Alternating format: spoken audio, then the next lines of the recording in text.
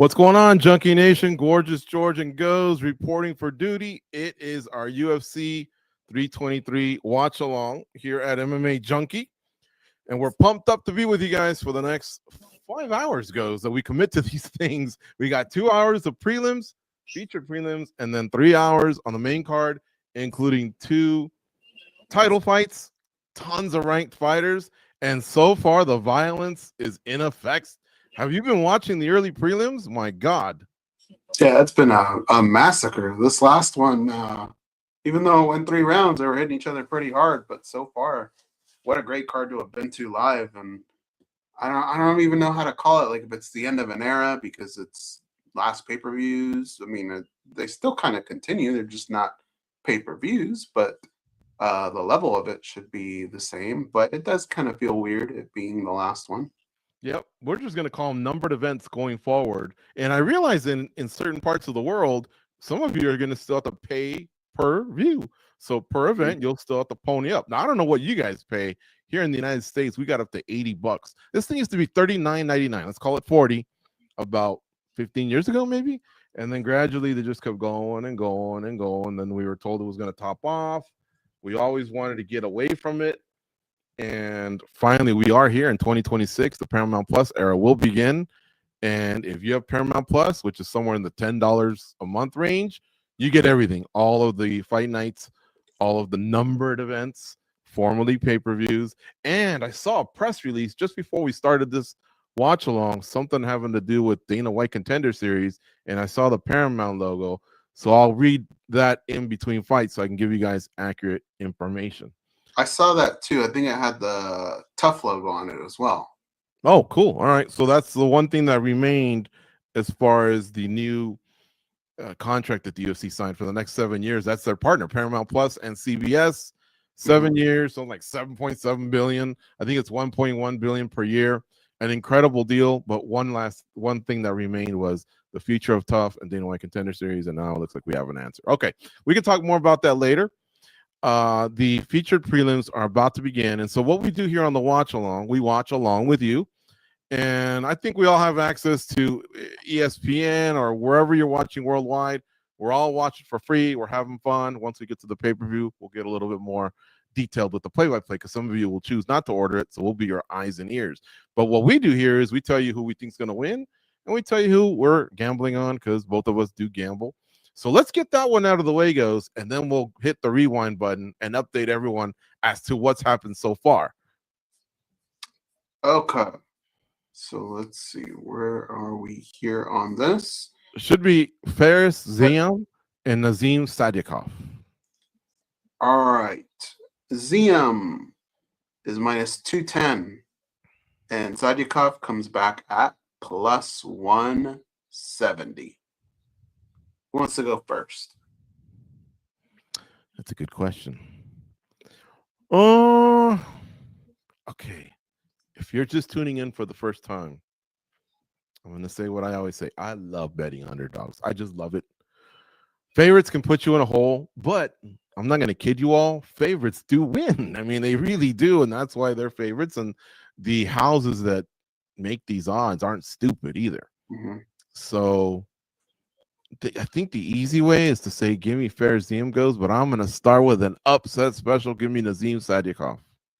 Guess what? I'm with you on that. We're both going upset special. I think that line is a little too high. I think it should be a little bit closer. I'm kind of feeling that. I'm feeling it tonight. So, yeah, that'll be my pick too. Yeah, and he's a finishing machine too, man. It's not like we're, some chump that cruises to the finish line and 29-28 you. Hell no. Sadykhov's been finishing a lot of fools as of late. He's been in the UFC a few years now. He's come through Dana White Contender Series. And since coming through, he's only got the one draw of late. He's been in the UFC a few years now. He's come through Dana White Contender Series. And since coming through, he's only got the one draw that I remember against Borshev. Other than that, smashing fools. And in 2025, he's 2-0 already. Yeah. A good start here on this pay-per-view, and I just kind of anticipated to keep going. When you look at some of these matchups, I think it's going to be a lot of fun tonight. But tell us everything about what your fight night experience is like, what you're eating, what you're drinking. Are you excited? You remember after this, we're not going to really have much MMA for a while. Then it's going to come back pretty strong. A lot of announcements, a lot of maybe back and forths with the press conference that were interesting. So MMA just kind of goes away for a little bit, but then it comes back pretty strong. This is true. Now we do have one more fight night coming up, and it'll be next week. And At worst, he lets out his giggle that he has, but for the most part, he keeps it intact. Rogan's been asked before, because remember, Rogan started off as a big pothead, and then he's experimented with many types of drugs. But he's been asked before, and he said, "Man, I couldn't disrespect the sport like that." That doesn't mean it didn't happen, right? Because who's going to admit it? But he really did sound sincere. Like, hey, look, I'm just going to party Monday through Friday.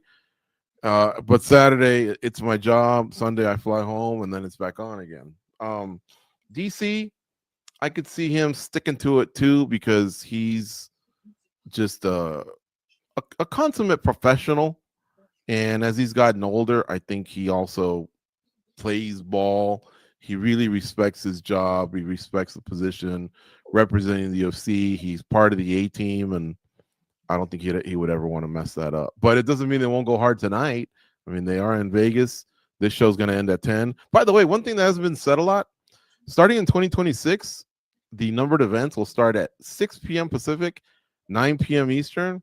That means everything will end 1 hour earlier here for us. And I know for the East Coasters, they're digging it, because there's some long nights for people out there, you know, when the shows are over, and if they consume post-fight coverage, if you have a drive home, if you have a late night meal, you're not hitting the hay till 3, 4 a.m.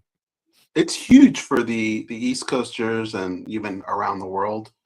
For us, I don't know that it's like a game changer for us, right? Like maybe it's a little bit nicer, but not too huge here on the West Coast. Yeah, 6 or 7.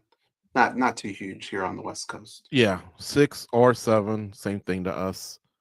And it's weird because watch all, you know, some people feel. Yeah, I think we just figure out a way to deal with it.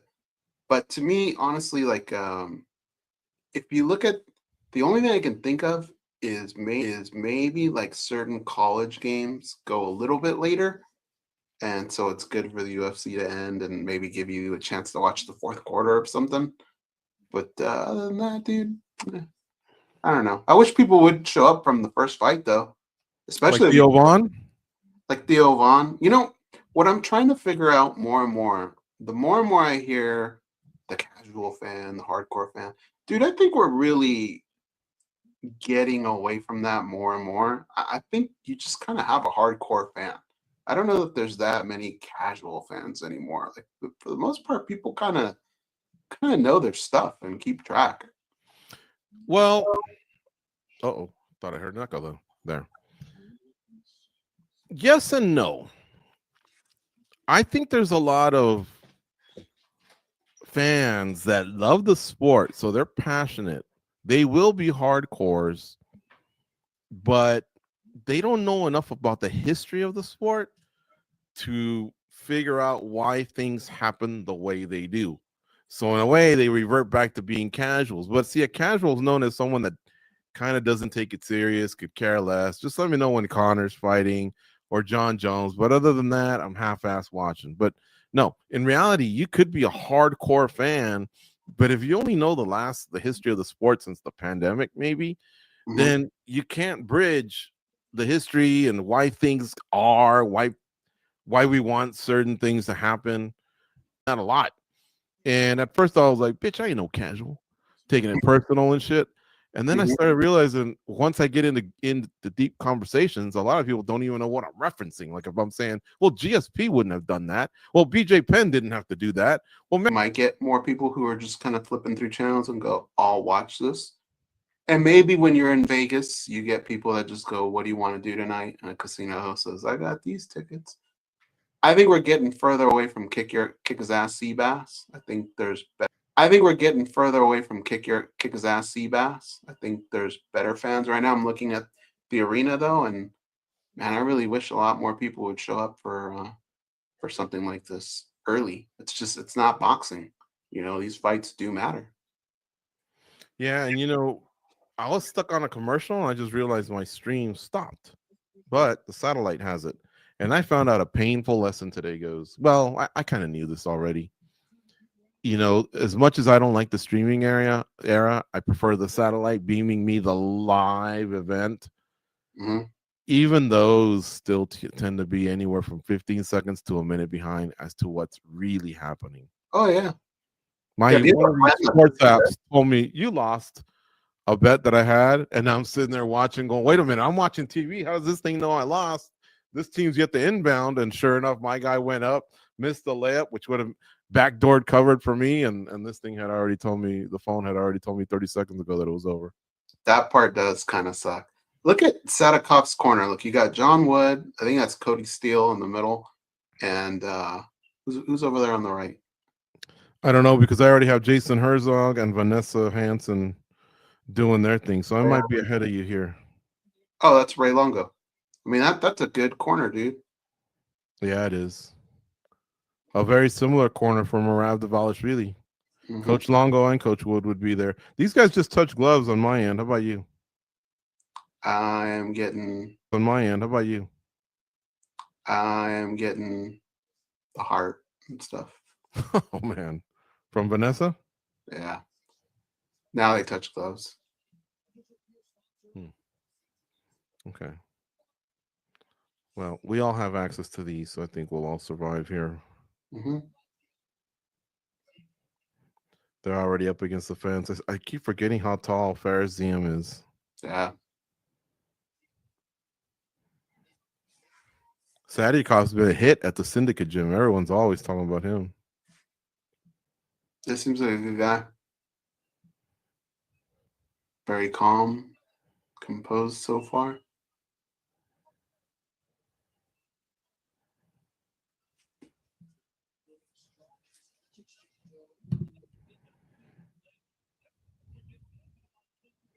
Oh, he almost went for a ride. Sadykhov almost tossed him there. Ferris is going for the takedown, and he was almost successful. Nice balance there by Sadykhov. Sadykhov has got to not get so wrapped up in being on defense the whole time, and start to do something. The clock is starting to tick away. Ziem's definitely dictating the pace.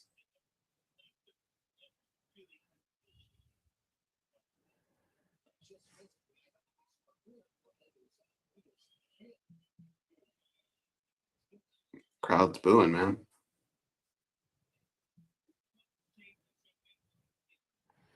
I'm booing Cox Cable. Why is that? What are you watching? It's frozen.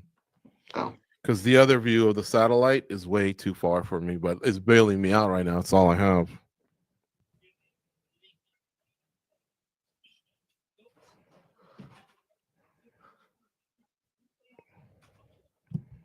We're about halfway through the round. Thank you very much. Ferris gets a takedown and takes Sadykov's back. Oh, now he's threatening with an arm triangle. Sadykhov had the nice answer the phone defense there. In fact, he's trying to get up already, but in the process gives up his back. If Ziem can't get those hooks in, he should get back to his feet.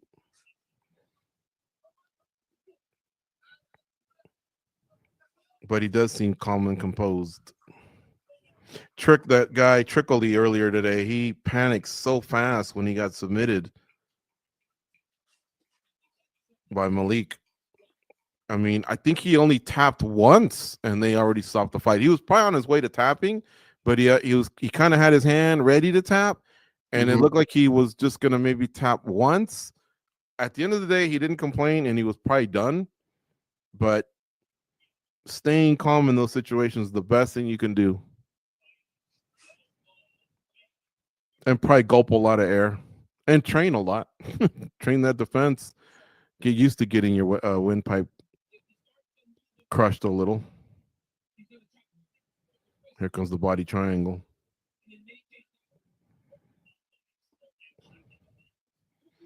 See, there was one guy years ago. I don't know if you remember his name. He might have been the year Nate Diaz won tough. His name was Brandon Melendez. In the UFC, he didn't amount to much. Maybe I'm just gonna guess he went 2-2, and that was it. But he had one of the best spin moves when he had his back taken. He would reach back. In fact, Michael Chandler's done it a few times as well, but it's very risky. But he had a great move to get out of the body triangle. He was very successful with it a lot. Now I'm going to look at what Brandon Melendez's record was because I don't want to disrespect the guy. Maybe he hung around a lot more than that. I mean, Ziem hasn't been overwhelming, but he's controlling the fight. He's forcing Sadykhov to fight his type of fight. They're definitely going to have some work to do, though, in that corner. We might lose this bet. Are you presenting a case for 10-8 or? I don't think so. I'm not saying it's not like that far off, but I don't think we're there yet. When I look up guys like Brandon Melendez, I encounter other names and I wonder what happened to that guy. We've been through so many names over the years, you just forget some of them. Mm-hmm. But in the UFC, well, let's start with this. This Brandon Melendez guy finished 26-25.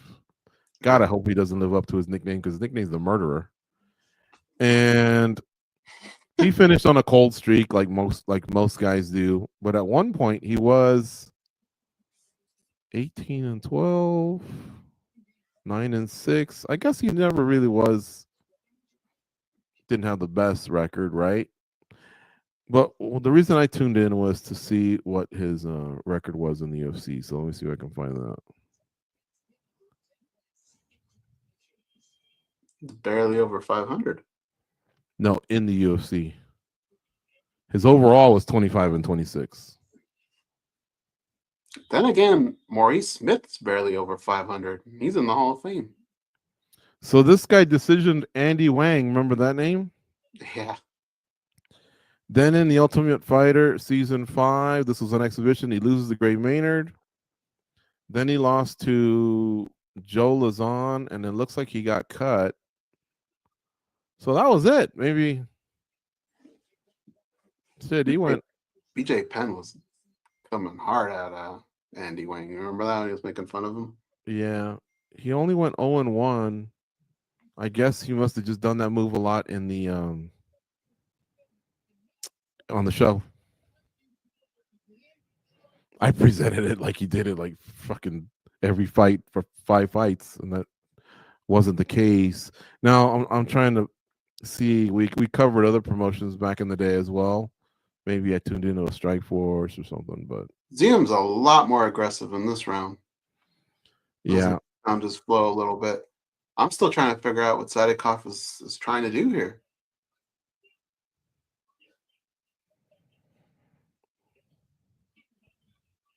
Yeah, Ziem looks like he's levels above. He's been dominating on the feet and on the ground. Oh, great uppercut there by Ferris Ziem. I will say this, and it's too late now, but even though I said I would play the underdog, I wouldn't do much on this guy. I'm not kidding, though. Every time we walked into Syndicate or talked to someone about Syndicate, Merab's name comes up, Coach Wood's name comes up, maybe Khalil or a few of the other guys, and then he's right around the corner. Everyone likes Sadykhov a lot in that gym. Mm-hmm.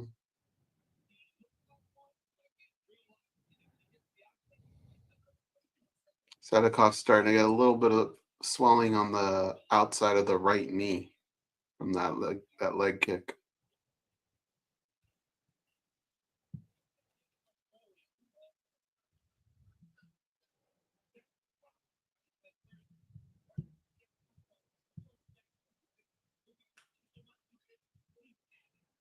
I hope this isn't one of those cards where it starts off with a bang and then starts to slow up. In fact, that was a good time to maybe go over some of the earlier results. Is that kick again? So the night started off with Myron Santos knocking out Muhammad Naimov. It was in round 3, early in round 3, and it was a nice overhand right that caught him. Santos won't be eligible for a bonus because he weighed in heavy. He came in at 147.5 pounds, and the limit's 146. So he was a pound and a half over. If you'll notice, he wasn't with Eric Nixick. He's with the Fighting Nerds now. He had to move back to Brazil, and he came in with that team. I'm not saying that had anything to do with the weight cut or anything, but when he did live here, he had access to the UFC, PI, so nutrition, and then all those experts that work with your body chemistry to give you the safest weight cuts possible, plus no travel. So maybe it had a little bit of to do with that, because Brazil is about a 10-hour flight, man. It's no joke going to Sao Paulo. Mm-hmm. And it's unfortunate because he's 18-1. He's got a gangster record. But like I say, it's a win. It was the first fight of the night. It's already been forgotten about. It was nice though, not by him, that's for sure, but no bonus. No bonus for that guy. Mansour Abdul Malik was next. Abdul Malik, I should say. He defeated Antonio Tricoli. Man, I thought someone was going to get waxed there, meaning knocked out. I thought the only way Tricoli could beat him was to knock him out too. But no, Mansour Abdul Malik was using his wrestling. And then on one of those where Tricoli was trying to get up, he went for a single, started to get up, and left his neck behind. And Abdul Malik just got a good tight squeeze, so tight that Tricoli submitted really, really fast. Mm-hmm. So Abdul Malik could be up for a performance bonus. We'll see. When it's so early in the card, you almost think your goose is cooked, especially on a pay-per-view, right? I'd agree, yeah. And it's weird because that could really, oh man, watch the end of this round.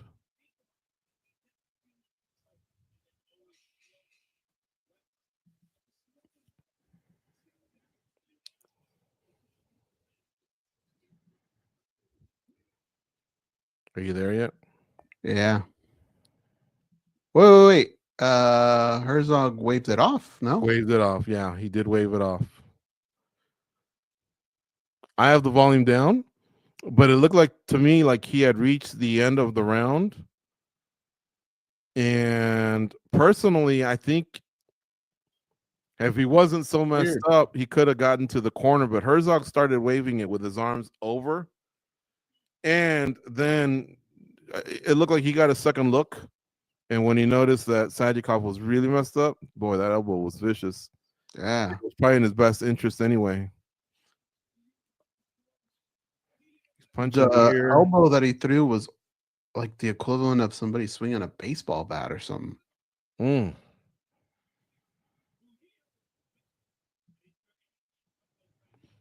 the way he fell. And when he was pleading his case to Herzog, I think Herzog was telling him, this is the best call, man.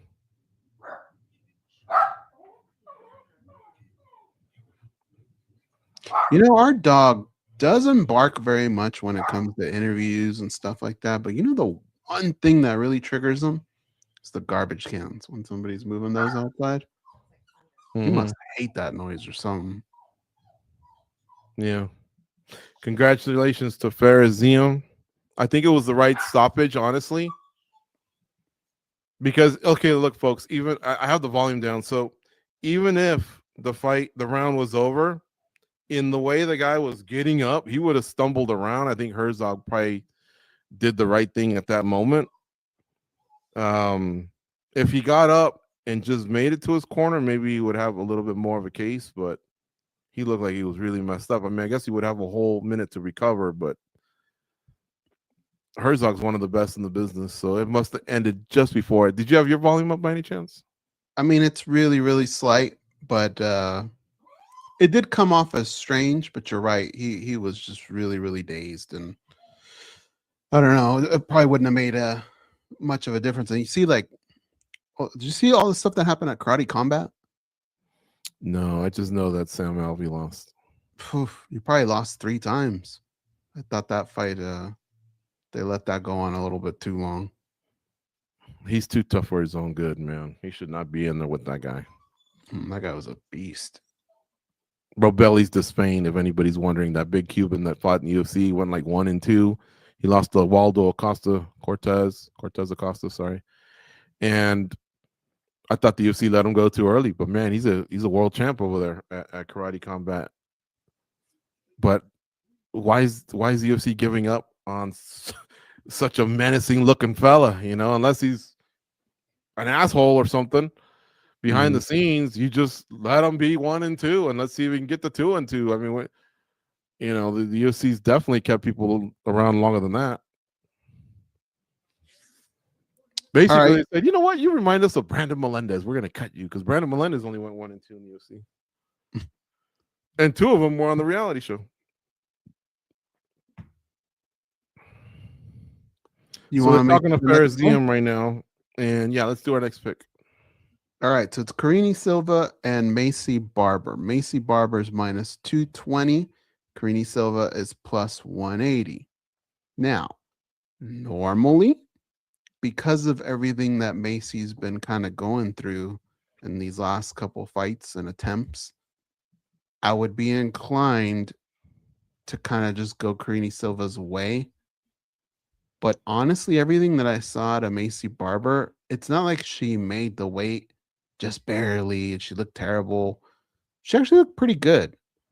So I'm just going to kind of revert back to that mindset that before all this was going on, she was getting pretty close to being able to challenge for a title or something. So I'm just going to pretend like she has recaptured what that form is, and whatever it was that's been keeping her out is solved. So I'm going to go Maycee Barber minus 220. You? She's definitely the better striker. I know she wants to get the KO. And as for Karine Silva, she's a balanced attack, but I think she's had more submissions in the UFC itself since coming through Dana White Contender Series. I'm going to stick with my underdog pattern. I need to win one of these just to give me back to even, so I'll go with Karine Silva. All right. Probably by decision or submission. Sometimes there's that option. You can pick 2 of the 3 ways to finish a fight, and your odds might be different. But if you just want one way to finish, well, you got the underdog, so just take the winner at plus odds. Simple as that. Don't worry about how it happens. So you were looking at Silva by what? Well, I was gonna say she's either gonna decision her or submit her. She ain't gonna knock her out. Now I can see Maycee knocking her out, but okay, I just take Karine Silva to win. That's it. Okay. Yeah. Just so you know, Karine Silva by decision is plus 350, and by submission is plus 450. Ooh, that's interesting.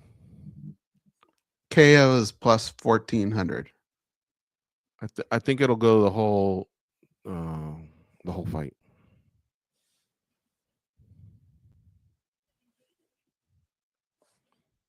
She's only lost to Viviane Araujo, and she's beaten respectable fighters. She's not top shelf just yet, but she's beaten Diani Barbosa, Ariane Lipsky, Myra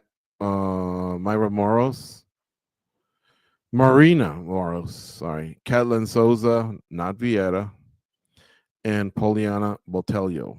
Geez, a lot of Brazilians, huh? Yeah. Well, who was it? There's somebody else that just gets nonstop Brazilians. I think Angela Hill.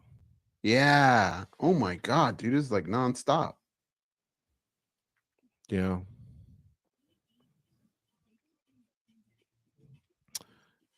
That fight should be going pretty soon. And that'll be the second of 4 fights on the featured prelims before we get to the main card. The pay-per-view will be the last one in the United States. But if in your part of the world you'll have to pay, let us know through the chat. I'm curious. I know Canada still has to pay. But a lot of countries, the the television broadcast deals that they have sometimes come as part of, whatever package you may have.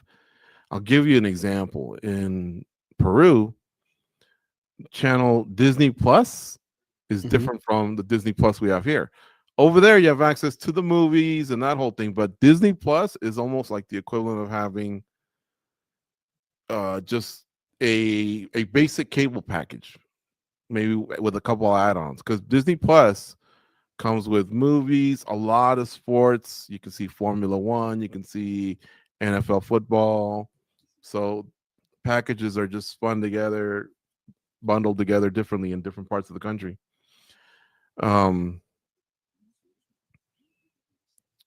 I don't, you have to pay something monthly for Disney Plus, but it's just like here, whatever your streaming services are.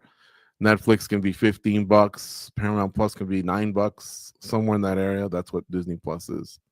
And so over there, they don't know what the hell a pay-per-view is. You either have Disney Plus or you don't, and if you don't, you're kind of weird. Because, like I said, it's almost like the basic cable package. What is, aside from MMA, what else is pay-per-view these days? Like, it's a lock. It's pay-per-view. Boxing. What else? Sadly, goes. The World Cup qualifiers have become pay-per-view, it seems like. And it's a high pay-per-view too, I think.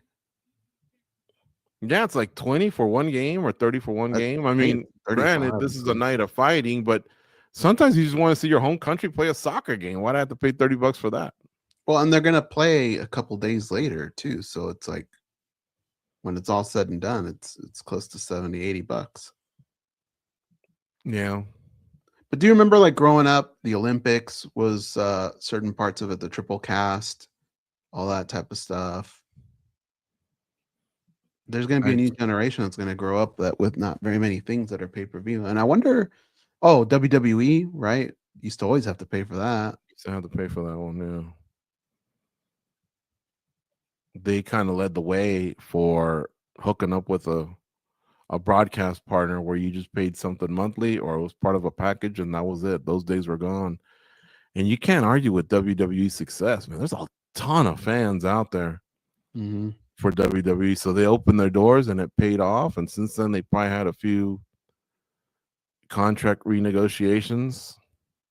I mean, they were on USA Network for a long time. And then they jumped around. I couldn't tell you where they're at now. I was shocked the other day when I was trying to watch Monday Night Football and I had to put it on Amazon Prime. And I was like, what? I thought Amazon Prime did the Thursday game, but now sometimes they do the Monday game. But then when they signed off, they said next week they'll be on ESPN. And I'm like, oh my gosh. Hey, they did the Monday night game? Yeah. I didn't know that. Yeah. Holy shit. That's confusing, man. It is confusing and it's easy to figure out, but I don't know. I it's so much easier when the CBS has all the AFC games, Fox has the NBC game or the NFL and NFC games, and then the Sunday night games this, the Monday night games that, and that's it. The whole thing about jumping around is kind of weird to me. Do you want me to bring something up that's going to be slightly painful? Yeah, but also nice. At Bullfighter42 in the chat says, George, I met you in 2009 at the UFC 100 Fan Expo. You picked Alves over GSP. Love you, my man. Yeah, because I'm an underdog guy. But you know what started all that? You were so mad that night. I remember that on the beach, right? Yeah, and I remember what it was. Alves, I think, was on our show. And I remember that was the first time I met Malky Kawa. And he was just the used car salesman vibe, selling his guy. I remember King Mo telling me that Alves worked really hard to stop the takedowns. And honestly, GSP wasn't someone that I embraced until 3/4 of his journey was done. When I then stood back and said, hey man, this guy's great. He's just unstoppable. You can't stop his game. He wasn't flashy, like he wasn't getting crazy KOs or crazy submissions, first round stoppages at all. In fact, a lot of people would be pissed off after his pay-per-views because it wasn't like an exclamation point on a pay-per-view. It just dragged on. Some people said they'd fall asleep. Very similar to what Islam Makhachev and Khamzat Chimaev did recently. It was just dominance. But a lot of people don't tune in for dominance. They tune in for violence. And so what I'm getting at is I think a lot of it was you just wanted to see the top get shaken up. You know, this guy that dominates, cool, but I want to see someone else. And so that can be the tiebreaker when you're making a choice. That and the underdog odds can be the tiebreaker. But yeah, after like the second or third takedown, me and my cousin were cussing each other out. What the hell were we doing going against one of the all-time greats? What were we thinking? We watched it at the Mandalay Bay pool. Every takedown was painful too. Over and over, 5 rounds. Who was first? What did he get Fitch after that, or was Fitch before Alves? Do you remember? Fitch was UFC 87, I think. Let me see how good my memory is. Because he did the same thing with Fitch. GSP Wikipedia seems to be the fastest way to get to all this.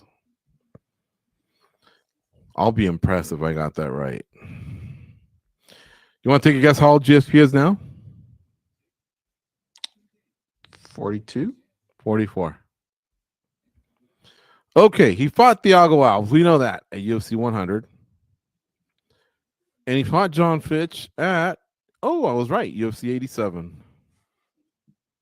That fight was 17 years ago, 17 and a half years ago. Then he fought BJ Penn. That was nice because that was a TKO stoppage, but it was when the corner said, enough is enough. And BJ Penn's brother stopped it. And then Thiago Alves, he was on a roll, but he had nothing for GSP that night. The other day, Goze and I were interviewing Brendan Allen. Well, hell, it was yesterday. And he said, ain't no way I'm going to try to out-wrestle Khamzat. I can't out-wrestle Khamzat. What are you, crazy? Like, and then I told him, look, I'm going to politely push back. Josh Koscheck was a Division I national champ. And he got taken down a lot by GSP. Jake Shields wrestled NC2A. He got taken down. John Fitch wrestled Division I. He got taken down. So, well-timed takedowns, explosive takedowns, they can happen. And maybe Brendan Allen can do that to Khamzat Chimaev. But Khamzat Chimaev looks comfortable with, I'm just going to dominate you and go back to my country and chill for a few months. Doesn't look like it bothers him one bit. Khamzat, I think his wrestling just adapted so well to MMA. It was MMA wrestling, you know. You see that story that he was working, he had a job and he watched Conor versus Aldo live. And then he said, wait a minute, I can beat both of those guys. And he decided to start taking training a little more serious. Mm-hmm. That was in 2015. I mean, of course, he's also bigger than them, but I'm sure what he meant was even guys that can do what they do, but at his weight class, I can stop those guys. I'm still not convinced Khamzat's going to have this long reign, and it's going to be that he's unbeatable, basically. I think if you can not out-wrestle him, but just stop some of the takedowns, I don't think his striking has come along as much as others think that it has. I still see him getting hurt from strikes. He doesn't react well to getting hit. He's been wobbled. Yeah. But DDP had nothing for him. So that wasn't a hole that was exposed. But all those things that we've pointed at in the past, the cardio, he has been hittable. He seems to have fixed them. He's closing some holes for sure. Yeah, he is. This fight's going pretty soon here. They're in the octagon, and Bruce Buffer is announcing them.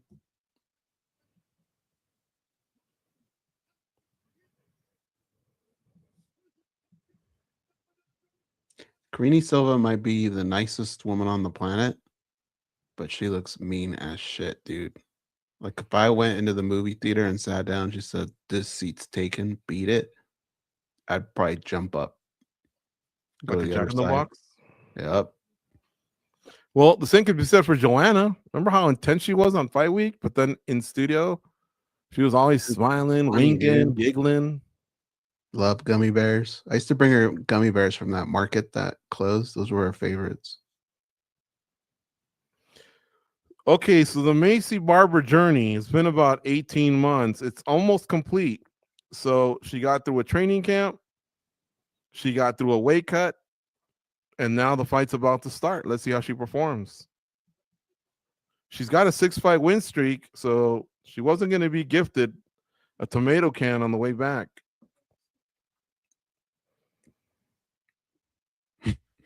She's 27 years of age, folks. When she first started, is her nickname The Future or something like that? Maycee? Yeah. It might be, yeah. I remember she was offered to us for an interview when we were at Mandalay Bay. And I go, yeah, that sounds good. Like she was really, really popular at the time and still is. I think she had won a couple and they said, we'll bring her to the studio at Mandalay Bay. And I said, all right, cool. And I think I just looked up to see if she had a fight booked or if we're going to react to a fight or something. And then I looked and I saw she wasn't 21 and we had to decline. However, she was going to be 21 within a few months. So he said, hey, look, we appreciate you guys reaching out, but by a technicality, we can't do this because it's a really strict gaming law in Las Vegas. If you're under 21, you can't be on the casino floor. And technically, we were in an area in the sportsbook that was considered that. Now, one could say, what are you, a square? Just let her in. Yeah, you're right. I was behaving like a square. But what had happened was we tried that a few times and security kind of was pretty strict and said, hey, listen, it can be a huge fine. And so if you have any doubt, ask them, because if we come in here and you haven't at least asked them, then this could, terminate you guys being in the studio. It's that serious of a deal. So no matter who they were, we had to ask, we had to make sure who they were. So what I mean by that is we couldn't play dumb. We couldn't play dumb and have her come in, do the interview, and then if security happened to come by, which more than likely they weren't, but if they did, and they saw that she wasn't, and then if they asked her, these guys ask you, and she said no, we'd be in a lot of trouble. So we had to say no. The problem is a lot of people say it's a rule. It wasn't a rule, it's a law. So one time I remember they came, some officials, the vice president of the casino floor or whatever, and on TMZ, they got a picture of Bobby Brown and Whitney Houston's daughter pulling a slot or something at MGM. And they fined them, like, I want to say it was $80,000. And so he came over and he goes, I'm doing this to everyone, so don't think I'm pointing you out. But this just happened, and we're going to have zero tolerance for this because we don't want any fines or anything like that. And so that's why we had to really, really tighten the screws a little bit on that. Yeah, and we had incidents with Vitor Belfort, Misha Tate, and Michael Bisping all brought their kids to an interview. They didn't know. They weren't sure. In fact, I think Vitor's kid was like 3. Misha's was a newborn. And Bisping's kid, his name's Callum. He actually, this was 10 years ago. So I think he had just graduated high school. So let's give him like 17 or something. He was a big boy. He was on his way to, I think, San Francisco State to wrestle. And since then, he's already finished there. And I think he's had an amateur fight, but he's going under a different name. I think just to stay off the radar. One of our guys spotted it the other day. His name's Callum Bisping, but he's going off something else. But he won, so good for him. And he's a nice kid, too. Ooh. But yeah, he was the oldest, and I think Bisping was. Well, I know Bisping was the most upset that we had to do what we had to do. Vitor said, "Well, if I can't have my kid here, I got to go." And we said, "Oh, it's unfortunate, you know. Then I guess that's the way it is." And then I think he realized, well, it's not them, you know. They're just following the rules. So he asked one of his friends, and that friend actually just held the kid and watched him, and it was just a couple feet over, man. The hallway was right there, so all you had to do was stand a couple feet over, and all of a sudden you weren't on casino floor. By the way, Karine Silva just had Maycee Barber in a body triangle for a long time. Took her back, but now Maycee Barber's gotten out of it, and she's on top. She's throwing a couple nice strikes. I don't know if she can win the round back because she was getting controlled for a while, but this is some good punches that Maycee Barber has now. And now she gets up. It'll be interesting to see how these scores go. It wasn't enough to win back the round, but what I liked about it was she understood that that's what she needed to do. Yes. And I would say give her like another 10 seconds of that, and she probably would have won back the round, but at least she gets it. Yep. And Misha Tate's incident was literally a newborn baby in a stroller. So that's how ridiculous the rule is. You know, you could honestly look at security and go, does that look like that fucking newborn is going to pull a slot machine lever anytime soon, or throw them dice, or spin the wheel? Like, give me a break here. It's a dumb rule in that sense. But the security guy would go, motherfucker, that rule's been around for 100 years. I didn't make it up. It's just the rule. And I enforce it. And then I'd go, all right, you know, but literally a newborn just could not be in there. No. So we had to call her. I think he's her husband now, or fiance, or maybe they're still boyfriend. Johnny Nunez, who fought a few times. He had to come over, and I think Misha started the interview. She was our colleague at SiriusXM. So I actually was on the stroller just kind of rocking her until Johnny showed up about half an hour later. And I think it was also Luke Thomas could do his show. I don't even think she was doing our show, or I think she was done with our show, or maybe Goze had to talk to her, but I just know that I was watching her. So she had to do somebody else's show, because when I showed up, you were standing outside the studio with a stroller, and I remember going, what the fuck? Like, how does this make any sense? And then we kind of pieced it together. Yeah. Yeah, then John, but I think she had to do our show too, right? Yeah, I think she had to do ours as well. Yeah, so we were just trying to be as friendly as possible. We did a military trip with her, so we knew her very well, and I didn't mind doing it. And I'm glad she understood. She understood right away, and we just basically, like I said, I had to stand about 10 feet away. Baby was sleeping, so I just kind of had to rock the stroller until Johnny showed up. And then with Vitor, the other guy did it. Bisping's kid, though, I had to walk him. Bisping wound up sending him back to the hotel, and so I told him, well, I'll walk him to the cab and all that. And Karine Silva's not trying to choke out Maycee Barber with a guillotine attempt. Maycee Barber's surviving. In fact, she's freed herself of the choke. They're against the fence right now. There's 3:35 left. This is round 2, right, Goze? Yeah. Yeah. So Barber's takes her down and is on top, and she looked good at the end of the last round in the ground and pound position. Let's see if she can let go and throw some mean elbows and some strikes. Karine Silva gets out of it. Oh, what just happened right now? Wait, Maycee's yelling at her. And Maycee's kind of like stumbling really bad. What just happened? Oh, she got kicked. Where? In the jaw. Face? Oh, that's going to be bad. She was stumbling around like she hurt her knee or something. I guess she was just rocked.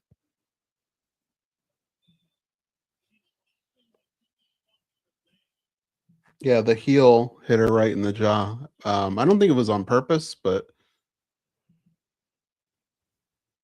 okay. Oh no, it was on purpose. She could maybe get away with saying she was trying to shove her off, but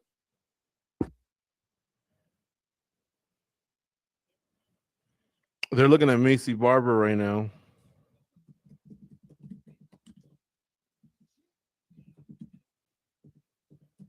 Let's see if referee Mark Smith takes a point away because it was an illegal strike.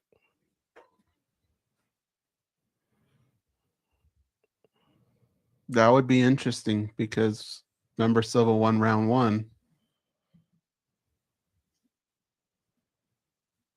So the way it works is, it looks like she's going to continue. But because it's before round 3, it would probably be a no contest if they deemed it a unintentional. Maycee Barber immediately after the touch of gloves gets Karine Silva down. She was really stumbling, though. I mean, like, I wonder if she's cleared those cobwebs. Didn't it almost look like Silva said, "My bad, you can just take me down"? I mean, she went in there like Frankenstein and got that takedown. A little bit. Maycee Barber is now behind her. They're still on the ground. She's taking her back. Let's see what she wants to do here. If she wants to ground and pound, and she is. She's throwing punches. Man, I don't want to bring up old shit, but God, I wish Islam or Hamzat had just been a little bit more violent with their top position.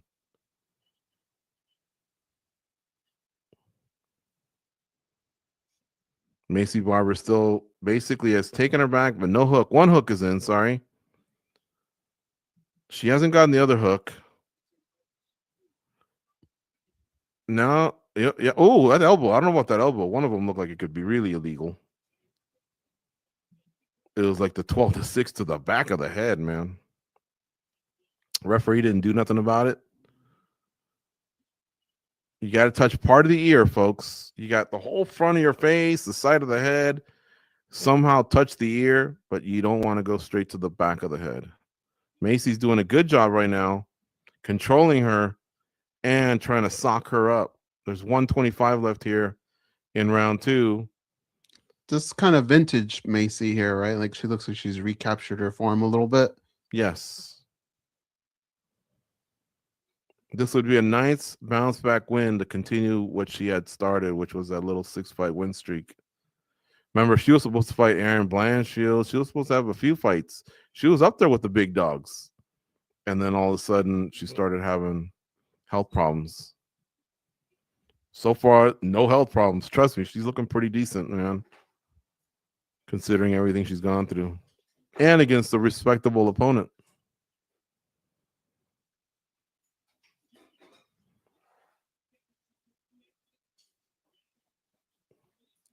Oh, Karine almost turned into her. But Maycee, very, very quick. Nice scrambler.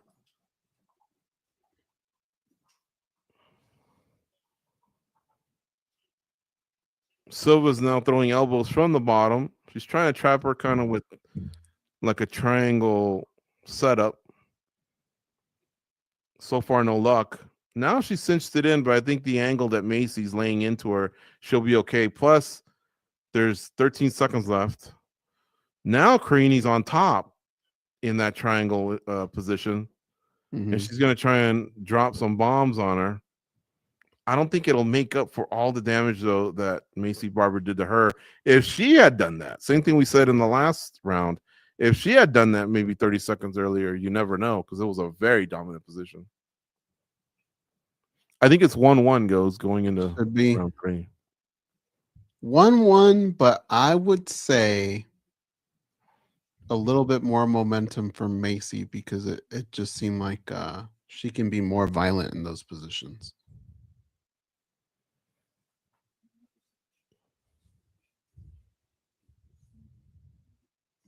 Not the greatest fight in the world, maybe not the worst, but I like it. Things have slowed down a little bit.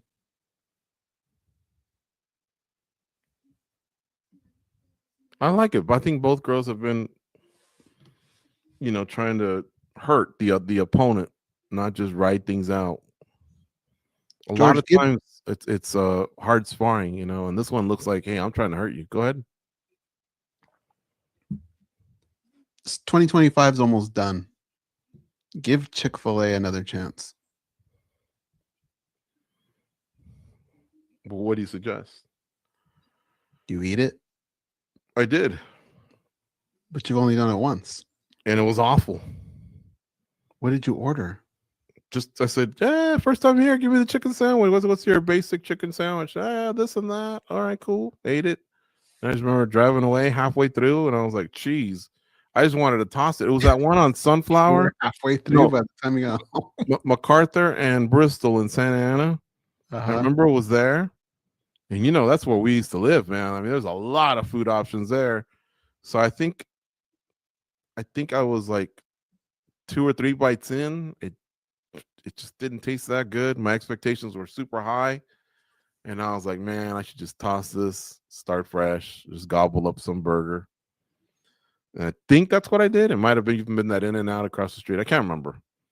But like if somebody were to tell me, do it again, but this time I would try something different, like chicken tenders, I guess. Sure. There's one by Jimmy Scissors where I get my hair cut, except I usually see him really early in the morning. And this seems more like a lunch place to me. Here's the chicken sandwich I really like. I like the I think it's called the teriyaki chicken sandwich at Red Robin. With those fries, oof, that's a chicken sandwich. Or even Popeyes with the hot sauce, the really hot sauce. That ain't bad. Silva's stalking Barber. She's just not letting her hands go, though. This is advantage Barber if they're on the feet. Barber punches hard. Silva goes in for a lazy takedown. Looks like she might have slipped, but if she gets it, she could be in a good spot here, and she does. Now Maycee from the bottom's throwing elbows upward. Let's see what Karine does.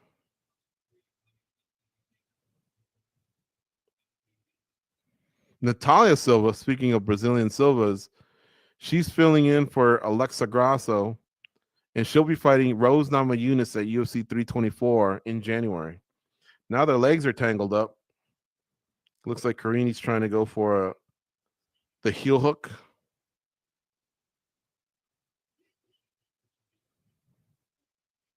I don't think she has much there, and it doesn't look like Maycee's too worried about it. They're still tangled. It's a race to see who can get that top position, though. And so far, it looks like Maycee may win it. There's 2:15 left here in round 3. I'd say it's a pretty even round going in or up until this point.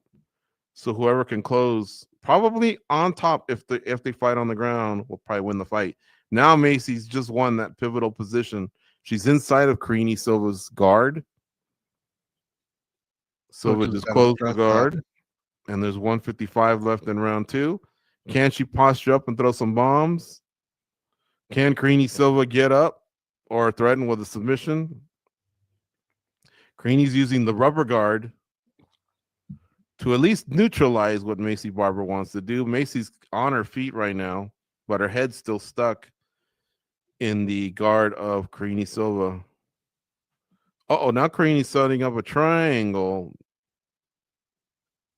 Looks pretty good, actually. But one of her own arms is trapped, and that might prevent the hold from getting cinched in. But is this scoring points in the eyes of the judges? It's not locked in over the ankle, so I don't think she can get a lot of force on it. But remember, sometimes judges don't have the best angles, or they'll give more credit to a submission attempt than what it is. Just less than a minute left. That she's out of that hold. But Natalia Silva probably won that minute at least. I still think this will have to do with this last minute of fighting.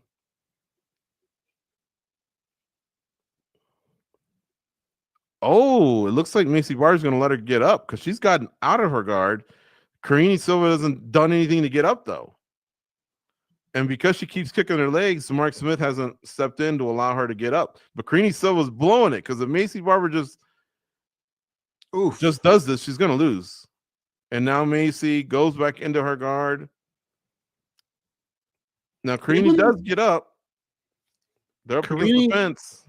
Karine kind of gave up when they were grappling. She kind of gave up that position real easy as well. She's too lackadaisical right now in a situation where she needs to put her foot on the gas. That was not good fighter IQ at the very end. because she spent about 30 seconds on her back, just kind of kicking, almost saying, I invite you to my guard. And Maycee was kicking her, and that could have been a chance where she got up. Now, granted, she would have been getting up against the better striker, but because she was down, I just thought that was her best bet. Otherwise, she'd have to try and tangle with her, take her down, posture up, initiate ground and pound. There ain't enough time for that. You just got to wing it. Look, this wasn't a bad fight. It had really, really good moments. It's all right. Yeah. Yeah, it wasn't fight of the night either. Holy cow. We even talked about Iwu and Ibu. We haven't. Whoo, man. We did a poor job of recapping the early prelims. Maybe we should do that right now. I mentioned earlier, while the judges turn in their scorecards, before Bruce Buffer reads the official scores, Myron Santos defeated Muhammad Naimov, TKO stoppage. Round 3, Mansour Abdullah Malik defeated Antonio Tricoli, submission. We talked about those, but the next fight, folks, Iwu Baryanuski against Ibu Aslan. Holy cow. That was 90 seconds of just terror. And Iwu Baryanuski won. And trust me, it looked like he wasn't going to win. In fact, it looked like he was going to get KTFO'd. But he landed some nice counter hooks. They were losing their mind at the broadcast table. All right, here comes Bruce Buffer's official call of Karine Silva versus Maycee Barber. I think Barber's going to get her hand raised, but we'll see. She should. Then we'll tell you about Jalen Turner and Edson Barbosa. I see a 30-26, 29-28, and 29-28. It's got to be Maycee Barber. Come on. Yeah, it is Maycee Barber. She's got tears coming out, rightfully so. She's been through a lot. Joe Rogan gives her a nice big hug. And just like that, she's kind of right back in the mix. Look, since she's been out, Manon Fior had her shot. She lost. And recently we had Zhang Weili try and move up and become a champ. She lost. Erin Blanchfield, since losing to Manon Fior a while back, 2 years maybe, she's come back and won a couple fights. She's probably the leading candidate to fight Valentina Shevchenko next, especially since Rose Namajunas is now locked up with Natalia Silva. Yeah, she can be right back in the mix. Yeah, so Maycee now will, I have no idea who she's going to take on next, but Grasso, who was supposed to fight Rose Namajunas, she's a former champ, and I don't know the severity of her injury, but if it's something that's not too bad, I could see Maycee Barber fighting Alexa Grasso, because again, it looks like Blanchfield is next, and then everyone wants Natalia Silva to get a shot. She's really, really jumping off the pages, having a little bit of that wow factor kind of. So I could see Natalia Silva not being too far behind, and if she can get past Rose, that would probably lead her to the front of the pack. And so what I'm getting at is Maycee Barber's probably still a whole year away from a title shot.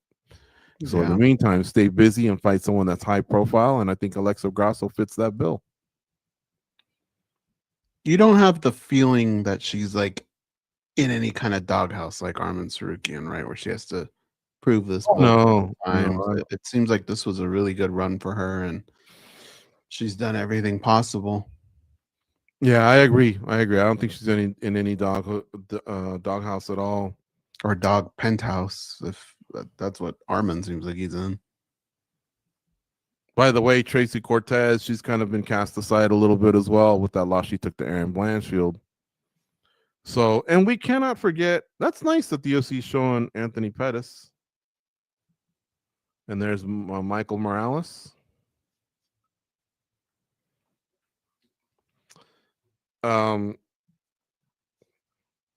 Yeah, Pettis has been out of the UFC for a minute, so it's nice that they gave him a little bit of love there, showing him. Manon Fior, we can't forget about her either, because since the loss, that nice comeback. Huh? That a nice comeback win. Yeah, since the loss to Shevchenko, she came back and beat Jasmine Jasdovicius. So that division's got a lot of pop. Man, my heart was really broken when Dakota Ditcheva re-signed with the PFL. I'm telling you, folks, if she would have came over to the UFC, don't ask me yet if I think she would have beaten Valentina. I think there's a good chance she could, or she could lose. I don't know. But I'm telling you, she's got star potential. Big time star potential. Now I'm saying one of the bigger stars in both men and female. She's got a great walkout song.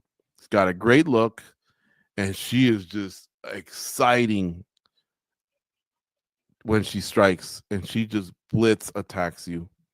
And the time she's been taken to the ground, she doesn't look like a fish out of water. And that was about a year ago, by the way. But who took her down? Well, it wasn't Blanchfield or Valentina, that's for sure. But Right. still, She needs a little bit more experience. I agree with everything you're saying, but I think a little bit more experience will help her for those fights. But it doesn't mean she can't beat the rest of the roster. And under the UFC's, under their lights, oh man, I'm telling you, dude, she'd be a Monster Energy sponsored fighter. She would be in these commercials. You know those commercials that Tracy Cortez is in? She'd be right there with her. And the times we've interviewed her on Junkie Radio, she does not even come off as a snob, a bitch, nothing, man. She's really, really cool. Yeah. Only problem is she likes Manchester City. We're United guys over here. All right, want to get the next pick in? Let's do it. You're hurting. You need a comeback. It's Terrance McKinney plus 100, Chris Duncan minus 120. Well, I bet him, so I'm gonna take Chris Duncan. It's not really. I won't even call it a favorite or an underdog. It's pretty much as close as you can come with odds in this sport. So just give me Chris Duncan to win. There's so many different versions of Terrance McKinney that you never know what you're gonna get. Yeah, I agree. I like T-Rex, but his losses, it seems to be that it's that next step. Here are his losses: Drew Dober, Ismail Bonfim, Nazim, Sadykhov, Esteban Ribovitz. That's not even the highest level of lightweights, and he's still losing to those guys. So, and when he takes losses, he gets finished too. So that said, am I putting Chris Duncan in that type of company? Well, maybe not. I'll grant you that. But I've liked what I've seen so far, and I don't know. I think the problem's going to be a problem. He's riding a 3-fight win streak. Mateusz Rebecki is no joke. He's one of the tough Polish fighters. They had a hell of a fight out in Las Vegas or at the Apex recently. Earlier this summer, I meant to say. So, yeah, I feel comfortable with my Duncan pick here. I'm Duncan, but I ain't hanging on the rim. That's who you got? Yeah. Who's winning the Ohio State game? Anybody know? Let's look. You know what? I can put it on this TV.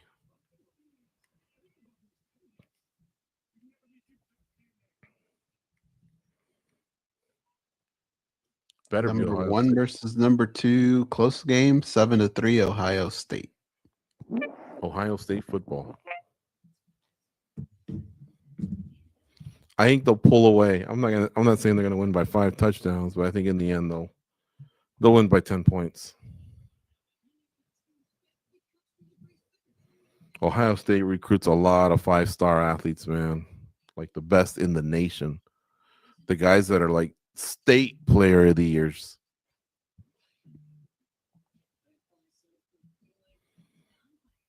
What do I got on Duncan?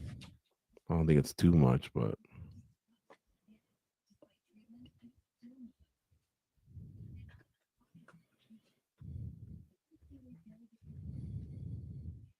I think so USC had the number 1 recruiting class. They sure did. Can't remember where UNLV ended up. I want to say it was in the 30s or 40s. 30s, I think. And but they had a lot of 3 and 4 stars. And what I like about that is those are the guys that stick around. And they have chips on their shoulders too, Goze, because a lot of them didn't get to go to, maybe the programs that are playing for, in the playoff. And so they have something to show. And a lot of times these athletes, the ones that are top of the heap, a lot of them fizzle out. Why? Because of NIL. They got their mind on other things. Some of them are already thinking about the pros, and they just stop working hard. Mm-hmm. I remember watching an NFL draft, and I can't remember what team it was, but whoever the GM said, he kept stressing he was a team captain at Wisconsin or Purdue or Oregon, and it's a business. The NFL is a business, so you're getting an asset, a human being who's got skills. They can jump, they can run, they can throw. But whoever number 2 is, like, when you have all the quarterbacks in the draft, let's say there's 30 of them, maybe one's just special and you put up with this bullshit. But if you're already, if the top 3 quarterbacks have been taken, well, 4 through 7 might be pretty even. But 7's never late to a meeting. 7 can hold on extra points. 7 maybe was behind another star in college, and so he only had 2 years to flex and show how good he is, but the potential's there. There's these little things where you can tell they're leaders, and when the chips are down, they won't crumble. I mean, The other day somebody brought up Ryan Leaf. What's Ryan Leaf doing again? And is he a general manager, or what is he? I don't know. Yeah, I remember that. Somebody did bring him up. Somebody brought him up. Here, I'll look it up. Ryan Leaf, I think it was the 1999 draft, was from Washington State. What's this fool doing now?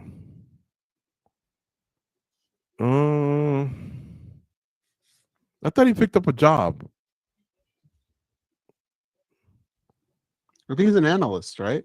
Is that what he is? Okay. Well, whatever he's doing, apparently he's rather successful now. So whether he's an analyst, a coach, just his name got brought up.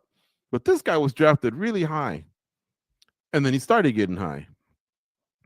But one of the things he initially did was, from the draft, rather than report to the team he was supposed to, he made a stop in Vegas and went crazy, and no one liked it. Now, I was younger. This was 25 years ago. So part of me was like, well, what's the fucking problem? I mean, it was a Saturday night. What was he supposed to be doing? Lifting weights? It was just a bad look, and it's not what the next guy would have done. And sure enough, usually that stuff translates, like it wound up translating, and he fizzled out. And so many, Keely Smith, remember him? He fizzled out. That Wilson kid, I haven't heard much from him lately, the one that went to the Jets. And then there's other quarterbacks, he might not be the greatest, but geez, I've been hearing Geno Smith's name for 15 years, but he's a starter making probably 20 or 30 million a year. Yeah. It's a lot of those, man. Now, has he won a Super Bowl? No. But at the end of the day, Aaron Rodgers only won 1. Super Bowls aren't that easy. They're not just giving them away either. But can you lead your team? Can you win your division? Can you win playoff games? And then eventually, can you win a Super Bowl? Right now, this fight is now underway, folks.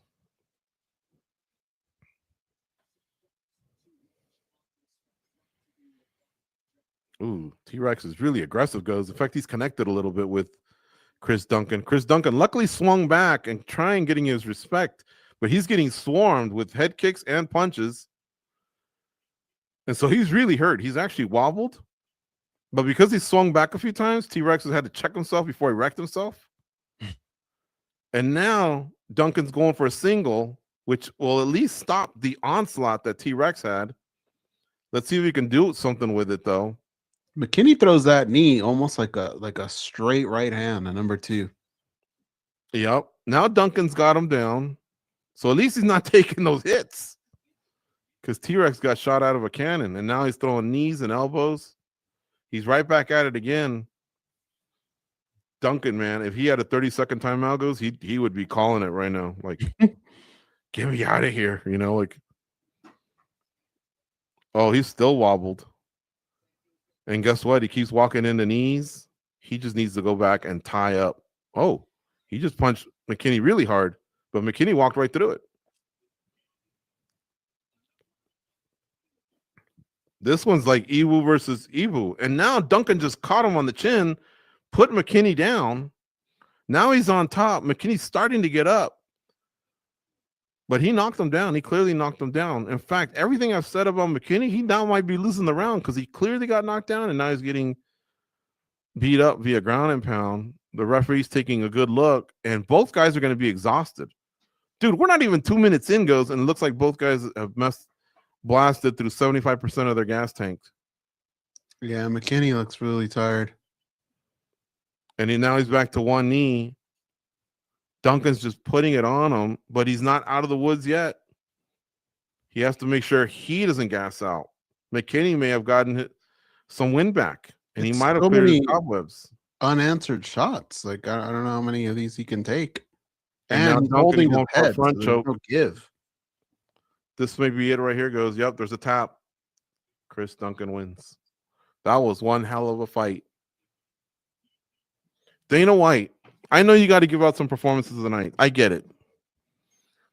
You don't really give out 2 fight of the nights very often. So just reach into your pocketbook and give some of these fighters some bread, man. These 2 guys deserve 50 G's, Goes right here.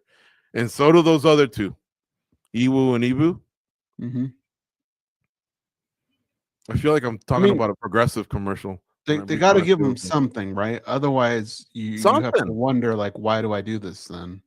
Yeah. I should just fight like some of the other guys that are a little bit more passive. These guys really, really went for it.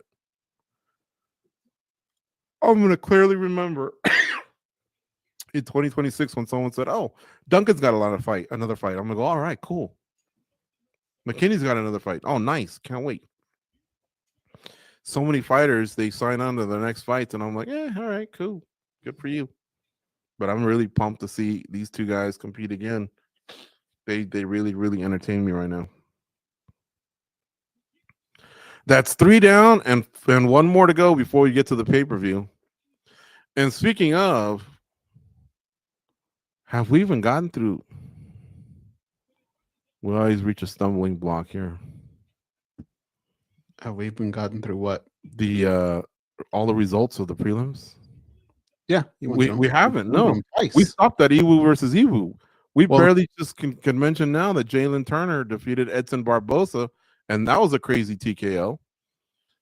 And then Bruno Ferreira defeated Marvin Vettori via unanimous decision.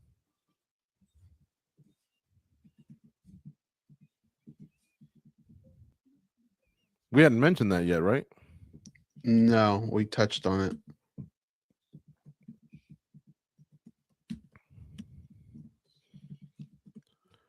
Boy, Vettori might be in a tough spot here. I don't know how much money he makes, but he really needed that win. Yeah, the problem is he's just so much slower now. He lumbers through everything. His defense, he just doesn't move his head. Italian Dream's been through a lot, but now he's lost 4 in a row. What he can do, though, is he can headline a fight night maybe because of the name that he carries. Mm-hmm. To be fair, folks, he's beaten Cesar Ferreira back in the day, Carl Robertson, Jack Hermanson, Kevin Holland, Paulo Costa, Roman Delice. It's just that they're really in the rearview mirror. And he's also had a couple injuries, these losses. No one's finishing him. Everyone has to decision him. But it could be that after that Izzy fight, that's it. You know, he had a couple wins after that, but he's now started to decline. And then on the personal level, he lost his brother. The Brendan Allen fight was tough, you know, because that would have been a really good injection of life into his career. Mm-hmm.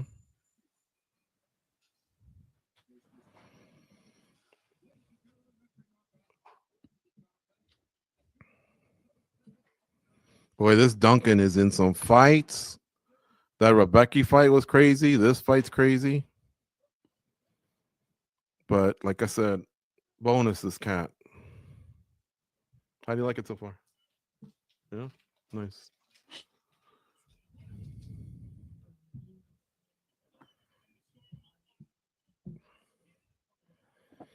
The Ohio State Buckeyes are defeating the Indiana Hoosiers 10-3, and there's 7 minutes left in that game. This is the number 1 against the number 2 teams in the country, but it's also for the Big Ten championship, probably the number 1 seed in the upcoming college football playoff. So it's a big game. Now, Ohio State's kind of been there, done that. They've been a traditional powerhouse, but Indiana, this is their first time cozying up to some of these teams. They'll still make the playoff, but now they might have to hit, they might have to play a higher ranked team or something like that. The top 4, I think, get some sort of a bye, if I'm not mistaken. We'll see how this plays out for them.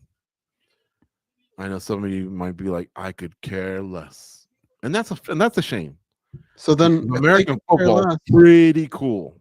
While we do that, if they can care less, they could take the time to like and subscribe on the channel. That always helps out. Yeah, we're still going to do these. Even though pay-per-view is going away, we're still going to be doing these, and we like to do them. They're fun. So yeah, hook us up. So the thumbs up is the like button.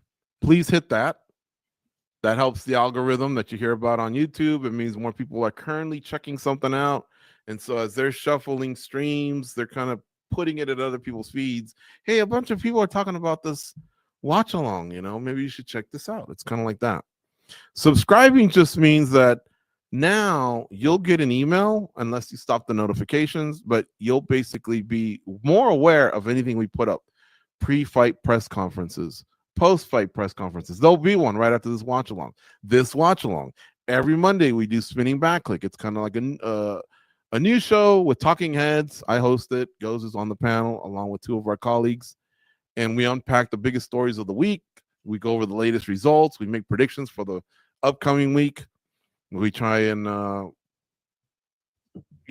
give opinions on some of the more controversial things that happen in our sport. Sometimes the guys and gals get in trouble and they have court cases, or sometimes there's allegations, or sometimes there's surprise announcements like last week with UFC 324. Why is Justin Gaethje fighting Paddy Pimblett when Arman Tsarukyan is healthy? He said he was healthy and ready to go and the number 1 contender, and he just beat Dan Hooker. But that's what the UFC does, so we have to talk about it. And sometimes we disagree, and sometimes we agree, but it's always fun to chop it up.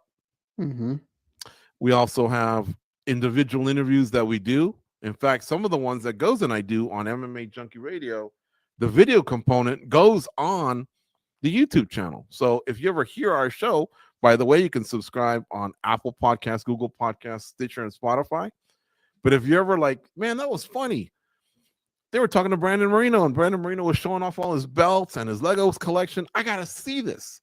Well, go to the YouTube channel, and you can see that conversation. You can hear it in the podcast, but you can actually see it over there. So many great reasons to do it. Plus, it's free. You just heard us say Paramount Plus is going to cost you $8-10. Netflix will cost you another 12 or 4. Have you heard us asking for anything? Nope. So it's free. And if you love MMA, you'll love MMA Junkie. So check that out. And we have one more fight left here on what's called the featured prelims. The prelims are divided into there's 9 fights, and those results we gave you earlier, those were the early prelims. These are the featured prelims. They're all prelims, but I guess usually as you go up in the card, the fight carries more weight. So there you go. I don't know. This is pretty cool, this graphic or this thing they're doing. So next fight. Oh yeah. We probably want to get our pick in. Let me get rid of Grant Dawson and Manuel Torres. Dawson is minus 275. Torres is plus 220. I'm going to go Grant Dawson. I feel like Grant Dawson doesn't get talked about more because they just don't give him the right opponents. It kind of sucks. Like, I don't know what this guy needs to do to get a better name. Hopefully it's win here. But he is a handful for a lot of fighters. I think he continues to improve. So I'm going Grant. How about you? This guy Grant Dawson is 10-1-1.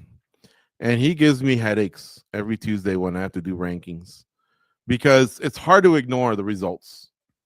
You know how many fighters in lightweight division would like to be 10-1-1 right now?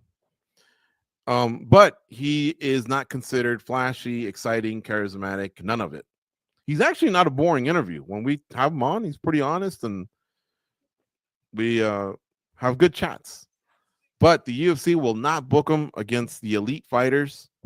And so his stature is kind of like topped out. He just can't get in there with the Poiriers, Gaethjes, Oliveras, none of them.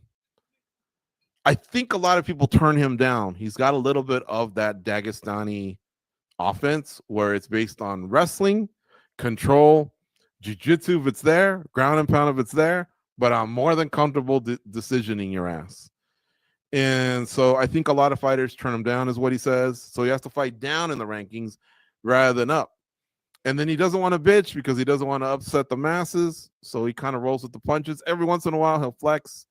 But someone who's 10-1-1, you know, he's fighting down right now against Manuel Torres.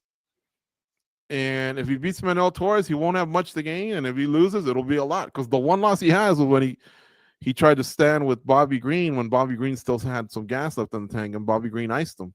So lesson learned. Now, since then, he's come back and he's won a lot of fights. Not a lot, but he's won some fights. So we'll see. He needs to get a stoppage here. Submission or ground and pound, but the stoppage and mic time would be very, very important. And at some point, he's just going to be hard to ignore, right? But yeah, now that said, I know some people that think the 10-1-1 is a little inflated, and they don't even think he's that good, honestly. I stand by, hey, results are results, but I hear where they're coming from because the 10-1-1s just aren't against the elites, right?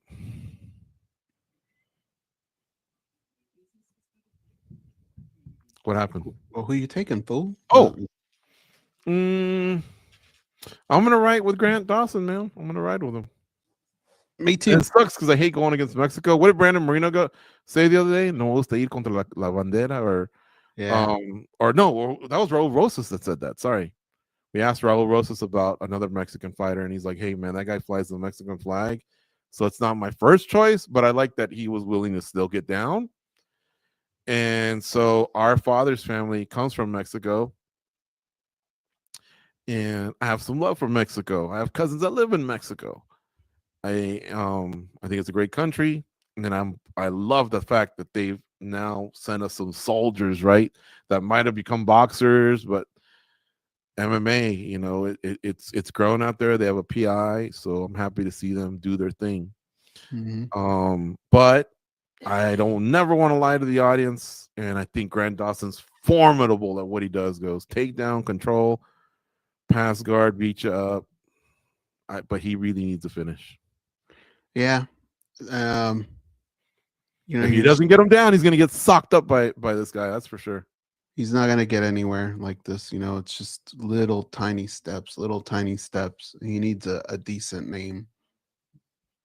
He'll never get it, but he needs like a Michael Chandler or someone like that. And then half the divisions is teammates. How many lightweights are an American top team? I mean, Poirier retired. All right, we'll throw him out. Sarukian, Gamrot, Moicano, and there's one or two more. Anyways, and they seem to be pretty tight, like they really don't want to fight each other, but so he's got a few things going against him. He used to be, folks, with the Team Glory MMA and Fitness, I think they're called, in Kansas City, but he pulled away from that gym. That was James Krause's gym. He never had bad words to say. I think he just needed more lightweights, and so it worked out for him down at American Top Team. So good move by him there. But you know, since then that gym's been dismantled, and some fighters went to Colorado, others started their own thing. But I remember he was with them. That's who he started with originally. How do you like that BMF announcement? Oh boy. I think the BMF, the most the BMF should ever be, is a co-main event. Now, what I see it as, though, is that the UFC is now starting to stockpile some chips for the White House card. Because remember, UFC 326 is in March. The White House card is in June. So I think they need, even though they want to start off with a bang in the Paramount Plus era, I think that fight, the BMF fight, should always be like a co-main event tops. Now, I'm glad that we already know just out of the books this is what it is, and it's a great fight between two legends. But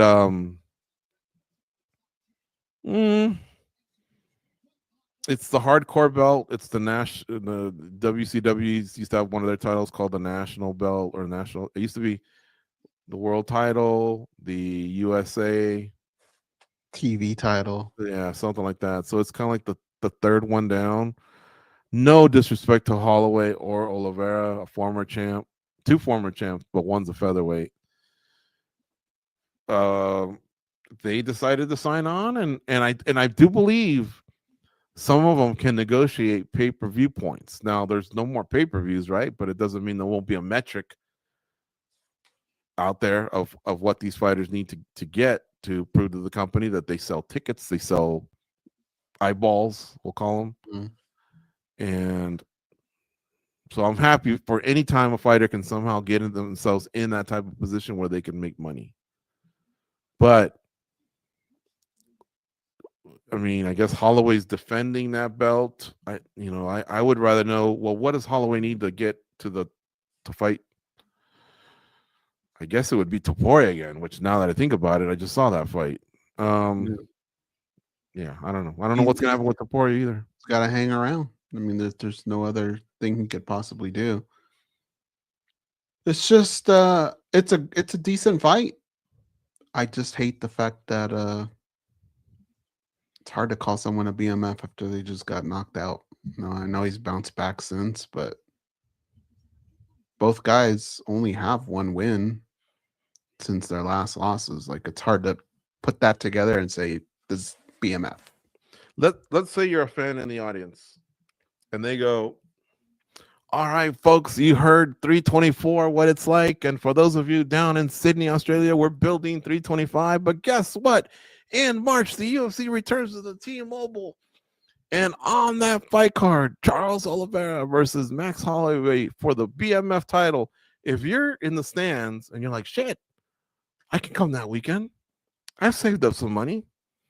Cool. I guarantee you, Goze, any hardcore fan would go, I wonder who the main event is. Like they're waiting for John Anik to go, we have yet to sign that main event. But out of the gate, we can tell you these guys you would almost feel better. But now that you know that they're the main event, you're like, shit, from there, there's going to be a talent drop. Like you just start to wonder a little bit. Like, you know what I wish they would do with the BMF? Do you remember when The Rock put the belt? Remember that? On Masvidal. I wish they would kind of add that element as well. So not only are these guys fighting for the BMF, but this other BMF is the guy that's going to be there that night. He's going to put the belt on the champ, something like that. I don't know. Yeah, I mean, I'll take it, but I don't know that makes it any more of an exciting night, of fights, just because of that celebrity or whoever that person may be. But there's so much, like, look, I'll put it to you this way. This is Paramount Plus, right? So think of all the badasses that are involved in Paramount Plus on their shows. You got Landman, right? That's Billy Bob Thornton. You got Sylvester Stallone. Like, you don't think that'd be fucking cool to have Rocky out there putting a belt on someone? Yeah, but it doesn't take away from the fact that I still don't want him to be the main event. Right. That's my concern. But I think they're getting too comfortable with just letting it stand just as a belt, and it's supposed to mean something. Right. Don't try and convince us that it's an actual belt, but make it more fun. I think BMF should be 8 guys or 4, depending on the weight class. And they always fight in January. And then in June, the remaining 4 fight. And then in December, it's the final. It's like a BMF. Make it a tournament. This year we're doing lightweights, and what you're doing is you're doing everyone excluded out of the running of the undisputed title, because you don't want to use any of those guys. So you want to pick a bunch of badasses and call it a Grand Prix, call it $1 million BMF Grand Prix, or something separate with a big money value, and yes, a big celebrity to crown you or something like that. I think that would be kind of cool, especially for some of those stars that are kind of like aging, but yet they're badasses. But they, you know, I who knows? I might be even talking out of my ass on that one. Who knows? But you're right. It's not that special. And for the love of God, pick another weight class finally. I think Waldo versus Derek Lewis could be for the BMF. Possibly, yeah. That's two badass motherfuckers right there. So they could have done it, but they keep sticking with this whole lightweight, welterweight, featherweight. I don't know. This fight's about to start here in just a second. And by the way, the Ohio State score is now 10-6. Indiana kicked the field goal. There's 1:30 left here in the second quarter. Ohio State's got the ball. All right, these guys are getting ready to go. Grant Dawson against Manuel Torres. This is the featured prelim of UFC 323. After this, we start with the pay-per-view portion. I wouldn't even touch Grant Dawson's gloves because this guy is going to want to shoot on you as soon as he can. So why give him a freebie? That's what Kevin Holland did to Hamza Chimaev. Yeah. And he said time and time again, I don't care. I will stay on top of you and just beat you up. I'm not out here trying to put myself in any danger. If I'm better than you at this, I'm going to exploit it. Mm-hmm. So far, not much striking has taken place. Dawson with a couple kicks to the head. He's had two big overhand winging rights, a right and a left. They don't look good at all. They're not straight punches, that's for sure. But he just wants to get that shot in at some point. Torres sees everything coming, but he's at such a distance that it's going to be hard for him to get off anything too. Now, he just sprawled off a Dawson takedown, and it looked really, really good. And he just kicked Dawson in the body. Dawson blocked it. Dawson with another big overhand right. It looks like a right fielder trying to throw someone out at third base.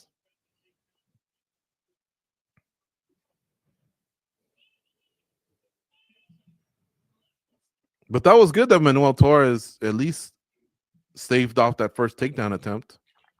Those are those little mini battles, you know what I'm saying? That'll frustrate Dawson a little bit. Kind of easily, too. Yeah. He's a big kid. I think he's just afraid of opening up because I think he thinks Dawson's going to shoot in and get him. But we're getting close to the halfway mark, and you can only surrender so much of the round. Well, I think Torres might be winning the round because of the strikes that he has landed. Not many, but Dawson's just hasn't done much, and now he struck out for the second time on his takedown. Why couldn't this have been more DDP versus Hamzat? He got taken down so easily in the round because of the strikes that he has landed. Not many, but Dawson's just hasn't done much, and now he struck out for the second time on his takedown. Why couldn't this have been more DDP versus Hamzat? He got taken down so easily. I was kind of put off with DDP. Oh, he just knocked down Grant Dawson, and that's it. It's over. 10-1-1 out the window. But it's not like he didn't try to take him down. He did. Yeah. I'm afraid to go into Slack right now. You're going to get lambasted, dude. Well, I just do the job, man. That's all I do. It's not like I got his poster on my wall or anything. Oh, his nose is crushed. It's bleeding.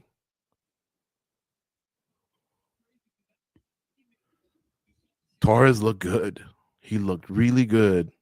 with his spacing, with his reaction to the takedowns, and then finding the right opportunities to counter. And then he finished them when he saw the opportunity. And honestly, he didn't. Oh, I mean, I'm not the one receiving them, but I've seen harder punches, and seeing Dawson cover up like that goes, oh my God, what not a good look. It's almost like that Tricoli tap, like, oh, you're squeezing my neck. I give up. This won't be a good look for him.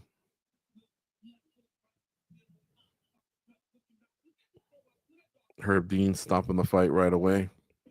It's halftime in the Ohio State game. I mean, he took a hell of a shot. I think he just knows he's jacked up and maybe hoping he can get 1 or 2 seconds and clear a cobweb and make a move. Maybe, but covering up like that is almost like saying, hey, ref, whenever you're ready, I'm good. Whereas you want to be moving so that the ref has doubts on stepping in. He gets hit by not even the hardest or cleanest punch, goes down, and then boop, turtles, and it's like. You didn't think that was a hard punch? Really He got him right in the button. It was a nice hook. I mean, it was nice, but it wasn't like, it's not up for KO of the year.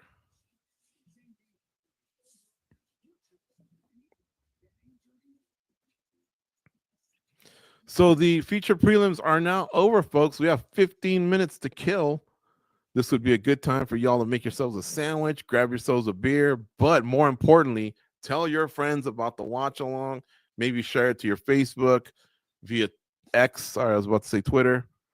I'm not in the TikTok world, but if you can do it there, do it there. Anything else, anywhere else, that would be awesome. There might be people that are just watching it at home and they're like, I get tired of hearing Rogan and DC and they're so opinionated or they're so this and that. Let me listen to a couple fresh voices. Mm-hmm.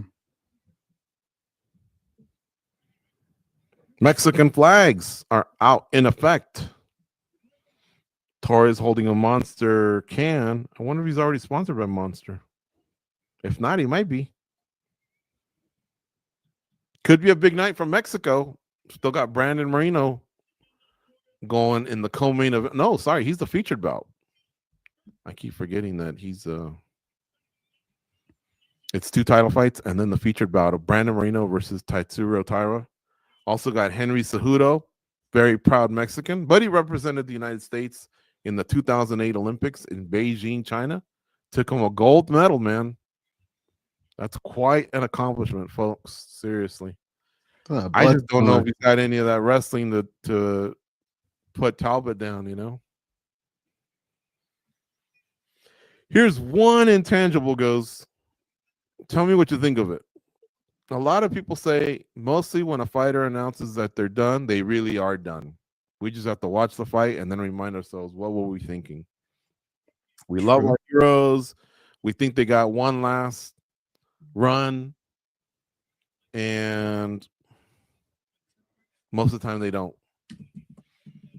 But what do you think of this?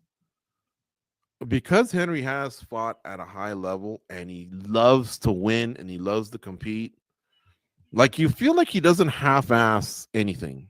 No. He might be injured, but he'll give you a strong camp, However, I think there might be some motivation. He's the same age, I think, as Kamaru Usman. And what Usman did to Joaquin Buckley, I would almost want Usman to be in my corner and keep reminding me, I did it, you can do it. Go out there, do your thing. Put this guy on his ass, put him on his back, light him up. You're not out here trying to prove to anyone that you're a K1 striker or that you're this or that you're that. You know what I'm saying? Like, just go out there and win. Go out with your hand raised. I mean, the blueprint's there. It just happened a few months ago. We all wrote Kamaru Usman off, and then he dominated Joaquin Buckley. So maybe something like that can get through to Cejudo, and hopefully it did for the camp, and he can give us a great fight. And maybe he can do it against Talbot, who, by the way, in his last fight looked really good, but the one right before that looked awful. I think you just can't be an Olympic caliber athlete and phone it in.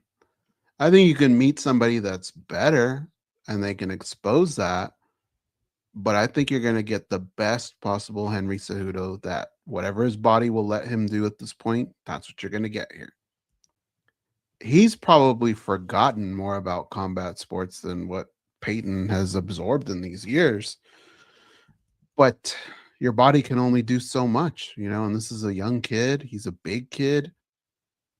I mean, we've seen over and over the highlights. Look at Dvalishvili. I mean, he picked up Henry Cejudo, a wrestler, and slammed him. Things aren't impossible in the sport. I'm one of those guys that maybe hangs on a little bit longer because I have a lot of respect for somebody of that caliber, a combat sports athlete. Wasn't that long ago that Peyton Talbot was kind of getting dominated a little bit, right? Dude, people said he got fraud checked by Raoni Barcelos. Remember that? Yeah, so because he did look awful. Like, even if Peyton were to be sitting here and I go, bitch, watch this. And if he looked at it, he'd probably go, oh my God, that's awful. Like, he'd have to say that. Otherwise, he's not a normal human being.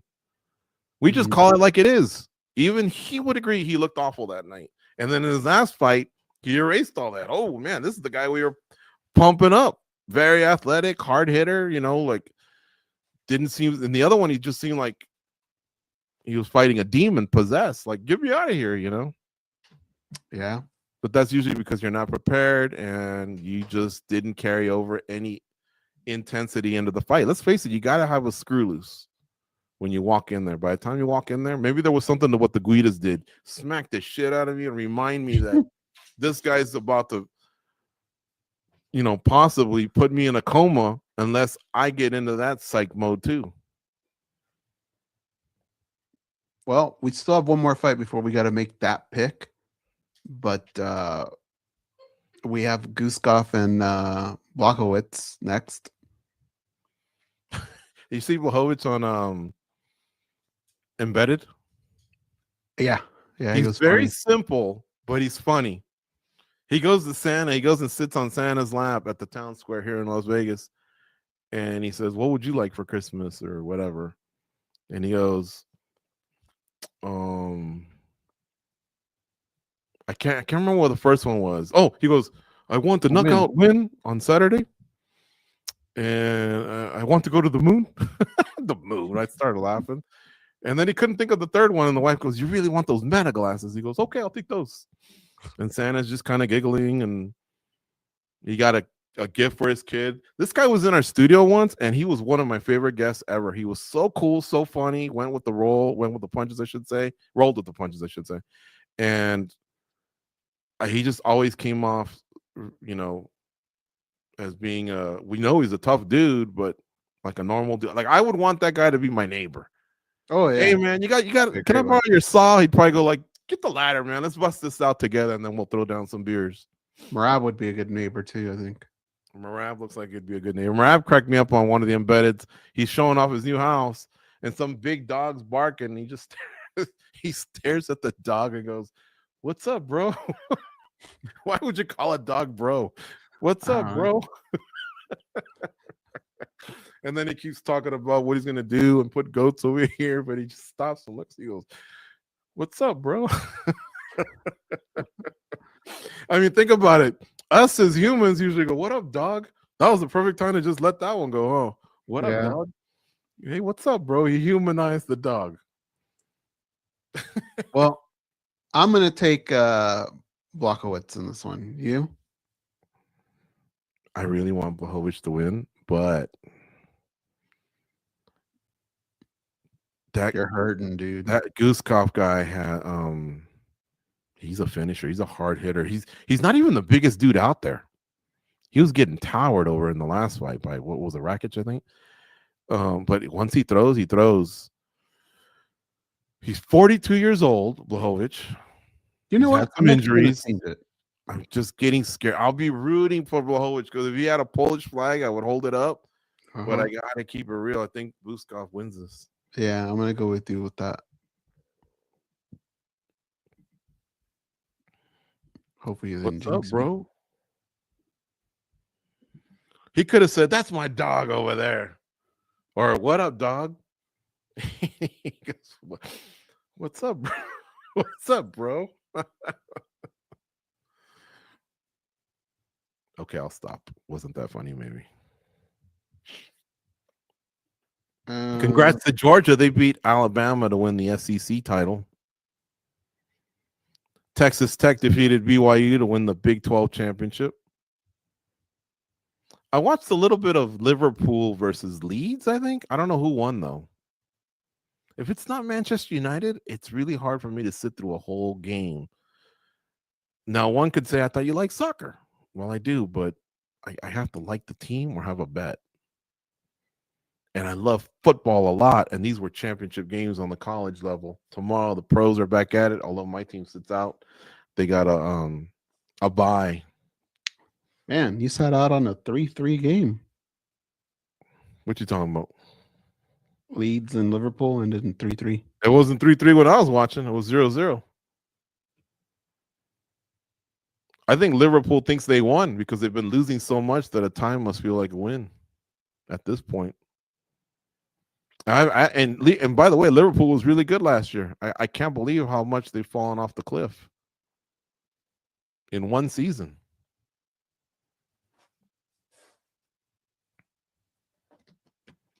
But yeah, Blachowicz, cool dude, man. Who else was on Embedded? They showed Peyton Talbot. Guskov when he went in the helicopter. That was fun. Yeah, that looked pretty cool. I used to follow Talbot. I might still, I don't know, on social media. And when he was kind of doing the extreme sports, he looked like he did cool stuff, cool trips, just got out there and looked like he was a really, really good athlete. And then all of a sudden, I don't know why. Have you noticed your feeds can just get, if you throw one little like of something, all of a sudden your friends are like out there and like if you put Nike shoes, let's say you hit a commercial, next thing you know, Nike and Jordan and basketball and this and that. And then all of a sudden you're like, oh my God, I forgot about this buddy of mine. I haven't seen anything from him lately. And then you go on his page and he's been posting, but you just, I think a lot of that happened with Black Friday and Cyber Monday. I was putting all my interest in there and.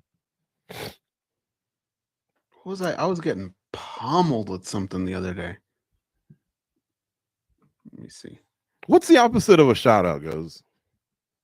The opposite is not bring it up. I gotta bring it up because I'm a ball buster. Oh, then I don't know, dick kick. Yeah, calling someone out. Dave Manley from MMA Bobblehead. He just asked me, where do I find the watch along? And I feel like writing him, first of all, fool, I'm hosting it, so I can't really talk to you for too long. But dear God, you've never seen one in 5 years? Like, you just go to the site, or I'm about to send you the YouTube link, and you just watch along with us. I mean, at the like when Dad calls on Tuesday and goes, you doing your show? I'm like, Dad, it's Monday and Thursday. And if we don't do it Monday and Thursday, we do it Sunday night and Wednesday night. Oh, okay. Well, I always get that. You doing your show? Is your, like he thinks interviews are shows. He thinks interviews are shows? He calls interviews shows. Oh, okay. But Dave, like at the very least, this is what you have to type. Hey, I already checked your social media and I've already been on MMAJunkie.com and I can't figure this out. But if you haven't even attempted those things, like, come on. You got to get it. You got to be a little bit of a detective, right? Yeah. Now, that being said, I just sent him the link. You've never been Dave Manley? What's that mean? You've never done that to someone else? No, I usually find, you just heard me a second ago. What happened to Ryan Leaf? I looked it up as you were talking. I looked it up. I know that you're right. He's a college football analyst. He defeated, I think alcoholism or something like that. And it looked like I closed his window, but I know that one of them was an analyst. I think he's doing inspirational talks as well because of him getting sober. But that was the thing, was more than anything. Someone said, hey, look, ain't that Ryan Leaf? And all of a sudden it hit me out of nowhere. that he was a part of a panel, but there's so many shows. Right now I'm watching Leinert. Oh, they went away. But there's just so many teams out there. There could be a job for you if you wanted it and if you put the time into it. Just don't stab people. Like Mark Sanchez? Yeah. Like literally, we'll give you a job. You know, not a lot of people knocking on your door, player, but we'll give you a job. Come up here. You'll be surrounded by 5 other people that are saying the same thing you're saying, but for some reason we need you. Just don't stab people. He went off the deep end because he was there to call, allegedly. No, he was in Indianapolis to call an NFL football game. And I think this was either Saturday to Sunday or Friday to Saturday or something. He goes into an alley behind the hotel he's staying at. And whatever somebody was doing, whether they were parked in the wrong place or something, it upset him. But he must have just been in another mindset. And again, we have to use the word allegedly because it's a whole legal thing. He just wasn't himself. And so he must have consumed something that put him in an altered state to go to that point that he was upset that a man double parked in an alley. Who gives a fuck, right? Why would you care if you're there to call a game and you're having a smoke or a drink? Why would you care where someone's parked? You know, and I guess he probably told some guy, hey, you shouldn't park there. And then maybe the guy said something back. But yeah, these guys stabbed each other. That guy did it out of self-defense because Mark Sanchez allegedly attacked him. We're just waiting for the pay-per-view, the last pay-per-view. He blew it too, man. He's got a real nice thing going, you know, like that's a nice place to land after a 10-year career. Hell yeah. A guaranteed contract, you know, talking about the sport that you love. By the way, the guy that preceded him at USC also went to the pros. His name's Carson Palmer. He's a successful high school football coach right now. Where at? Rancho Santa Margarita. They gave Mater Dei a loss this year, and then they won the CIF title. Is that where he went? Yeah. Yeah. Him and Deshaun Foster. I don't know if anyone remembers him, but he was a running back in the NFL, but he was a running back at UCLA. They had a game goes where I think, don't quote me, but they had a game on opposite sides. It was Tustin versus Rancho Santa Margarita. And I think Rancho Santa Margarita won 56-49.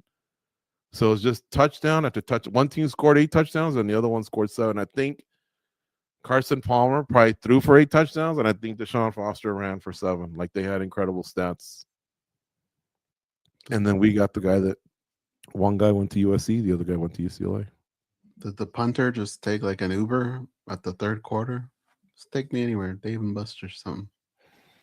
Yeah, and then of course, history almost repeated itself when my godson Logan threw for like 400 yards and 6 touchdowns. And I think they put up, dude, was it 59 points or 62 points? Somebody scored, and I thought it might have even been more. And the other side had 70. Yeah. So literally, my godson Logan could have stood up on the team bus and said, hey, guys, I'm going to put up 59 or 61 or whatever it is, and I'm going to throw for 400 yards, no interceptions, and 6 touchdowns. Can you guys just hold? I think the guy's name is, I know his name is Lucky. He's a running back at San Diego State. His name was Lucky something. Whatever it was, he was a good running back. Can you just hold that team to less than 59 or 61? I'll handle the rest. And that team let him down. Mm-hmm. He would drive down the field, score, and I kid you not, guys, the other team would just hand it to Lucky, and that guy would run for 70. He was like Bo Jackson in Tech Mobile. Oh, man. I was so mad that night. Their linebackers look like rodeo clowns avoiding the bull.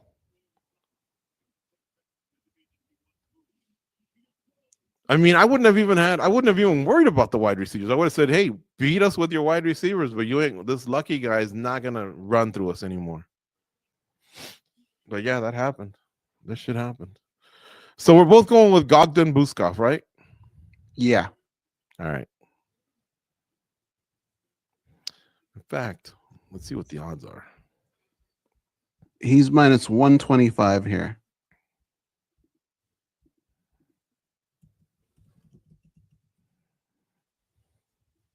And Blachowicz is plus 105.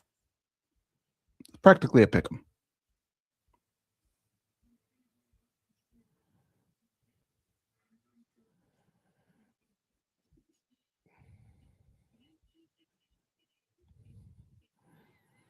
Are you giving Joshua Van more of a chance than most people?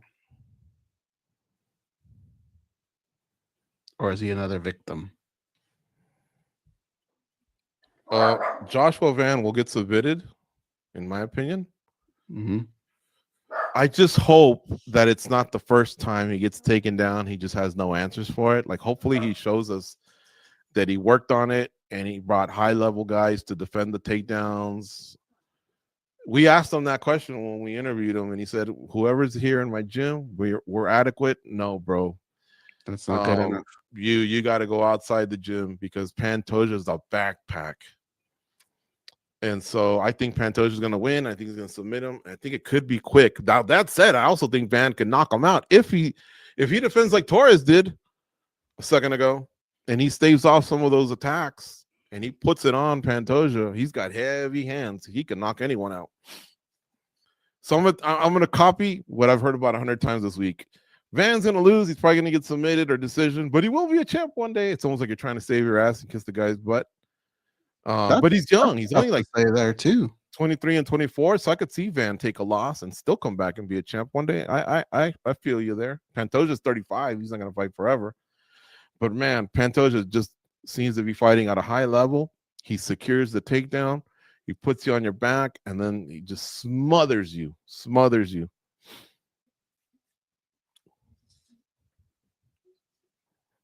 So I don't know. I'll probably put a little bit on Van by KO, maybe even in round one, just take a flyer. But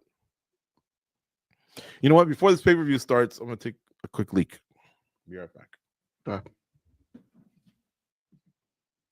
The intro for the pay-per-view just started. So we're going to be getting underway here with the first fight very soon. Get these guys out here, man. Get them walking out. Get this pay-per-view going. It'll be the last time you have to fork over that money, you hardcore fans. And then it's the pay-per-view, the Paramount Plus era. We'll still be doing these watch-alongs, but we appreciate if you like and subscribe. Keep them going. And next year, we're going to try and add a couple new bells and whistles to this. Make it a little bit more fun. Maybe bring in a fighter every couple fights and see what they're seeing out there. But the UFC is going to start off pretty strong next year, and we'll have to see. I don't think we all agree on some of these matchups that were made or why they were made. But at the end of the day, once they go off, it's hard to argue that they won't be entertaining, right? John Anik, Joe Rogan, and Daniel Cormier will be calling the action tonight. If you are not watching it, sometimes I hear from people, I was at a wedding or I was at a reception, so I was listening to you guys. There's some people that don't want to buy the pay-per-view, and I get that. So not every card is created equally, right? You only have so much money, especially around the holidays. So now that we get to this portion, we try and call the fight a little bit more, because there's less people that have ordered the pay-per-view. So we'll try our best to do that. Got a little ADD. We get distracted every now and again. What's going on there? Oh.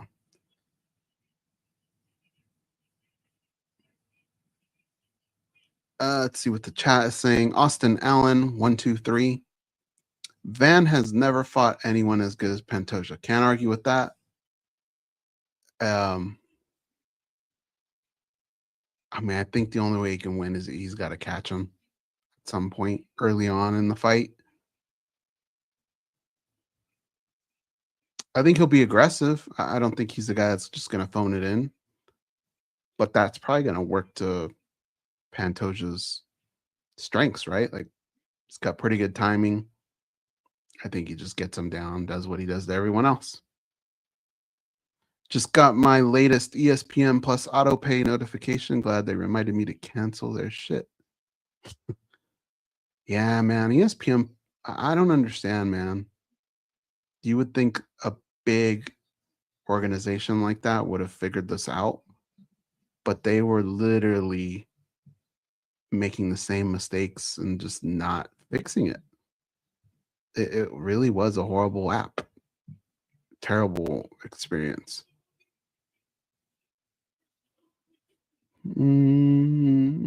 Yeah, boxing is Van's path to victory. Yeah. The co-main, I think, is going to be a little bit more fun.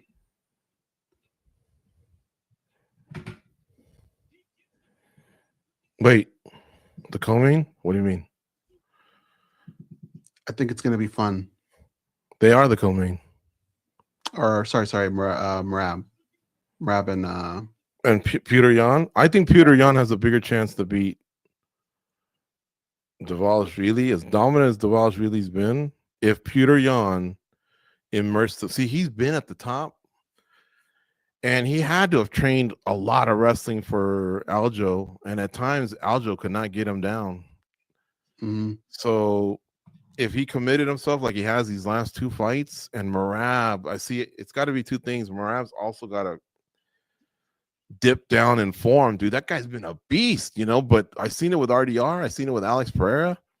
Can you do that many camps? Can you train that hard? Can you lose weight drastically like that, and then recover and all the other stresses in life and still just be at the top when all these guys are gunning for you?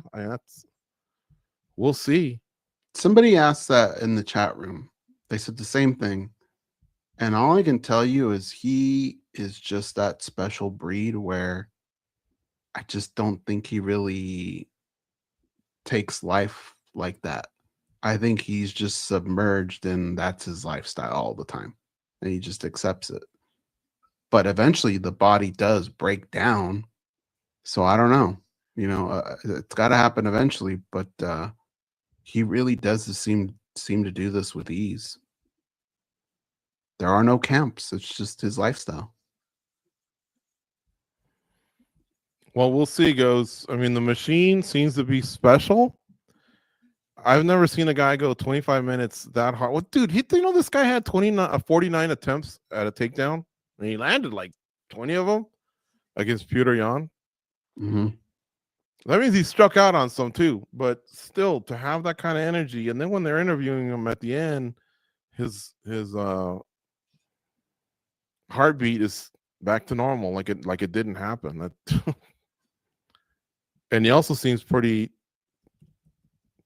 how can I say, crazy, where even a fan can piss him off. So the switch is there. He also seems to be a nice guy. When I ran into him at the park about 2 weeks ago, he could not have been any nicer. He's always nice to the media at scrums and stuff like that. He shakes everybody's hand afterwards. He's a good guy, man. Don't get on his bad side, though.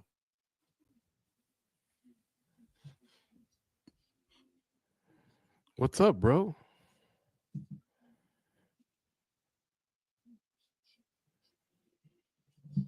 We spoke to another Georgian the other day on MMA Junkie Radio. Giga Chikadze was a guest of ours. He's got a fight coming up next Saturday here in Las Vegas at a fight night headlined by Brandon Royval against Manuel Kopp. So tune into that. He's from Georgia as well, but he won't be in town in time to support his boy. He would have loved to, but it's not going to happen. But Georgia has, let's see, Ilia Topuria, who represents Spain and Georgia. We got Roman Delice, Merab Dvalishvili, Giga Chikadze. I'm sure there's a few others that I'm forgetting, but those seem to be the top dogs.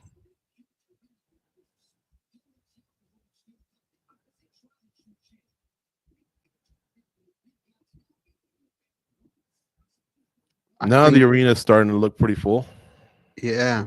Actually, I know a couple people that are there, and they said that it's starting to pop a little bit. I'm glad. I'm glad you said that. You just reminded me of something. Did you watch the ceremonials and the press conference? I saw the press conference. I didn't see the. I mean, I saw the clips of the ceremonials. It was very quiet in there. It Oof. it wasn't the pop that you see in other cities, and I think because Vegas is a West Coast city, it's not on the coast of it's not on the shoreline, but basically it's on the western part of the United States. It's a real casual city with a cool vibe, just like Angelinos. That's what we call ourselves. If you're from the LA area, SoCalers, we don't go nuts over the flip of a coin, at halftime or a first down. That's more the East Coasters. And but at the same time, I can appreciate the passion, especially when they go to a city and they haven't been there in a while and they just cheer for their guys. But this one seemed kind of quiet. Yeah, I don't know what it is. I hope the UFC hasn't lost some of their crazy fans from this side of the country. I think it all comes down to card and timing.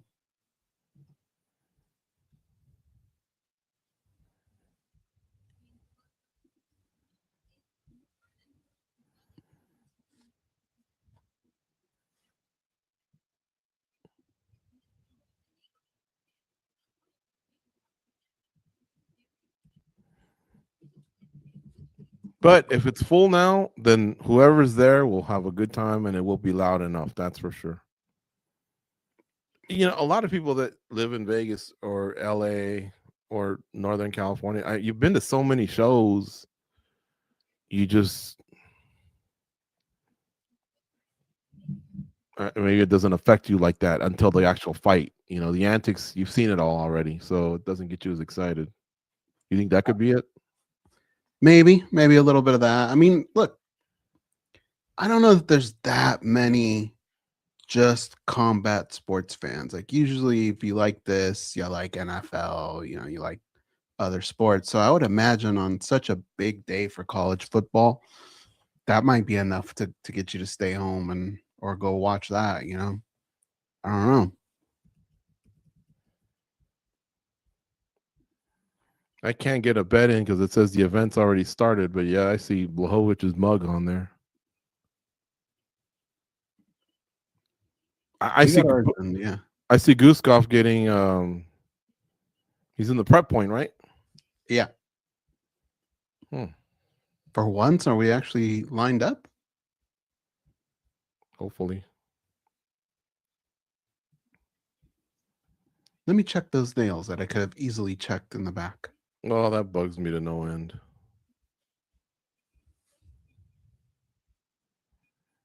The cup and the mouthpiece is so easy. But yeah, the nails. Because, well, I mean, I'm not saying it's easy to find a mouthpiece or a cup, but someone in the back has one. But who would walk out without one, I guess? Oh, it's happened. It's true. But yeah, the nails, you don't want to be cutting someone's nails right then and there at that time.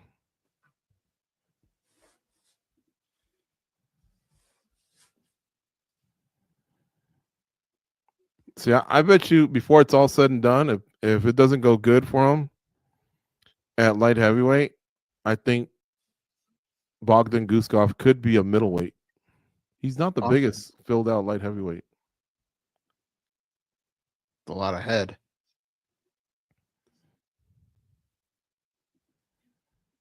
Where's this guy from, too? He is from Uzbekistan. Oh. Dukent, Uzbekistan, 33 years of age.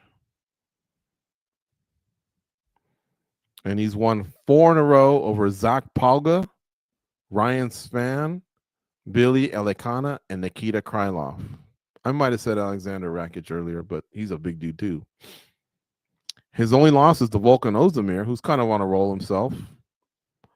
And then before that, he was outside the UFC. He debuted in Paris, France, September of 2023. So he's had a good run in the UFC.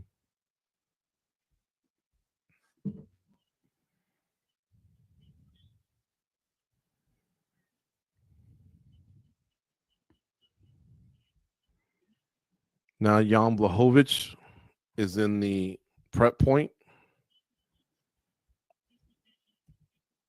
Why would you stop taking bets when the first guy hadn't even left the prep point yet?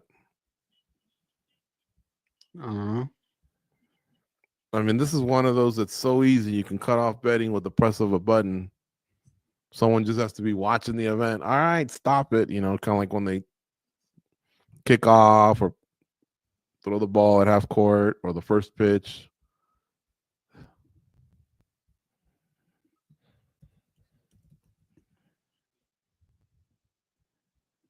Sometimes they'll open the window back up when they realize their mistake. Because see what they're going off goes is the start time. So it must have been 7:15, and that's it. They cut it off. We're 20 minutes into a pay-per-view, and we've yet to see a punch thrown. Well, I mean, that's not too different from, well, maybe not. I was going to say it's not too different. Like last night, right? It was a big game for me. Probably took about 10, 15 minutes before they actually kicked off. See, like the NFL, we all know that the games in the West Coast start at 10 a.m. But the reality is it's around 10:03. So what they do is, okay, that's all for us from LA. We'll check in at halftime. Now we're going to send it to, we'll go Sydney and Crosby out in the Meadowlands. And they'll go, hey guys, great show. Yeah, man, it's 42 degrees and the Rams have come into New York wanting to take the Giants out. And he'll say, to Crosby, what do you think? Well, these are the keys to victory. Well, all right, here we go. They're lining up to kick. And then by 10:02, 10:03, they kick off. Same thing with this. I wish that by 7:10, we should be looking at faces getting punched. Let's not forget, Goze, the prelims ended like at 6:40 or 6:45, and we said, geez, we got to fill in 15 minutes here. Mm-hmm. And now tack on another 20 on the other side?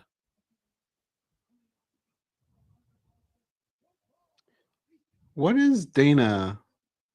See him over there on Blachowicz's left? Yeah.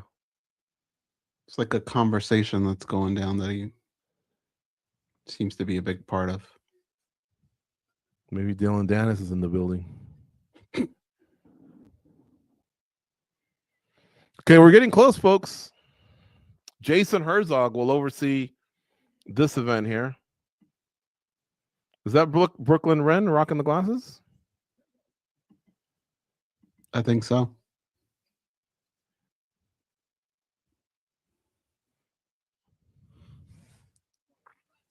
All right, and we're off. I got a touch of gloves, Goze. How about you?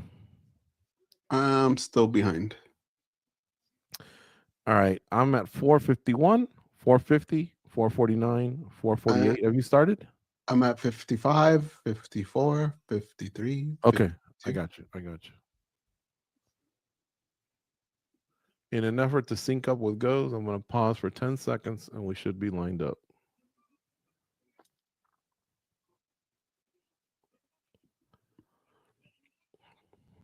Nice kick by Jan Blachowicz to the calf.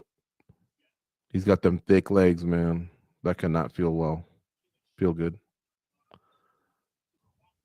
He looks a little soft over the middle, Goze, like from when he was a champ, but he is about 5 years older too, to be fair. Landing that kick a couple times now. Guskov could pass off as Anthony Smith's European cousin, huh? Mm-hmm. Like the moms were twins, but one of them took off and she went to Germany to go to school, never came back. Or in this case, Uzbekistan. Not much is happening, folks. They're just kind of feel out punches, jabs, returns, but nothing's landing. They're kind of like basically hitting each other's forearms or hands. There's 3:30 left here in round one. It's Blachowicz in the middle of the octagon. Guskov is dancing around. Guskov needs to set his right hand up a little bit more. I think he can land it Jan, when he's feinted it, Jan hasn't really reacted. Guskov's also eating a second or third leg kick now to the outer left leg. So like the calf. We're 2 minutes in, and this is still a lot of feeling out. Like they're trying to figure out that distance. But Jan keeps landing that Another kick. Oh, and now Guskov threw one of his own. But he actually folded Guskov's leg pretty good on his. Guskov threw an overhand right, missed. Jan back to kicking, missing with a calf kick, and then he went to the head. But he looks good in throwing it. Guskov goes to the inner thigh of Blachowicz. More kicking than punching. No attempts to go to the ground for either guy. 2:25 left in round one. Oh, a nice overhand left lands for Guskov. But I think he's a little off balance, stumbled over his feet mostly. Yeah. But that one punch could be the difference here. Although I do like the damage Blachowicz is creating with his kicks. See the calf of Guskov on the outer left? It's really, really red.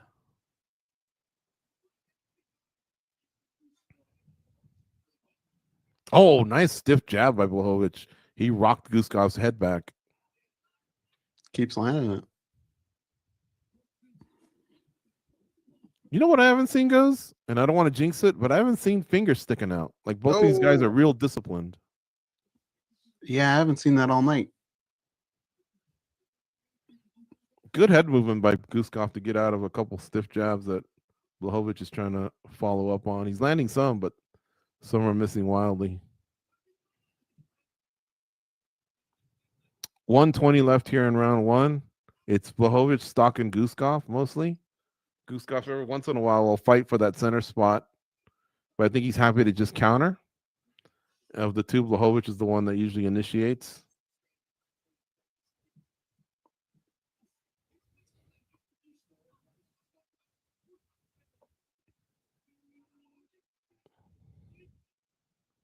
Jan just kind of doesn't seem to figure out what exactly it is he wants to do. He's just plodding forward. He's kind of like a 1-2 guy, but Blachowicz just landed a nice left. Guskov can be doing more. There's been about 5 hard punches, I should call them strikes, between the kicks and the knees and everything, but they've been mostly with the hands in this round, and I'll give about 4 of them to Blachowicz, it seems like, plus the leg kicks. But Guskov just had a nice 1-2. 20 seconds left here in round one. Blachowicz misses with a kick to the head. 15 seconds left. Guskov very aware that he wants to finish strong. You can just tell he reacts to 30-second count, 10-second clap. Well, that said, he didn't do much there in the last 10 seconds. That's it. Close round. This was a round that either guy could have taken. This is a very, very valuable 10-9, and it could be a very, very costly 10-9 for someone because it was right there for the taking. Who got it? Good question.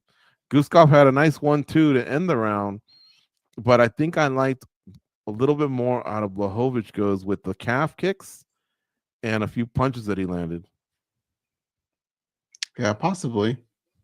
I think if I had to guess, I think the judges will split, but I bet you there'll be 2 Blachowicz scores and 1 Guskov.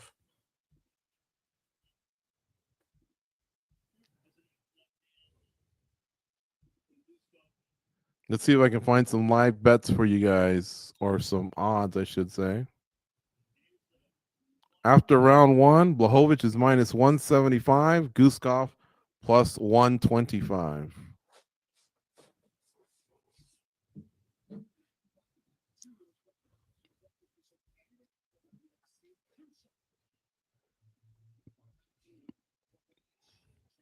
Kind of quiet in there, huh? It is. I'm going to raise the volume a little.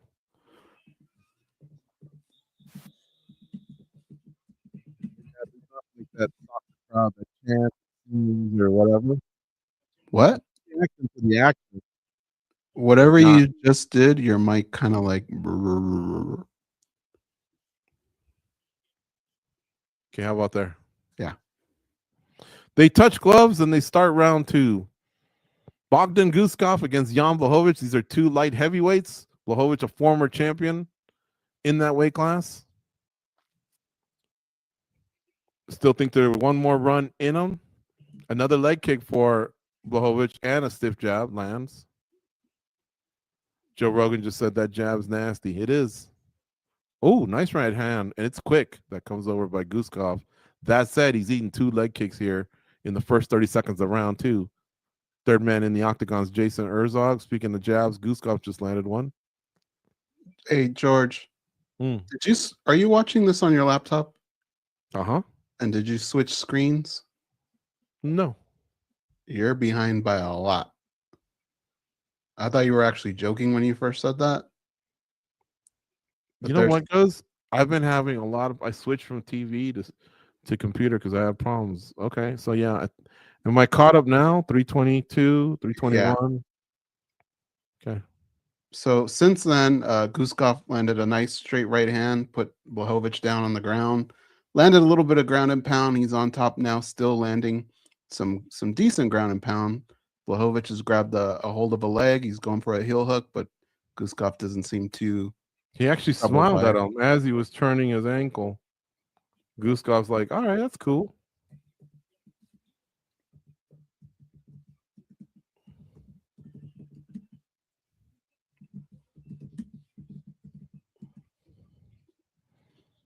So Guskov is on top of Blachowicz. Give me your clock count, Goze. 240, 239, 38, okay, 37. Thank you.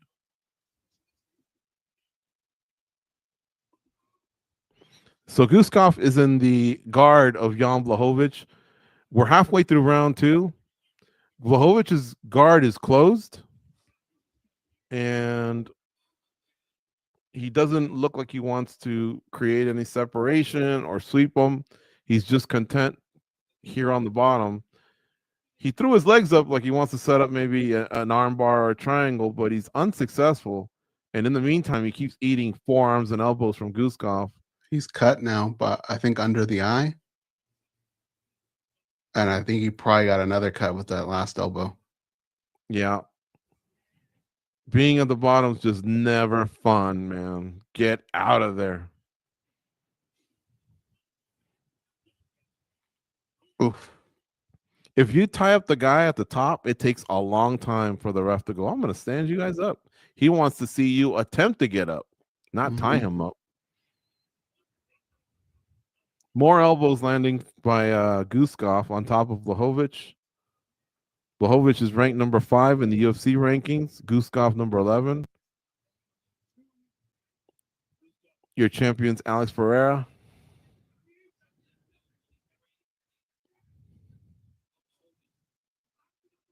Blachowicz has kind of become a little bit of a gatekeeper to the title in the last few years, Goze. A little bit. Oh, he really got hurt by that last elbow. Yeah, I'm thinking an orbital bone. There's, I've learned a lot about the facial bones from watching Brian Suterer, this doctor that talks about sports injuries, and then Aspinall as well, seeing all the different x-rays and all those bones around the eye. There's a lot of them. And Guskov just landed an elbow, and Blachowicz just said, like, ow, like it hurt bad. And it didn't even look like the worst elbow ever.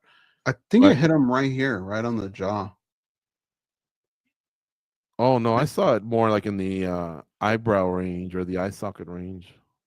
He keeps saying something. He's either talking to him or he's just like cursing at himself. But ooh, another one. That elbow was nasty by Guskov.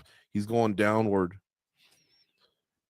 And covering up isn't going to get you out of it, Jan. Well, I mean, there's 10 seconds left now. 10 now, I suppose, but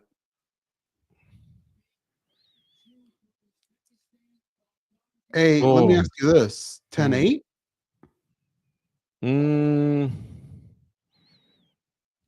Yeah, maybe, yeah. That's damage. A lot of it, no? Yeah. Duration. It's hard to tell because remember I had that goof up. See that mouse?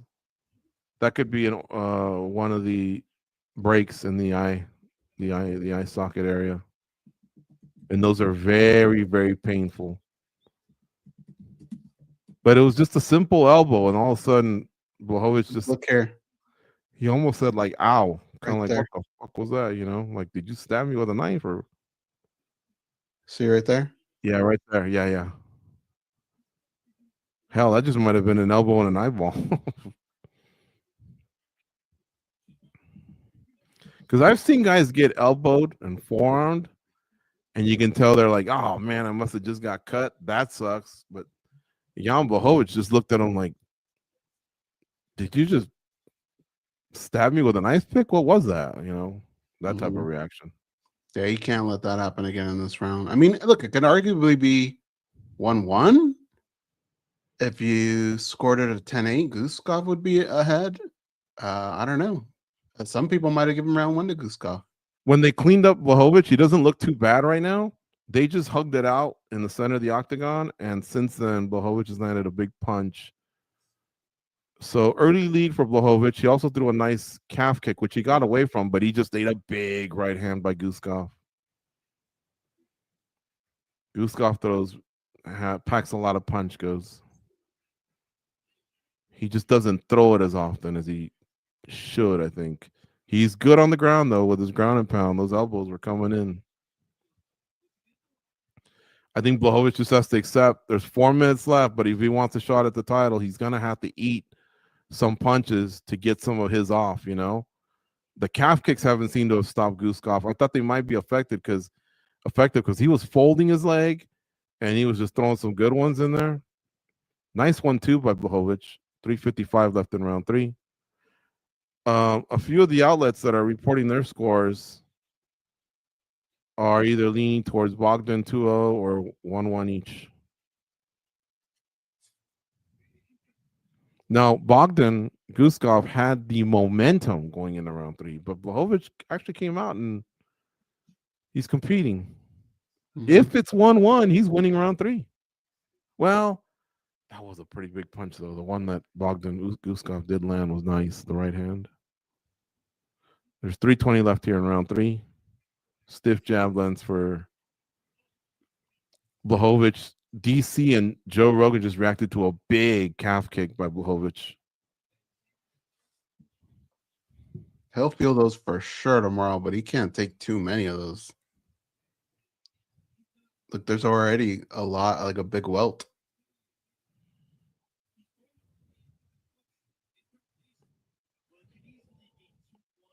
Guskov's got to get back to pumping that jab. Joe's contemplating that the fight could be tied. Blachowicz just got buzzed by a right hand by Guskov, but he's already shaken it off. Now there's 2:35 left in round 3. It is Blachowicz that's plodding forward.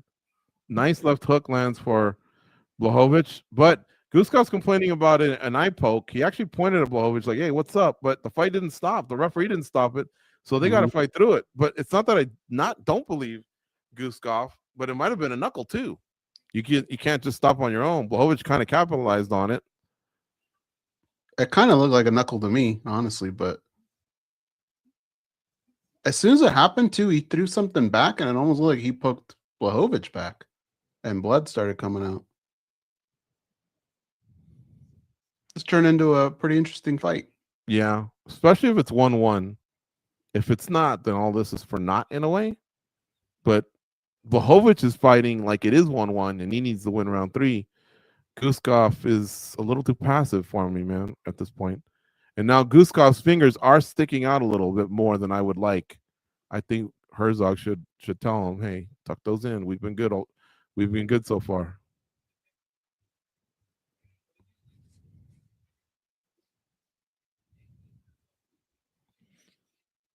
Blachowicz just landed a punch right now. There's 1:15 left here in round 3. Blachowicz kick to the body lands.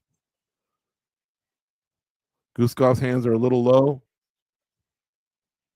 Guskov switching his stances. Blachowicz lands a hook. Guskov has not thrown much in the last minute or so. Excuse me. And Jan's got a little bit more urgency here in this round. If it's 1-1, Guskov's winning giving the round and the fight away. I mean, I suppose all it takes is one punch to knock someone out, but Blachowicz is adding points up, touching. Guskov just threw a lazy kick. He might just be out of steam at this point. Oh, a nice left hook lands for Blachowicz. They The both little left hook's been there a lot. And now we're down to 22, 21, 20 seconds left in round 3. Is Guskov that confident that all he needs is a 1-2 and he can put him on his ass? That could win the round for him back. But he is not throwing punches and bunches at all. Oh, Blachowicz knocks him down. You know, when he knocked him down, Guskov actually landed a good shot. I'm surprised that I went the other way. Oh, he almost finished Guskov. He almost finished Herzog too with that line. He sure did. And they're hugging it out. Yeah. And Guskov just made a gesture to his corner like, like maybe I messed up. Now, some outlets are reporting that Guskov could be up 2-0. And if he was, then okay, then you might have just lost this round right here. I mean, remember, we're talking about a 10-8 in play in round 2. There could be a lot of different scores here, Goze. There could be 2-1 Guskov with that 10-8 in round 2. There could be 2-1 Guskov with just 10-9s, 20 the traditional 29-27. But there could be 2 Blachowicz rounds and 1 Guskov round, 29-28 for him. Or there could also be a 28-28 where Blachowicz won 2 rounds, but because he got 10-8'd, things even out. Yeah. It'll be really interesting to see how the judges interpreted all this. Yeah. It was a good fight, and it had a couple of dull moments, but for the most part, I was on the edge of my seat, man, because both guys throw hard. They just showed the owl one again, and it was clearly like here somewhere. I want to see the end because I want to see how close to Jason Herzog came to getting Here it is. I think they're decapitated. gonna show it. He might have tripped them too, it looks like. So he's pounding on him here with just a few seconds left. And he's swinging, and Jason has to get in to end the round. But no, it was Blachowicz swinging. He had already ended his punch, and he just kind of ran into Herzog. I think Herzog's all right. Good sportsmanship between both guys. They exchange a hug. Let's see these scores, man. And Bruce is whispering into Herzog's ear, goes, we could have a draw here. He went out of his way to whisper something to him. Herzog it took him a second to soak it in. Mm-hmm. Herzog's not giving the answer away right now, is he? He's talking to someone. It looks like he's saying draw. Here we go.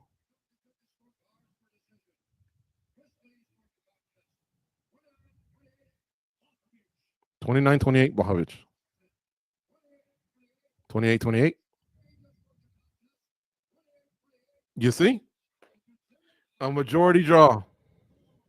Yeah, I think he did mouth it. Yeah, and why would he do that? That's the one know. moment that fans, are on the edge of their seat about. He's just kind of giving it away. He said draw like 3 or 4 times. So that 10-8, okay, I applaud the judges. We want more aggressive 10-8s. Here's the scoring. Camijo had it 28-28. He did give the 10-8. Simple as that. Blachowicz won 1 and 3. Same with Chris Lee, 28-20. Oh, no, I'm sorry.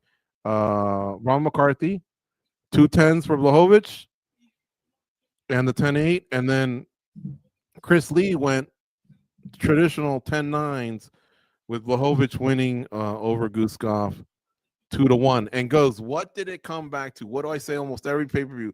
That first round that just kind of sometimes gets phoned in.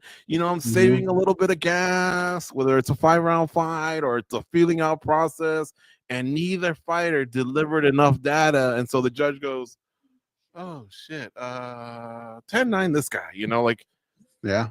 Whatever it is, that lasting impression. That was the closest round. Guskov could have won that fight. Valentina. Let me get the volume up to see who's getting popped. Derek got a lot more pop than Valentina. Joanna. A little bit of love, but people might be forgetting who she is, man. It's been a few years now. Ode Osborne.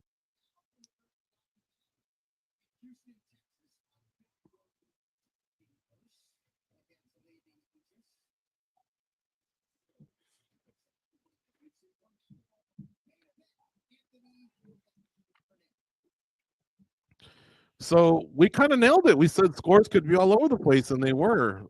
Again, the 10-8, I think, was a good call.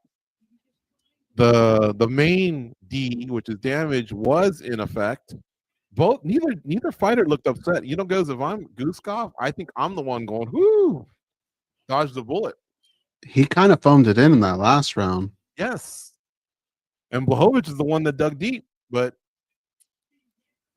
I get, neither guy gets their win bonus and neither guy progresses. Blachowicz wants the title again. And, I don't know. Let's make sure we get in this next pick here.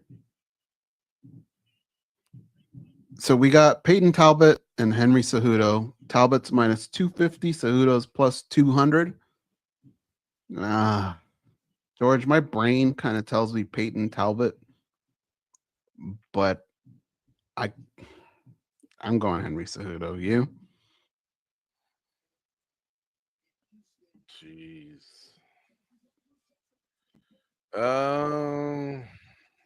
That's a lot of experience on his side. I know, but that younger guy, man. Right. I just saw it with Poirier, Anthony Smith, and they look so content with like, it's been a great career. Thank you all for coming out. See ya. Like I'm not saying they phoned in their camps. I'm not saying that at all. It's just not their peak, of prize fighting where you just need that extra little edge that puts you over the top. Mm-hmm. Even Poirier said when he pointed to the ground, he goes, I engaged and I didn't like what I felt like the first couple seconds, and I think he went in for a takedown, and then he kind of laughed it off. What else did he need to accomplish? He was an interim champ. He won some big fights. He was just good. And so I think Cejudo's in the same boat, Goze. I know what I said earlier, that maybe Kamaru winning his fellow co-host on their podcast, maybe that inspired him, but I don't know, man. I just like Peyton Talbot, I think, because of the age thing, and it looked like he got his wake-up call against Barcelos. All right. I'm going to turn it in because I do believe that's what's going to happen.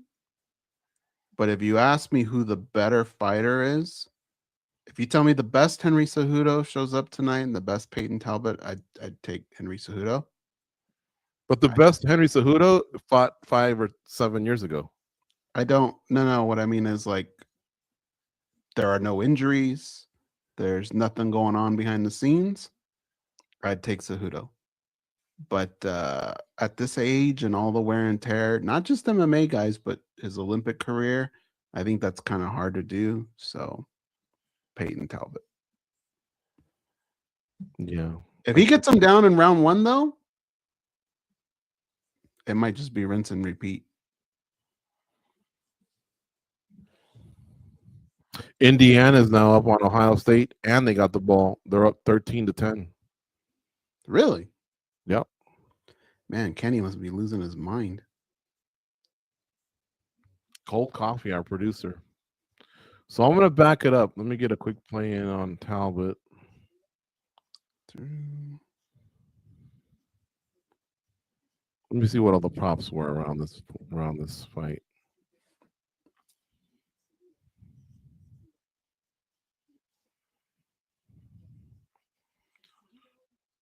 Whoever made up the whole draws like kissing your sister so right? Like, it's kind of like great fight, but we didn't get our payoff, which is someone going in the upward direction towards the title, and we're just like, what do we do? Do we run it back again in Poland, or?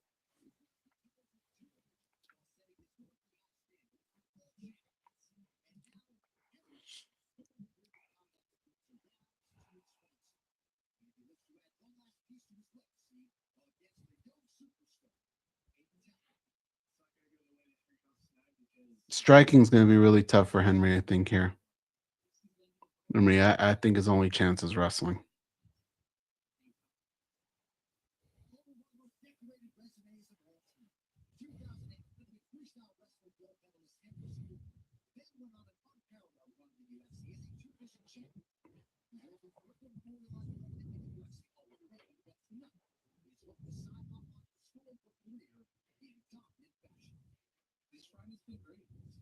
You gonna miss Henry? He'll still be around. Yeah, he's funny. I like him. In fact, on one of the embedded, he ran into Merab. And he goes, "Hey, Merab," and he goes, "I mean, Daddy." Like, think of the humility to just say, you took it to me one time, and that's a gold medalist and former 2-division champ being able to say that. I wish more fighters would have that, like to just let go of the loss. It's a loss and rebuild and whatever. Yeah. You know who I think probably is the most nervous watching this? The matchmakers. Because this is one of those fights where if Cejudo gets a hold of Talbot and controls him for 3 rounds, I think it's one of those where Dana looks back at him and goes, "Why did you guys book that fight?" I think it's pretty obvious by the matchmaking what they're hoping happens here.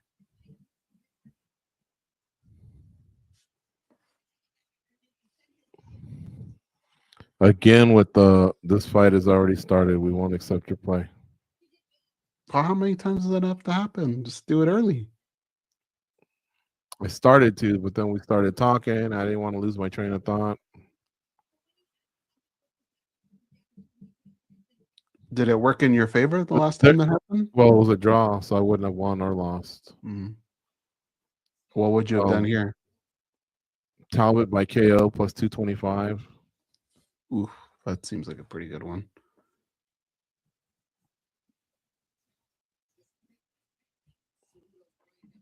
A draw, if you put $100, it would have paid about $5,000 on the last fight. $5,000, dude. If you put 100. Damn.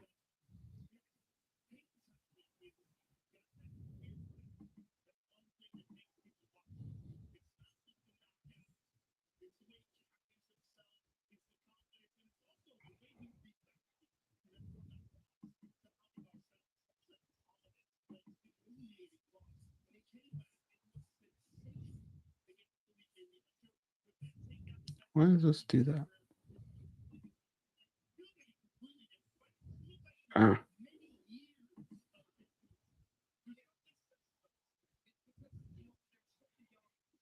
If Peyton Talbot wins, I wonder how much credit he'll get if the other guy doesn't look good. If Cejudo doesn't look good. Part of it is that's the part of the equation is when you take out a little bit a veteran, if it's just a guy on his last leg, it's like, like if you're the guy that broke Tony Ferguson's 12-fight win streak, hey, kudos. But if you're the 8th guy on his losing streak, it might be like, Mm-hmm.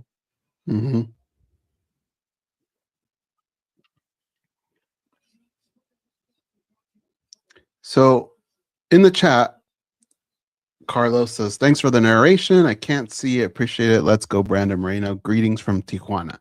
You know what I keep hearing about Tijuana, George? What? The tacos there are above and beyond better than anywhere else in Mexico.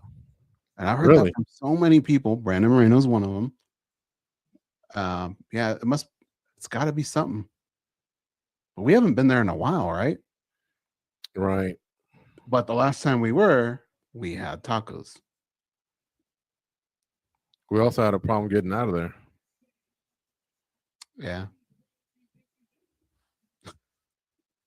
But you know what? As crazy as that was, I don't know if you'll remember this, but do you remember one time leaving the Inland Empire where we went into a vortex and for some reason on one time we went like, let's say left and it took us somewhere. So the next time we went right and we still ended up somehow in the same position and we were so pissed off that we actually considered going back just to see what the hell happened and how that could be possible.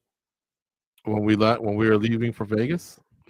We were leaving California to Vegas and Yeah. we did something and like it just didn't make sense. That was very confusing. But the one in Tijuana was horrific because we must have done the same thing 10 times. And we said, okay, we already tried that one twice. Let's do the other one. And we did that one. We're like, well, what's the third one? I mean, like literally jumping from one freeway to the next, like in the movie Speed. Like, how does this end? You know, how does this end? It's 3 a.m. and it said like this, folks. San Diego this way, Ensenada, back to Ensenada that way.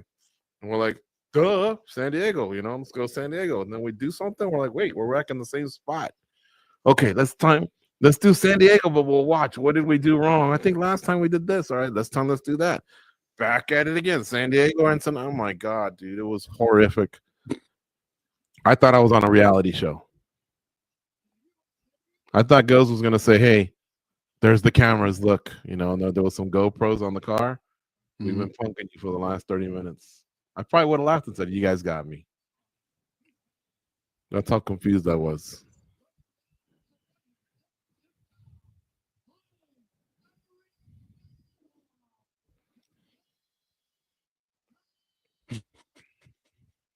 You know what? I thought I was at a reality show about 2 weeks ago at a drive-thru.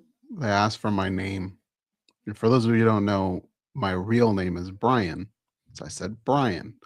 A lot of times when I say that, they'll just go back, Ryan, you know, and I just kind of take it. Mhm. This person said lion. Lion? And I kind of wanted to go, yeah. You know, and just wait, pull up and go, ah, or something, but come on, man. Today, I don't know. Lion. Guess what? Today, the quarterback for BYU, his first name is Bear. His name's Bear Bachmeier. And the only reason I know him is just because his brother, Tiger Bachmeier, who I think went to Stanford, he was one of Logan's wide receivers.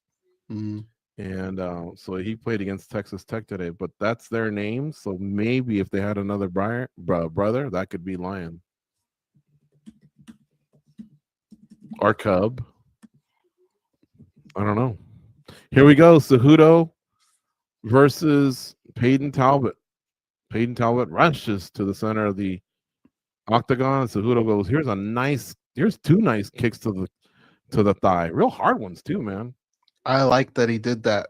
If you look at Talbot's stance, he's comfortable to very wide stance, and he had to close it right away. Big right hand lands for Talbot. Goes. Cejudo shook it off quickly though, but it did hurt him. And now Peyton Talbot just threw a nice leg kick of himself. You might say, why didn't Talbot rush him afterwards? But I think that's a little fighter IQ, knowing that he'd probably give Henry a good opportunity to shoot on him. He's taking great reactions from Henry. Talbot just threw a calf kick, and Henry lifted his leg like to dodge it that way, and then he gave him his own leg kick.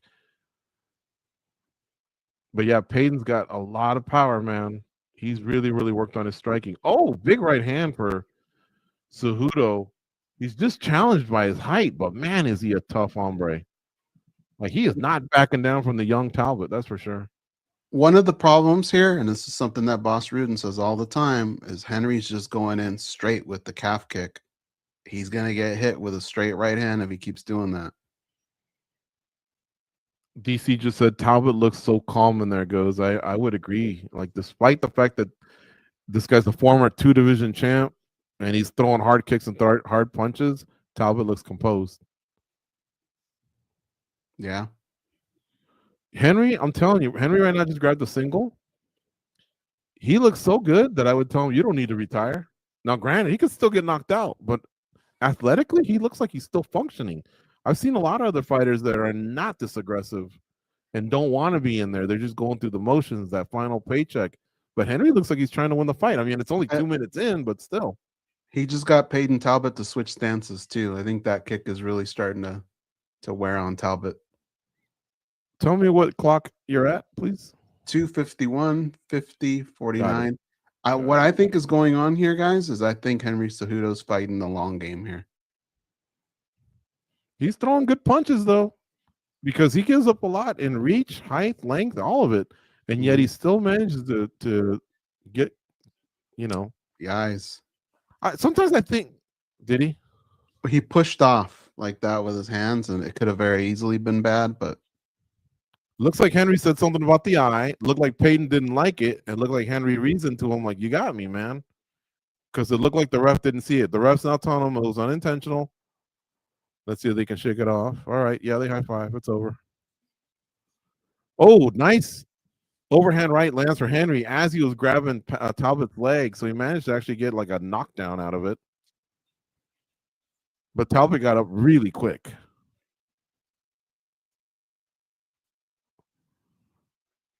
It's almost like he gouged his nose than his eye. They showed the replay. Sorry, folks.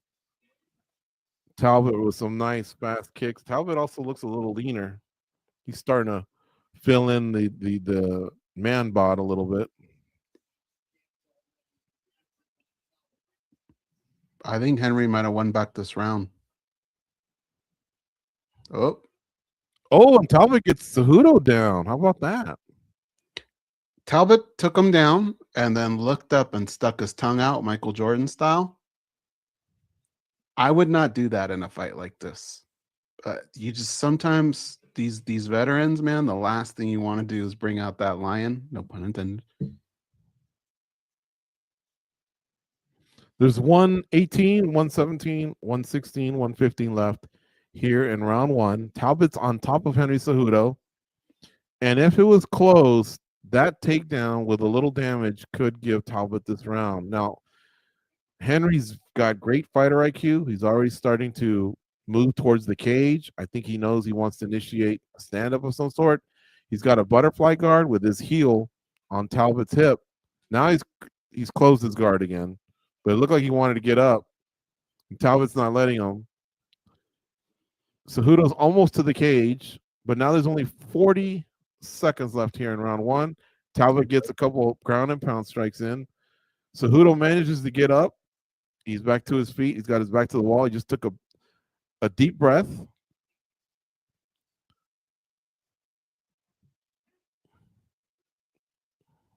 Now, remember, Talbot put him down, Goze, with a nice, clean takedown, and it's a big deal because this is an Olympic gold medalist. But Cejudo got that knockdown, too, about a minute before that. How much can the judges retain? This is a lot that they're throwing at them, you know? And now Talbot lands another takedown with less than 10 seconds left. I wonder if this lasting impression could be what gets Talbot to 10-9. I think it will. And I think maybe rightfully so. I think he did enough to win the round.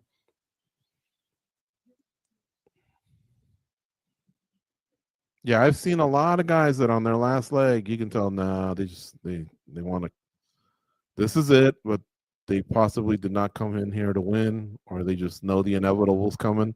But Henry's coming to fight, Goze. He's sucking wind, though, a little bit, isn't he? Yeah, I don't know if he's doing that because he's like trying to refocus or if he's tired. Well, he's closing his eyes almost like he's hiding an injury. I wonder what that could be.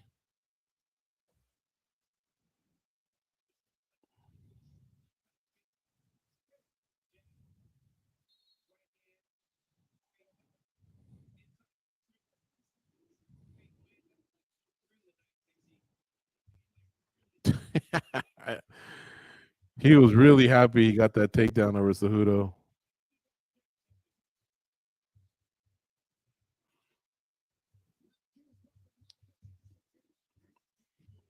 They show Brandon Moreno warming up in the back, and the crowd goes nuts.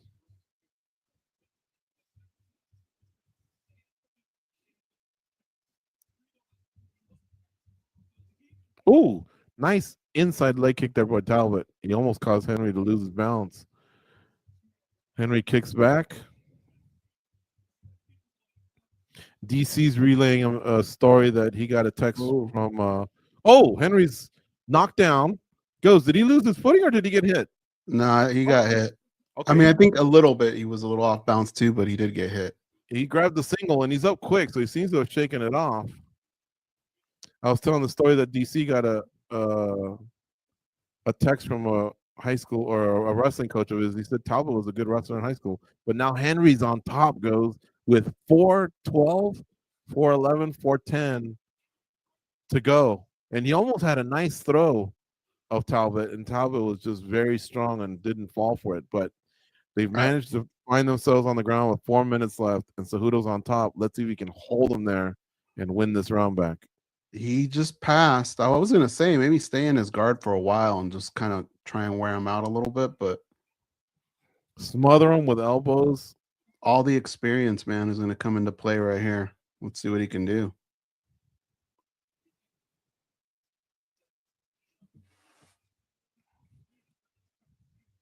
Yeah, see, right now, DC made a good point. He needs to recover a little bit because you can tell he's a little tired. Make sure you don't get swept. Keep that position. Work the clock, and then posture up and damage if you can. Because at this point, if he just lays on him, he will win the round because it's just too much time. He's got to keep him down. If you want to stop him, then yeah, you got to start punching. You got to start hurting. Fans are starting to boo, but I don't like it. I think the guys have given you a good fight so far. Why are you booing? Mm-hmm. Now he's in side control. Well, now he's back in half guard. Henry's still on top. 250 left in round 2. I think he should stay in half guard. Yeah.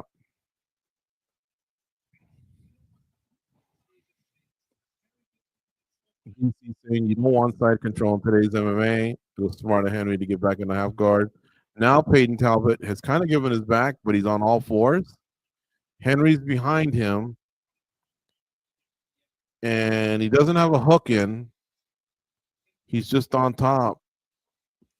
But because he's shorter, it might be tough to come all the way around and get that one hook in. And sure enough, Talbot is back on his feet. He's fighting the hands of Henry Cejudo. Henry Cejudo's got his hands wrapped around Talbot. And now he's out. Now they're facing each other.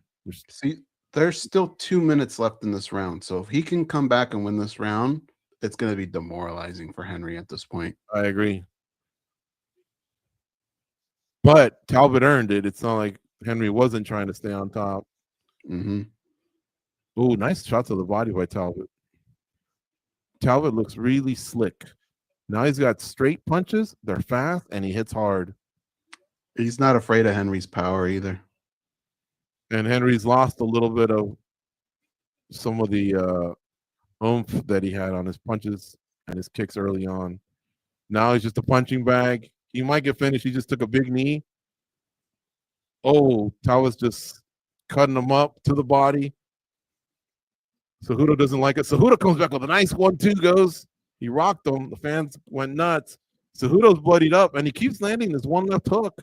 He's a dog. He won't go away, but now Peyton Talbot puts him down. There's 1 minute to go. Let's see if we can ground and pound him. Cejudo instead gets to a knee. Oh, Peyton Talbot with a big elbow. Again, he keeps mixing in the body, but Cejudo won't go away, goes because he keeps swinging back with nice hooks, and he gets Talbot's attention. Mm-hmm. But Talbot's just cracking a smile. Look how comfortable he looks, goes. He's not even tired in the least bit. Henry's a G, dude. This is he's not going out like a sucker. Hell no. And he looks bloodied up.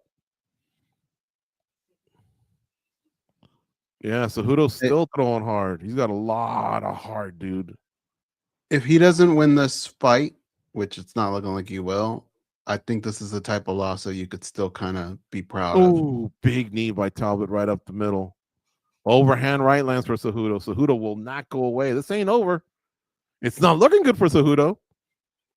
Ooh, Cejudo kicks him right back. He ate a calf kick. You could tell he just doesn't like. He doesn't even like losing a sequence. You kick me, I'm going to kick you harder. And his face is all bloody, but he's still standing there. Tough dude, man. Respect.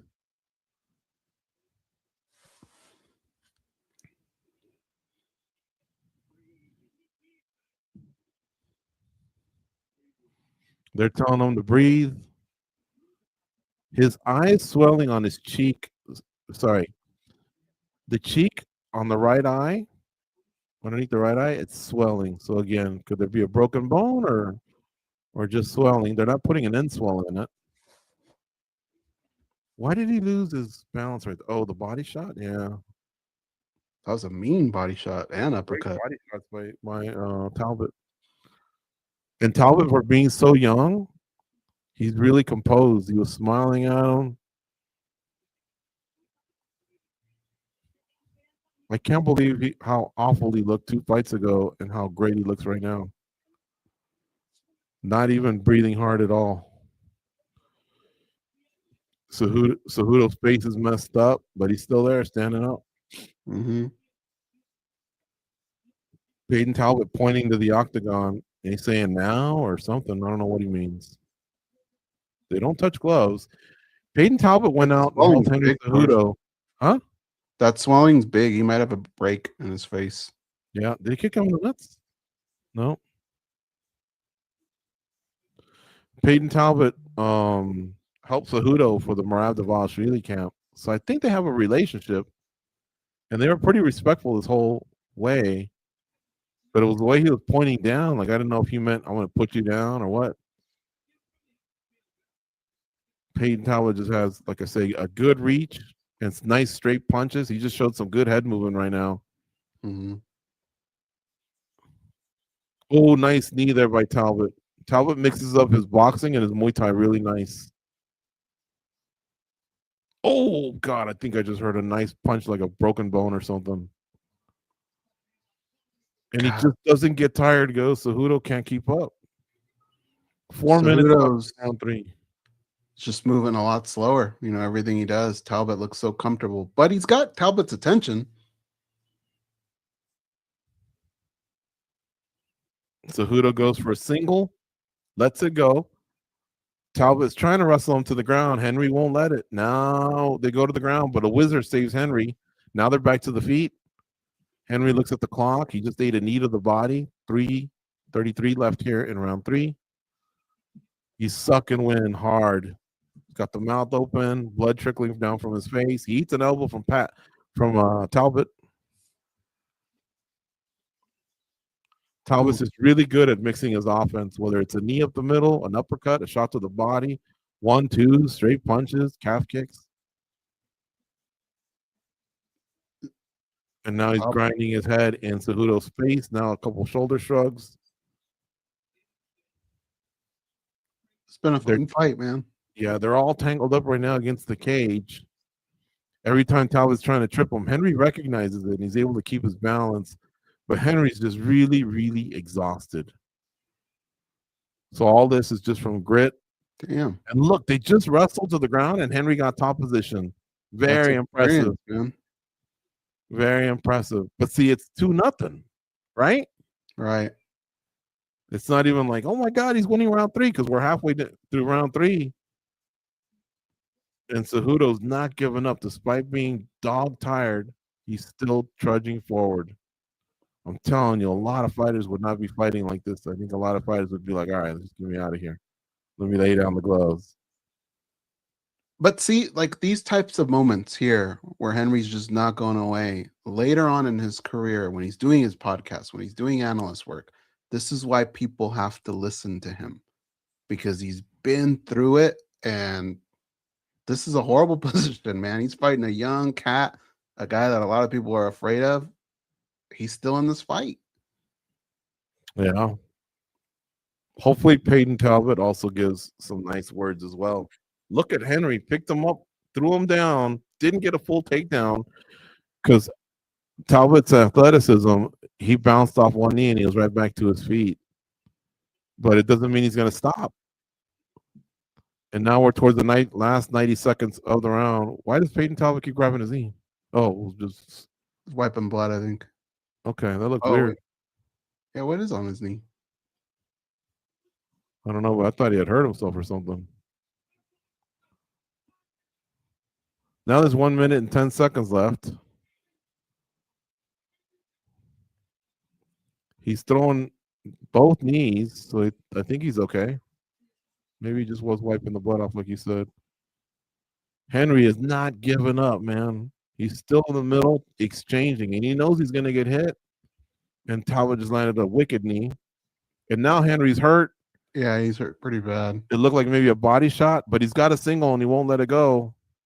Oh, he just got socked in the body, and then Henry raises the leg, almost got a takedown, throws a wild right that misses. Dana's got to hook this guy up, give him a good bonus on the way out. That would be nice for sure.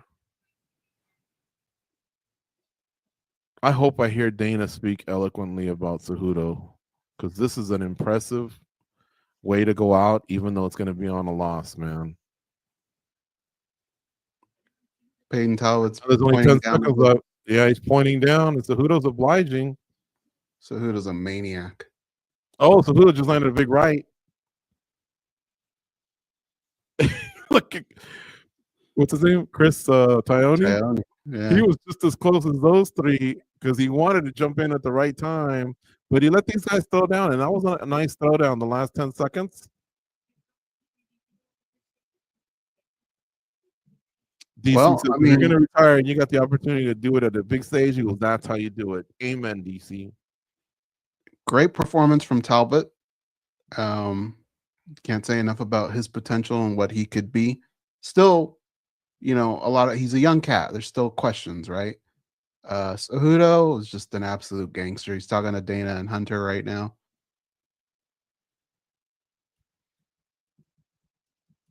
He just asked them fight of the night. He said, "I'll give you 50,000 anyway." He deserves it, man. Hey, if you were Cejudo though, and because of the moment, wouldn't you go, nah, make it 100?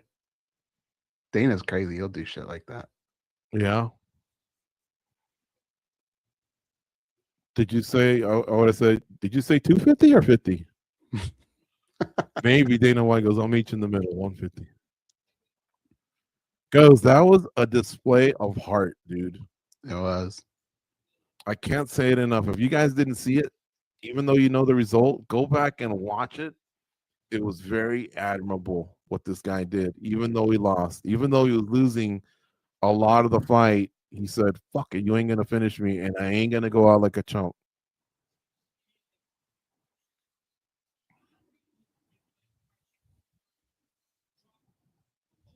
Let me look at the score in that game. What is the score? That's what I'm doing, baby. Well, if they would just 13-10. Still 13-10? 4 minutes, 2 minutes and 41 seconds left. And Mendoza's on the field, so Ohio State could be cooked here. 1st and 10, but where? They only got one timeout. This could be a matter of the clock. Oh, to top it off, they're in Ohio State side? On the 43. They got to call a quick timeout. 2nd down. Wow. All right. Well, this one's over.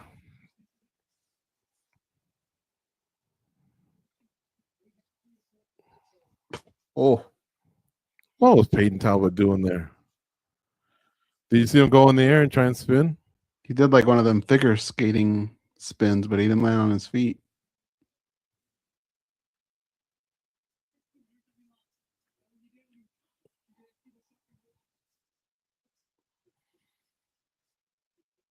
Henry giving Peyton Talbot a lot of props.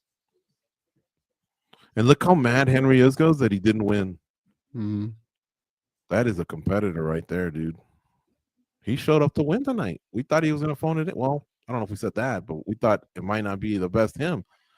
This is still a solid 135er, but if he just doesn't want to do it anymore, okay. But at the same time, he just came up against a kid that's a force right now. No. They got to talk to Henry after, right? Mm-hmm.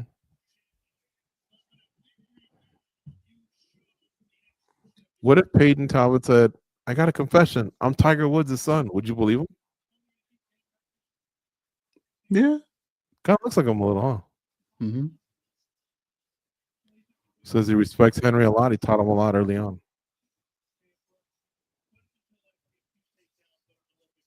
Captain Eric's coming in with a flashy jacket.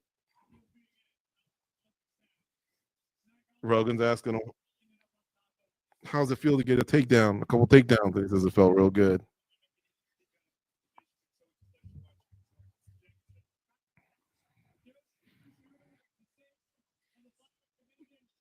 Talbot saying, give it up for Cejudo, savior of the flyweight division. Show your applause to a legend. I think they're going to talk to Henry. He hasn't taken the gloves off just yet.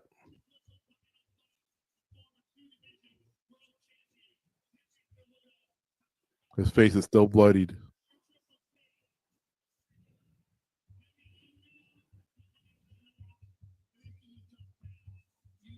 His wife is crying.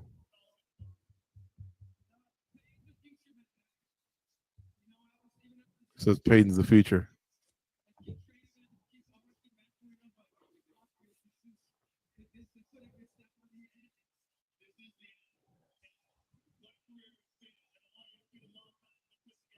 Oh, nice. They did a yeah. montage for him.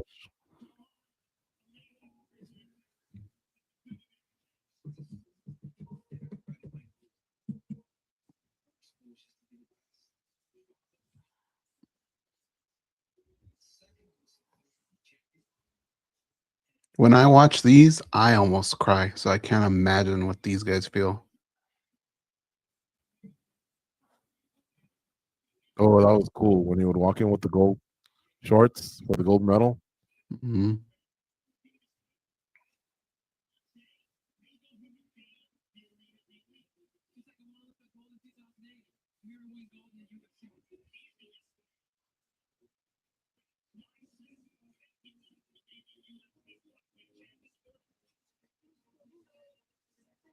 It's a great tribute so far.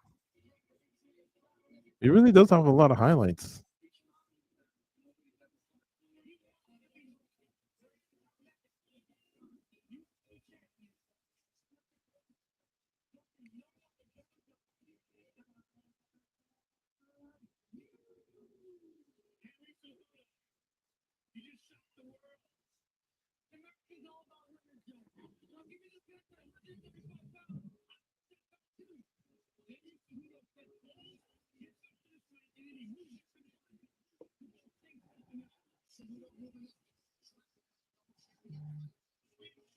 Now they're showing him become champ.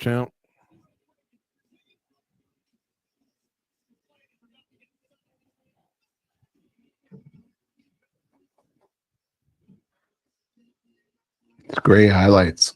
Mm-hmm.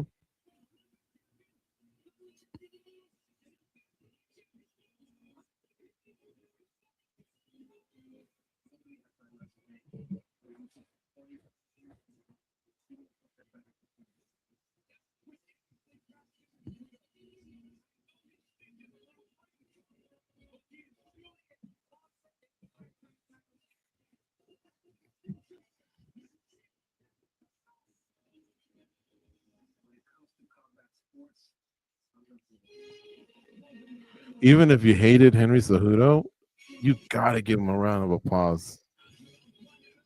Even if it's just forget about all the accolades, just what he did tonight was amazing.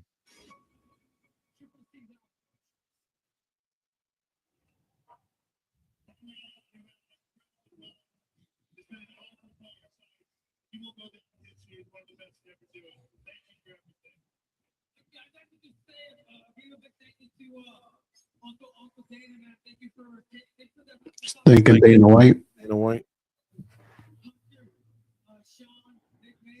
Hunter, Sean, Mick.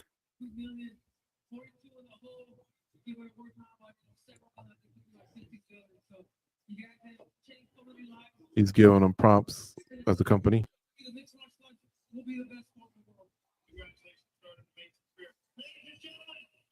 I should have gave a shout out to his family and his coaches.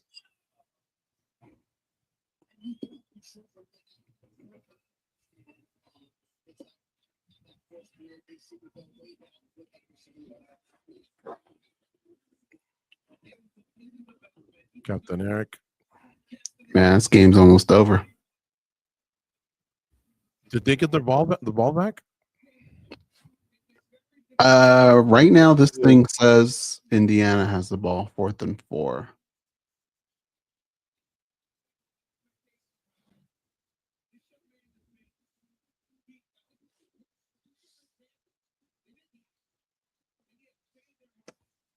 Good fight, man. Yeah. All right. Nice moment. Just like the sport, we quickly have to turn the page, right? Do you like the ceremonial leave the gloves down? Like, would you wish someone would cut them off right now so you could drop them? I like it. I wonder why they haven't done that part. Like, everything else has been kind of perfect.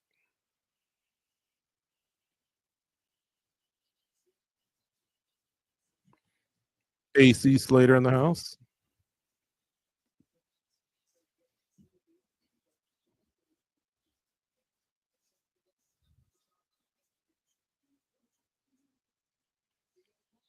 Why not show favor right next to Song Yadong? I don't know. They showed Chalk. Hall of Famer just like Uriah. Look at Charles, gets a great pop.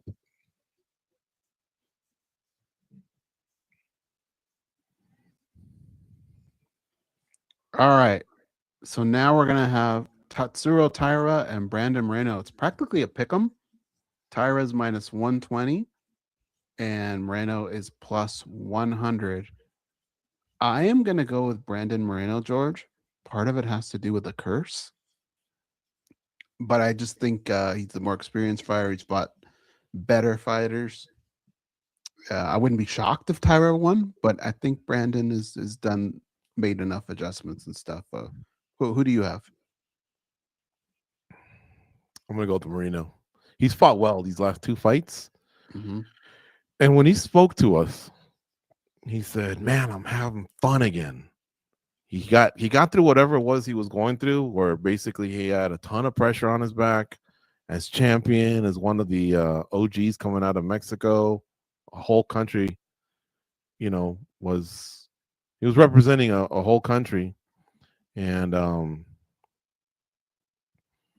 he stepped away for 10 months, if you recall, a few years back, but he's come back and it looks like he's just having fun and like the pressure's off. And I think he realized, man, I'm a great fighter. I've already done a lot. Now I'm just playing with house money. Yeah. So yeah.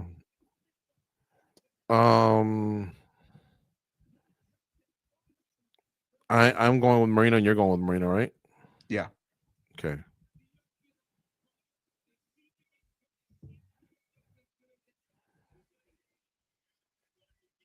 I did. I bet Moreno anyway, so that's who I want. Sometimes, dude, I'll make a play early in the week and then I change after reading from sharps, and I don't know. I can get swayed, that's for sure. Okay. Props to Indiana, dude. I really thought they were gonna run up against the machine here and not win.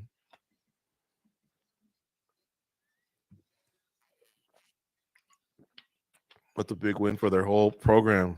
I bet you there's some recruits at home that weren't sure if this is an outlier season. They've had 2 good seasons now. Do we believe in the coach? And they may be making their decisions based off this game right here.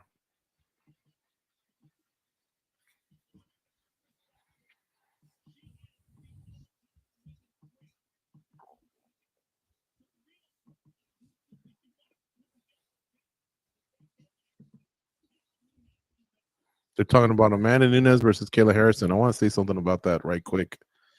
Amanda Nunes looked lean. Usually she's a little fuller, heavier, especially when you're not on fight week. But she looked pretty lean, dude, next to Kayla Harrison. I'm telling you, if Kayla can't get her down, bro, like, she's getting knocked out. There's just no way around it. That's how devastating Amanda Nunes is with them hands. If she does get taken down, Kayla's obviously a force. She's very, very strong. But it doesn't look to me like the only thing I'll be concerned about is ring rust, right? But it doesn't look to me like someone like, ooh, she's got to drop 40, 50 pounds. How's this going to go? Is she just coming back for a check or what? I'll be right back, okay? Yep. Whatever I said, Goze just said, that's cool. I'll be right back. All right, folks. We have 3 fights to go. Brandon Moreno and Tatsuro Taira. A couple flyweights there competing. Maybe get a shot at the champ or the winner of this fight that follows them, which is Alexandre Pantoja against Joshua Van. Pantoja is going for his 5th title defense. And he doesn't look like he has plans to move up in weight class. So he might be there for Moreno. Here's where it gets complicated. Moreno has fought him twice already. Hell, 3 times if you include the reality show. So is there an appetite for a 4th fight? especially after we went through 4 fights with Moreno and Davison Figueiredo. I think he's had 2 against Royval. Like, he's had a lot of repeat action going on. So things really get opened up if Moreno wins and Joshua wins, or if Taira wins and Pantoja wins. But it could be that the UFC secretly just would not like a Moreno Pantoja fight again, or situation. Now, as I say that, Moreno is such a big part of the rise in Mexican MMA that I might be dead wrong. Maybe Moreno's just good business for them. Now, it doesn't mean they have to put him in a title fight, right? Moreno could win and still not fight for a title. It's not like the UFC has a problem shunning their veterans for title shots. So Kyoji Horiguchi just came back. He's a Japanese star. Because if Taira wins, that's not a bad thing to have a superstar possible champ based in Japan, one of the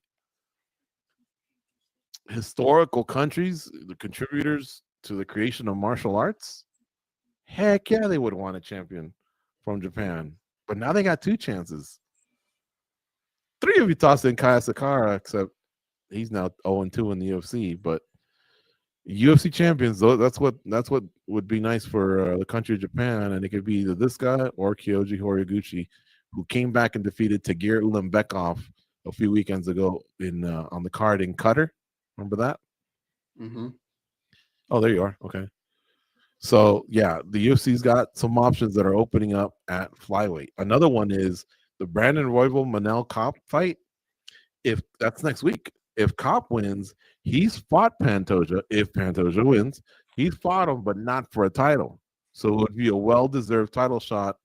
That could also derail any plans for Moreno or Taira. The point is win, but win and finish and captivate that audience. Win the audience, like they said in the movie Gladiator. The only other thing I'll say is, aside from the possibility of Kopp, Horiguchi, you still have Mohamed Mokaev, who left the promotion a couple years ago. They parted ways. He's undefeated. He's gone to Brave, which is a league in the Middle East. And he's now won 3 fights there, including a title. So, an undefeated fighter who was once with you, don't make the same mistake that you did with Kyoji Horiguchi. Mend the fences, figure it out. I don't know. But, bring him back. It's not like the UFC, hasn't done that before. Tito Ortiz was labeled difficult. So was Randy Couture, and they eventually brought them back. Am I putting Mohamed Mokaev on their level? No. I'm just saying that the UFC's dealt with athletes that they didn't jive with very well and then figured it out. Because at the end of the day, business is business. Hey, George. Yes. So I have to peel the curtain just a little bit. My whole thing just took an absolute shit here. So here's what I need you to do. Do not close StreamYard, all right? Stay on that screen, okay? Mm-hmm. I will be right back. Okay. Don't close StreamYard. I will not close StreamYard. So right now they're doing the walkouts, and Moreno's going to go out first or second. In fact, Tatsuro Taira's already in the octagon. The assassin, baby. One time I made the mistake of saying, that sounds bizarre. Why are you the assassin, baby? Right? It doesn't make sense. The assassin, baby, I don't know. But he's like, well, I can't be the baby assassin. I'm like, that's true. But that wouldn't have been my second choice either. How did you come to that, right? The assassin, baby. I think he just was okay with the assassin, but somebody added a baby at the end. But yeah, he can't be the baby assassin. That's not going to go over too well. He is now in the octagon, in the prep point. It's now called the Stake. Stake.us octagon prep point. Props to watch. Moreno by TKO plus 900. Wow. Moreno by submission plus 1400. Shit. I didn't see those.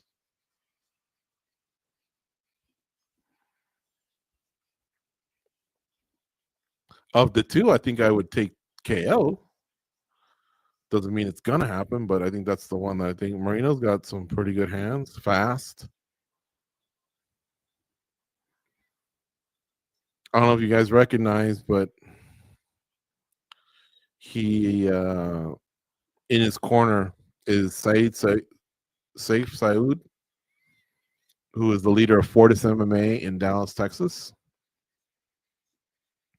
and Jorge Capatillo, a noted boxing coach who has worked with many big name fighters in boxing, but most recently an MMA guy. He was in the corner of Jorge Masvidal when he took on Nate Diaz, in case you recognize the face.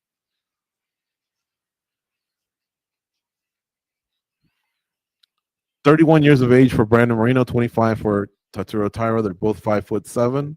Moreno weighed in at 125, just in case. Taira at 126. They both have a 70-inch reach. What did I mean by just in case? Well, if Joshua Van, for whatever reason, got hurt, they would appeal to one of the other flyweights on the card, starting with these two. And if one of these two weighed in at the championship weight of 125, you could fight for the title. If Joshua Van had gotten hurt and Brandon Moreno didn't want to go, Tatsuro Taira could fight Alexandre Pantoja, but not for the title. You got to weigh 125 for the title or 126 if you're not fighting for the title. Now, it could be that the other two had already weighed in by the time Taira weighed in, so he didn't need to lose the last pound, or maybe he had no interest, or I don't know. Geez, Taira looks a lot stronger than last time I saw him fight. If I'm not mistaken, he's actually from Okinawa. Yeah. That said, he's never watched Karate Kid. Very disappointing. And I'm quite aware that movie's 40 years old, but it's Karate Kid, for crying out loud. Like, I don't know. I think you get around to watching it if you're from Okinawa and the movie's that popular. Mm-hmm. And it's about fighting. It's not even like it's a Formula One movie or a ping pong movie. It's about fighting. We're not talking about world famous painter Tatsuro Taira. He's a fighter. Like the same way you can't be a boxer and never watch the movie Rocky, right? I don't care if you were born 5 years ago. If you're into boxing, you got to watch Rocky. If you're into fighting, at some point you had to come across the Karate Kid. He said he was going to do it, and of course, when we talked to him again, he didn't do it. Since then, he told us he was going to do it again, but now I'm afraid to ask him a third time because if he says no, I'm like, well, you know what? You're a dud. Get out of my face. George and I are from Santa Ana, California. Not too many movies have been filmed there. Kindergarten Cop was, and we bring it up all the time. That's fucking Kindergarten Cop. All right. Imagine being able to say Karate Kid was filmed where you're from. Well, it wasn't. Not to be a jerk, but I don't think it was filmed there. I think it was filmed in Hawaii, wasn't it? When they go back there, it just turns out that. Oh yeah. Kindergarten Cop was at Main Place Mall, right? Right. The fight has started. 4:35 left in round one. We haven't missed much. They're both in the center of the octagon, both fighting in the orthodox position. Really, really cowering over and covered up is Brandon Moreno. Tatsuro Taira a little bit more loose. His hands are lower. He's bouncing around. He also looks like a thicker kid than Brandon Moreno, but maybe it's because Brandon Moreno is just, like I said, really, really cowered up. But it looks like he's a little stronger than the last time I saw him. Like beefier. These are flyweights too, man.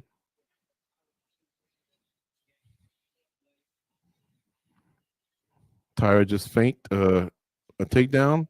Now he got it, but Brandon Moreno is on top. Man, that was nice. It sure was, but now Tatsuro Taira sweeps him. He might have a triangle possibility though, Moreno, but Taira did sweep him. He cinched it up with the ankle. He might be in some trouble. It's just the angle is not the traditional triangle angle. Yeah, he is fully locked, but that's not fun though, where he's at. No. But he would have tapped by now. Yeah. It's the angle. The angle's not allowing for the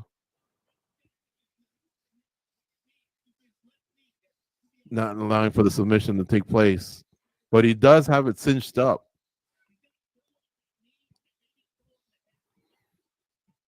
He's just kind of he's basically putting it on at a 90-degree angle. Usually they're facing each other. One's on top of the other. You put your legs over and squeeze. Right now they're at an angle where he might just be able to breathe.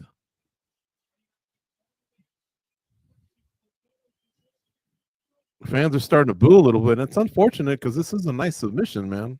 Mm-hmm. Now, you don't want to squeeze for too long. You still have a fight to go, and this guy doesn't look like he's going to tap anytime soon.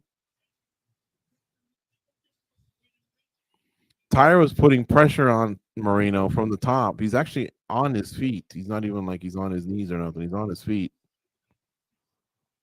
At some point, he's going to have to let this go. In fact, I think he already has. They're almost like, what's going to happen when he lets that go? Oh, Taira now picked him up. He can kind of slammed him. And that would not have been a good idea. But now if Moreno turns his body a little bit towards his right, then he could have the right angle. But he can't because he's up against the fence. So again, he's in the triangle, but he's in the 90-degree position. It is real tiring. There's 1 minute and 22 seconds left in round one, and he still has it on. Taira's just standing over him. His head's chopped in between Brandon Moreno's legs. But Moreno won't let it go. And Taira only tried one time to pick him up and slam him, and it really wasn't too bad. Now there's going to be a little pressure on the referee. Is he going to stand him up? The fans are starting to boo. Is Taira trying to get out of it? Not really. I think he's just surviving it. Mm-hmm. Now, if Taira keeps doing this, at what point is the momentum not going to switch? Like, because Brandon's had him here for a while.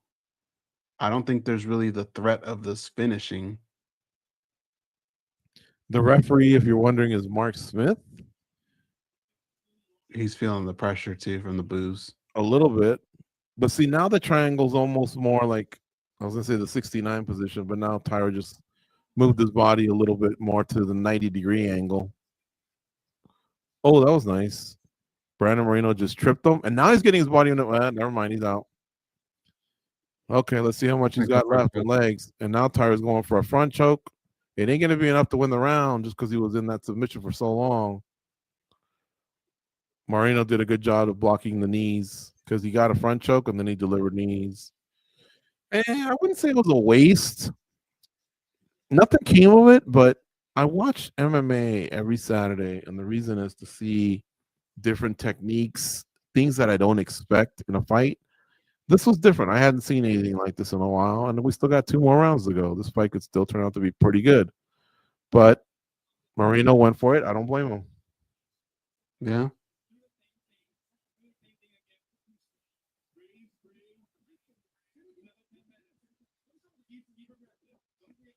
Man, I wish you could see what happened, why I had to exit right now. It was like the worst thing you could possibly think. But we figured it out. You felt like you had to tell me not to exit StreamYard? I mean, that wasn't even in my... That didn't even pop in my head. No, I said don't even like move the page. Like don't go and look and try and make a bet. Stay on StreamYard. Oh, I thought you said don't close StreamYard.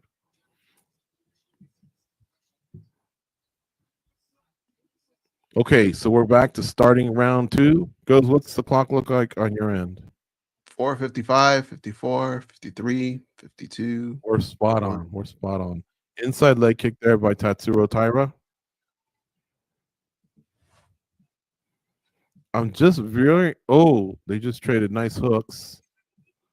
I'm impressed with how strong Taira is. And it just jumped around. I just lost 15 seconds. What's your clock say now? 32, 31, 30. Somehow we were even, and now I'm 9 seconds ahead. Let me pause it. That was weird. I hope Paramount Plus treats us better, Goze. Oh, trust me. I might do a shot at the end of the show. Goodbye, ESPN Plus. Pour one out for the homies at ESPN. Mm-hmm. Ooh, A couple nice strikes. Moreno just kicked him in the shin, and it looked like it could have broke his leg, dude. That was so brutal. Yeah. Tatsuro Taira checked it. Oh man, and Moreno's got the skinnier of the two, their legs. See what But Brandon. Well, I was gonna say what Brandon does here, George. When you look at his striking, it's kind of like an old boxing thing. He'll put the top of his head, down like that and force you. He gets really, really low in his stance. I think Taira's been having problems with that. But that being said, he just took down Brandon, mounted him. Oh, he sure did, and he's mounted on top. This guy's so strong, Goze. I don't remember him being that strong.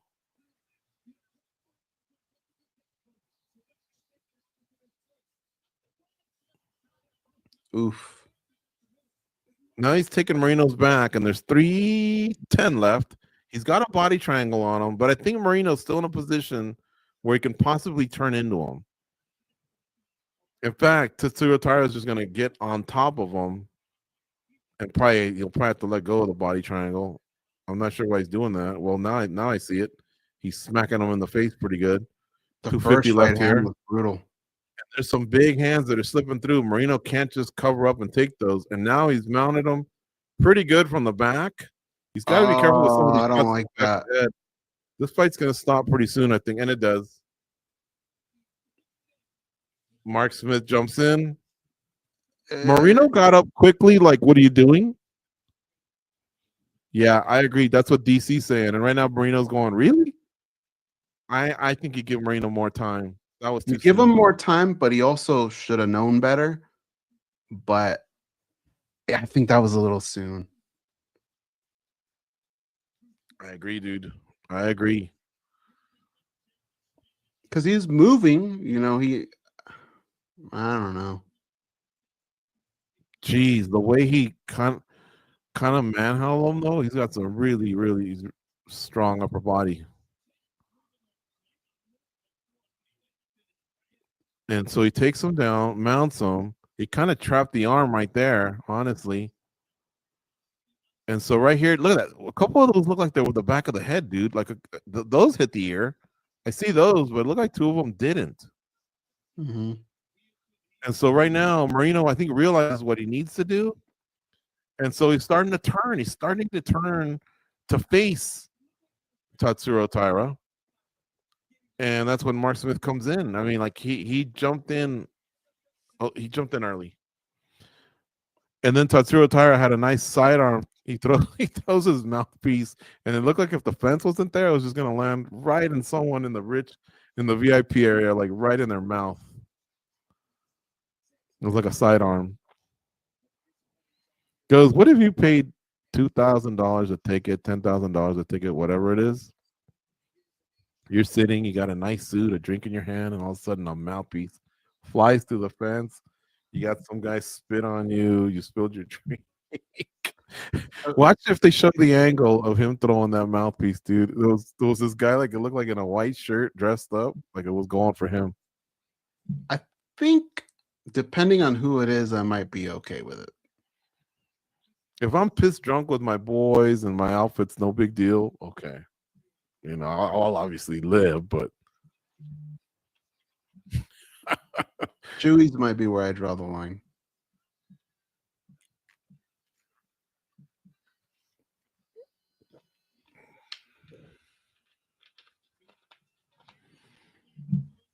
I think Moreno could stand to get a little stronger. Goes. Mm-hmm. He got tossed around pretty good right here. He's only 31, but this guy's all filled in. Whatever. I mean, what does he walk around at? I'm just curious on fight night. Is he 150, 155? Holy cow. Taira looked great, man. That's a great win for him.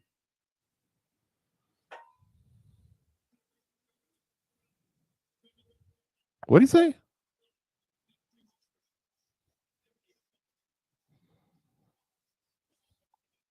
sounded like the Pride Lady announcer right there, huh?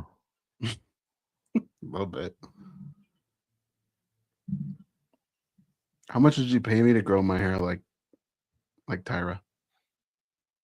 Paint it that color and everything. $100. $100? Yeah, that's all I got. If you guys, I don't really want to see it, but I guess I can scrounge up $100 and if you'll do it. Because you're not going bald, so you have hair. that'll take a while. Well, you could just tell everyone, I got a part in a movie. They had me do it. And then the rest starts growing back. They all forget about it. A part in a movie? Yeah. What are you playing? Some kind of gremlin or something?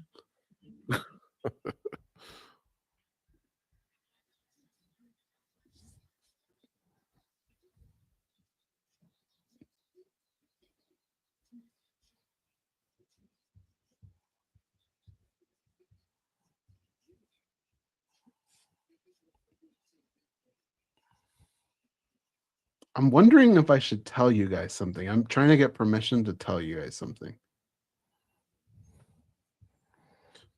Was the fight booked? No. Well, don't be that guy. Tell us. It's kind of a personal thing, so I have to make sure I clear it first, but I'm asking. 2 fights left. Title fights coming up. Alexandre Pantoja is going to defend against Joshua Van. He's going for his 5th title defense. And in the main event, Merab Dvalishvili is defending against Patr Yan. That's for the Bantamweight title. Dvalishvili going for his 4th title defense. I'm not gonna say this right without sounding offensive. I'm fulfilled. Like, these fights are just gravy to me. I've had a great night of watching fights. New storylines opened up, and a legend had his moment, things like that. Bonuses are in question. Yeah, it's been good. So, yeah, and we still got 2 title fights. Now, Pantoja is so dominant with the way he attacks that he might have a boring 25-minute fight. I'm hoping that if he does win, he gets a finish. And we know that if Van wins, it's probably because of a finish because he's just so heavy-handed. I don't think we're going to go to a decision here. I think either Pantoja is going to sub him or Van's going to knock him out. And then in the other one, just both dudes are so tough, man. But I think Dvalishvili's pretty special, dude, like with the way he's been fighting. And if he can put another one together, like that guy's. Well, we got to make a pick. So what are you feeling in that fight? Pantoja and Van first, right? Yeah. Give me Pantoja. I don't think Van's ready to be champ yet. Yeah, I don't think he's going to be able to stop the jiu-jitsu, the overall grappling game of Pantoja is just so slick. He's like an anaconda who wraps himself around you and you can't do anything about it. But he better not stand. He better not get too comfortable with the stand-up. I wouldn't stand that long. That's for sure. Yeah. I gotta agree. This guy's just another level, and I think props to Joshua Van for putting himself in the situation for getting there, but it might be a little too early, a little too soon.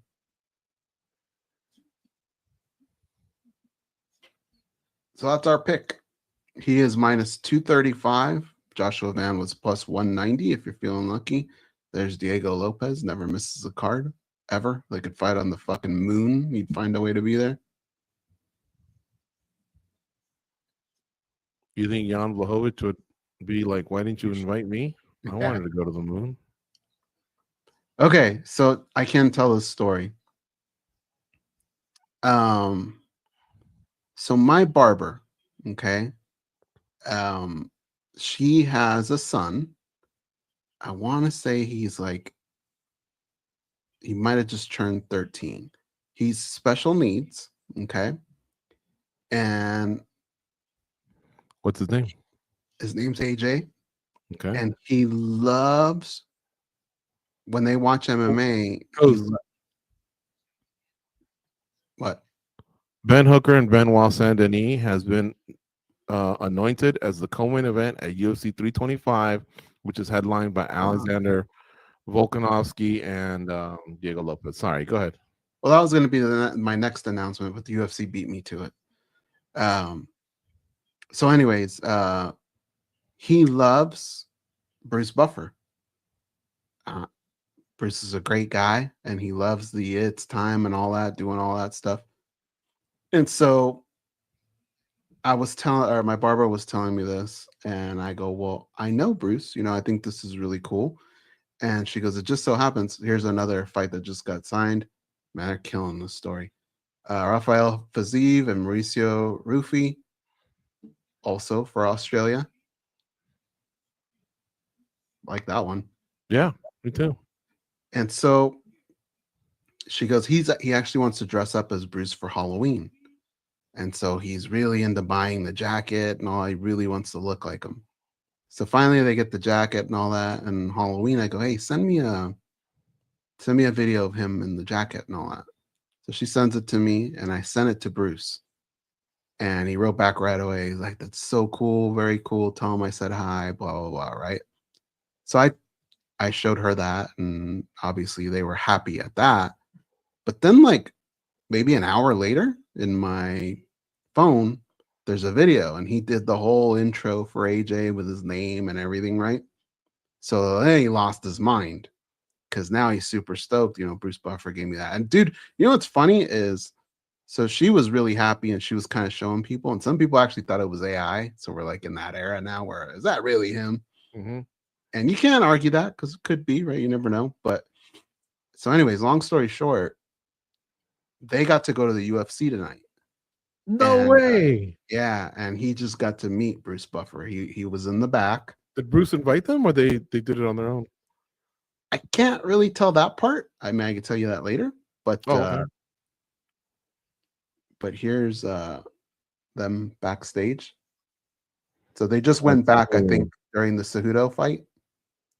And Reed Harris says hi. He got to meet Reed Harris as well, and he got to meet Bruce, and they recorded themselves doing It's Time together and everything. So yeah, isn't that a cool story? And like Bruce Buffer, man, best story I heard in a long time. Hats off, you're a good man. Yeah. Hopefully they took him in the VIP room to meet some others, and that's all. I mean, I don't know where he met Bruce, but they must have had that kind of access. That's awesome. She just said we're backstage, so very cool. Yeah. How old is he? How old is AJ? I want to say he just turned 13. Wow. Maybe show the blue corner guys. Yeah, it could be something. That's a great moment. I just don't know if it's like a private moment, just between them, and she wants to keep it that way, or so I'll ask. But yeah. So you saw Fiziev versus Rufy at UFC 325 in Australia, and then the co-main event that night is Dan Hooker versus Benoit Saint-Denis, and then the main event is Alexander Volkanovski versus Diego Lopez. I do want to say something about UFC 324, 325, 326. Wait. Yeah. 324, 325, 326, because this is UFC 323. If I wanted to be a hater, I'm a fan. I already reacted. I don't like some of it, but I'm a fan, and I'm, now the fights are going to happen. I'm sure I'm going to enjoy it because I've told people I enjoy these Saturday nights one way or another, man. When you put together 12 fights, you are just going to have some incredible moments of KOs, submissions, blood, guts, violence, everything. But if I wanted to be a jerk, I'd say 324, where's Arman Tsarukyan in the main event? 325, why is it Diego Lopez? It should have been Lerone Murphy or Mozart Evloev against Alexander Volkanovski. And 326, why is the BMF the main event? That should probably be a co-main event, and a title fight should be the main event. But again, I think they're already starting to set up the White House a little bit. They probably have an outline of what they want. And I think another thing that prevents the UFC or holds them back a little is the Muslims have a month of celebration of a holiday called Ramadan.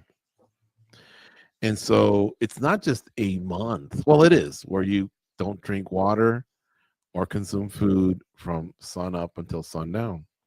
So obviously that would make it very tough for you to train. And then for a lot of people, they just want to basically partake and focus on their religion, their people, and anything else that entails Ramadan, honoring Ramadan. But I think that, because a fight camp is about 2 months prior to an event, and I'm sure the body needs to react after the event, it kind of ties them up a little bit, handcuffs them a little bit. So I think between them and the White House, and then Tom Aspinall, he's got an injury. Maybe that's why we're just getting what we're getting. But what I do see is the UFC is like a little bit in recovery mode. Like, I like these 2 announcements. I love announcements on a fight card. I love seasonal press conferences. What I didn't like was at the seasonal press conference, just some of the veterans look like they're going through the motions. Yes. Yeah. Like, I saw that too. Oh man, I don't know how to describe it, but yeah, like, in fact, I bet you some of them are like, man, are you serious? I gotta fly to be there to answer questions. Like, almost like they're starting to hate the sport as they're leaving it. And I'm not. I wish they knew, that they should be enjoying these final moments. It's only at the end, and they all saying the same thing. Henry was saying it this week. Man, I really appreciate you guys in the media and the fans, and I think they come full circle, and some of them finally mature, or sometimes it's just clear to them that even though you guys are highly praised and deservedly so, every Saturday we have a winner and a loser. Mm-hmm. And unfortunately in this game, see, Ohio State was defeated by Indiana. It was a close game. Yeah. In our sport, we can say that, but because it's the fighting game, it's a little more edgy. We tend to say you got your ass kicked. And a lot of people, it doesn't sit right to be told that. You know who I am? What about my other 10 wins? Well, that's great. But this isn't an NFL season. Okay, like the look at it this way. New England Patriots, I think, are 12-2. That means 12 times they kick someone's ass. And 2 times they got their ass kicked. But yet they're there and they're comfortable. And the goal is the Super Bowl. But I think fighting is so personal to some of these guys, for sure, that anything negative at all, it's just like you're in the wrong. And no, folks, that's not what it is. It's just us telling you what happened, us describing what we felt, and then we're over it. But the respect's always there. And some of you bounce back from adversity quickly. Some fighters honestly say, I've never lost 2 in a row. And then others get caught up in that. And I hate seeing what Tom Aspinall's doing, the haters, and they're saying this about my eye. And then Ronda Rousey, like, they turn their back on me. And I don't even like Joe Rogan. It's like, bro, Rogan's just doing his job. Some haters might be having fun. Don't you have fun? You never clown people when you were younger, or to get, growing up, you've never said something about someone else. You pay all this reverence to John Jones. He's the greatest. John Jones was just clowning you. Granted, you got him, with the whole duck thing, and he got you with the eye patch. Like, I don't know. You got to be able to distinguish the difference between, opinions and your time too. Like, you could point to boxing. That's a combat sport, but I don't know how many times do you see Canelo arguing with fans. Like, he basically goes, "Do you know who I am? I have a belt around my waist. I'm kind of the man. I got better things to do." But in MMA, man, people, just any random fan on X or Facebook or something, they go off and they spend I don't know how many hours just sitting there going back and forth with people they don't even know. Like, no need for it.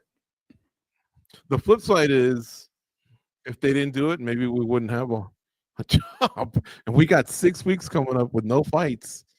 Yeah, kick it up, trolls. So we'll be looking for things. Did you see Tyron Woodley kind of hating on Kamaru Usman?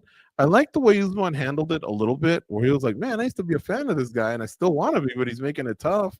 Why is he coming at me? I've never really said a bad word about him." But Tyron Woodley said something happened in the fight. If we fight 10 times, I'd win 9, and it's pretty simple. I've never really liked that one. Like, I get where you're coming from with that, but you didn't fight 9 times, and it's not going to happen. So there's not many people. It's very rare when we're going to believe you. If Amanda Nunes said, if I fought Juliana Pena 8 more times, I would win 9, she would win 1, and we'd all go, yeah, I could see that happening. Or GSP versus Matt Serra. I think even Matt Serra would go, yeah, he's probably right, but I'm not sure if Woodley, who was on the losing end and he was towards you just happened to come across a younger lion, and that was it. You had your 4 title wins. That was impressive. Kamaru had his 5. Kamaru had a 15-fight win streak, which was 1 less than Anderson Silva. He's the second greatest of all time. And I'm sorry, Dana White. Yep, you've done a lot for the sport, and your opinion is that it's Kamaru, but you're wrong. It's GSP. No. Hey, by the way, just because who's coming out right now, Pantoja, and he's got his custom shorts, and we always talk about which ones are our favorites. Did you hear about the gloves? They might be custom as well. Yeah, but is it going to stop eye pokes, or is it just going to be a certain design? I think it's just design. Oh well, then. I could care less, because I think the UFC has upped their prices too much, and so right now I'm a media member. I love being a media member. I'm still a fan, but I'm a little bit of a disgruntled fan, because if I wasn't a media member, it'd be really hard for me to get to these events. There are a lot of money. Everything's a lot. Like, so God bless them. I think there's a lot of people that are out there and they pay a ton of money for some of this stuff, but yeah, I fixed the eye pokes first, I would say, and there's the glove out there that can lessen them, and then let's worry about merch. Well, I just meant more like, what do you think? Because we grew up in a boxing era where primarily both fighters wore red gloves for a lot of our lifetime, and then little by little that kind of changed. So that might actually happen here when you think about it in MMA. Do you like it, just the tradition of both guys having black gloves all the time, or are you all for let's change this up a little bit? Okay. Because I kind of like the tradition of the red gloves. I liked that back in the day. The answer is I'm a traditionalist guy, but I have to admit, every once in a while, I turn on that TV, 10 a.m. on a Sunday, and the Niners, the Steelers, they'll walk out with those throwbacks, and I'm like, that's pretty cool. There's 32 teams in the league, so if I go through the channels, I'll probably go, that's pretty cool, about 20 times, and then 12 times I'll be like, that's an ugly throwback, but some of them really do look kind of cool. I like that they only do it a few times a year, and then boom, we're done with it. So I wouldn't mind if the UFC, I guess, did it, because they're going to a certain country or an occasion, something like that. Yeah, sure, change things up, I guess, but I'd rather just go with the standard gloves, black. 35 years of age for Pantoja, 24 for Joshua Van. They're both 5'5".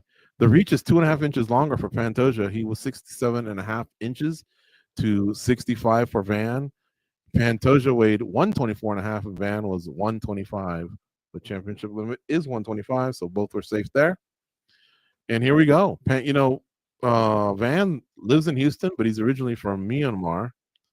And Pantoja lives in Coconut Creek, Florida, but he's originally from Brazil.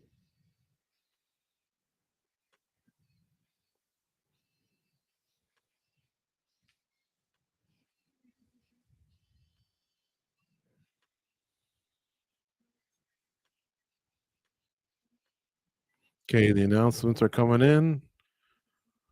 I am live, Goze. Sometimes I feel like I might fall behind, but no, I'm alive. I thought I saw Sal D'Amato, Ron McCarthy. I didn't see who the third judge is. Herb Dean is the third man in the octagon.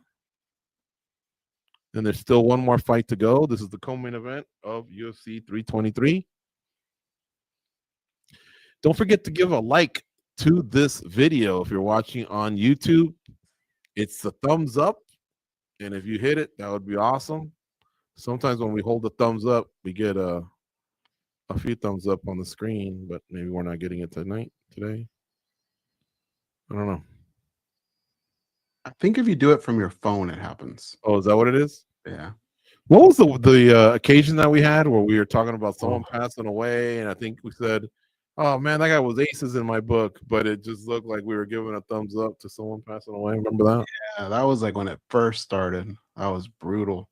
I think though that happened again with another sensitive subject, and that fireworks came out. Remember? Yeah.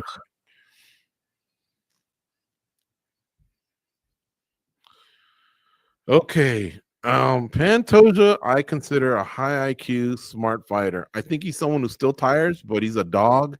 He doesn't quit, that's for sure. But all that said, I think he's aware of Joshua Van's power, and I think the best way to combat Van Goze is to take him down and start taxing that gas tank. And you know what the nice thing about Pantoja's attacks are? Is if he does it early enough, he can create 10-8 situations. Yeah. But again, like, who did Joshua Van bring in to stop this? Like, I don't want to hear the best guy in the room, the best guy at the gym. You got to bring a beast in here. Mm-hmm.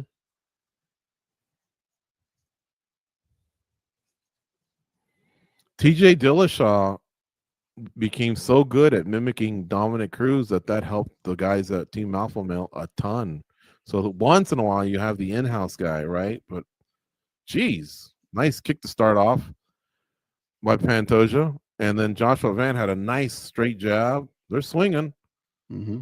So Pantoja's not scared, but he's trying to initiate the I think he hurt himself. clinch. Wait, what's he doing? Oh, he dislocated his elbow, George. Wait, and he's stopping the fight. Joshua Van's the world champion. Yeah, his elbow's dislocated. And all this happened in less than 30 seconds, I think. Okay, man, this is kind of weird. So he fell back, Pantoja, and planting his arm, I think he dislocated his elbow. Yeah. But I think he was trying to pop it back into place, and Herb just jumped in. He pointed to it. Herb spotted it. Herb stopped it. Pantoja looks like he's upset, but he initiated it all. I think he's just upset with how things happened. I don't think he's upset at Herb. They're showing Tatsuro Taira, who's front and center, and I wonder if that means they might walk him out. Van's being very respectful, and here's the highlight here. So he goes to post. Yeah, he threw a head kick, and Joshua Van caught it, and as he was putting him on his can, Pantoja puts his arm down to brace, and the elbow pops out. So in that sequence, Pantoja then kind of points, and you could see it flopping a little. Herb recognized it, and luckily Joshua Van backed off because these guys were trading some really nice strikes, man. I'm curious if that's a break, George. That is ugly. The wrist too looks bad, but it's the elbow, man. Get this thing in some sort of an air cast. Look, that's a nice head kick, dude.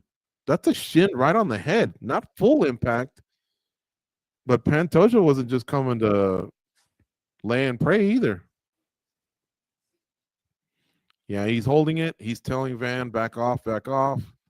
Van doesn't know what to do, but he does back off, and by then Herb Dean runs in and says, "That's it." Okay, yes, what do you do here? Let's just say it's a dislocated elbow. Those heal up relatively quickly. You run it back, right? If it's a break, it's going to take time. You just bring the next guy. I won't even pretend to know the recovery time goes on this one, on the elbow. I just know like Achilles and ACLs tend to be 9 months to a year. They're showing Pantoja's kids. They're crying. But you know what? This could have been a lot worse, guys. Your dad didn't get knocked out. It was just a freak injury. The dad looks okay and calm right now. Everyone's giving him a clap. So it's I think every athlete kind of goes through something like this. His just happened to be on the biggest stage. Let's go back to Goze's question though. What do you do, right? I think, man, I think if with the UFC and the schedule they have, I could see Van and an opponent before Pantoja comes back. Like, there's no sense in waiting. Did the operation go well? The recovery, the this, the that. Mhm. And I don't think it's offensive to the other guy, Yeah, I think so. Oh, yeah, that's a big deal. First champion in the UFC for Myanmar, and they're bringing, looks like maybe the mom and a little boy in. This is probably big in that part of the world, Goze. Oh, it's got to be, right? Yeah.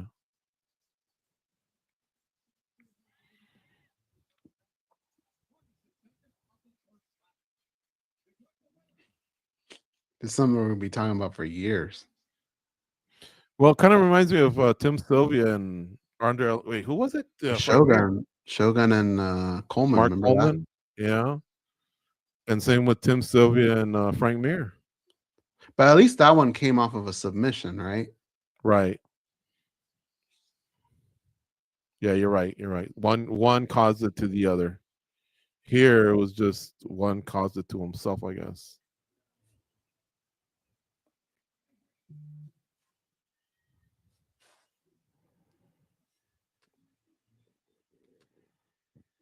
Junkie's calling it an arm dislocation. Joe Rogan's going to have a word with Joshua Van.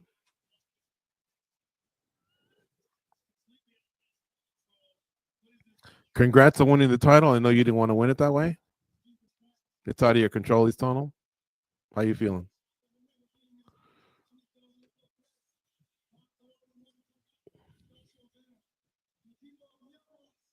He says, I'm blessed. He thinks he's God. And there's his family behind him. And he says, the people of Myanmar, now the world knows about us. That's cool.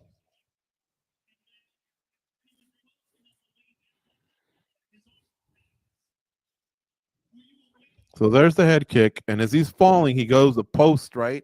And put his two arms down, except one of the arms basically dislocates.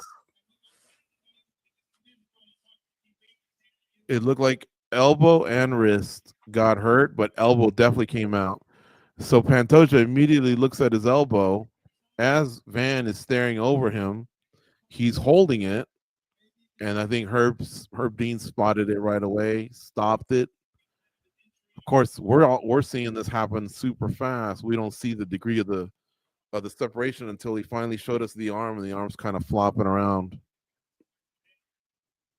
Joe's saying he's going to be out for quite a long time. I don't know if you can assume just that, can you? Dude, I'm not so sure it was a dislocation. I think what just happened to you? I'm right here. You just went like super dark. I think there must have been some sort of break in there or something, or it's a very high level dislocation, because that's not the type you just pop back into place. He says, what's next for you? He says, whoever, I'm fearless, whoever. And then the camera panned to Tatsuro Taira.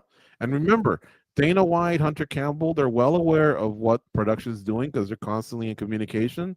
So the fact that they panned to Taira a couple times, they didn't necessarily bring him off for a pose down, maybe out of respect to Pantoja and everything. But the fact that that's they keep showing them, we might already have our answer, Goze. Mm-hmm. And if you're Brandon Moreno, man, you missed an opportunity because the guy that had beaten you is out of the way, and that goes for the rest of the division. And at the same time, let's not forget, Brandon Royval faces Manuel Kopp next week. Yeah, another big one. There's Jason House with another UFC champ.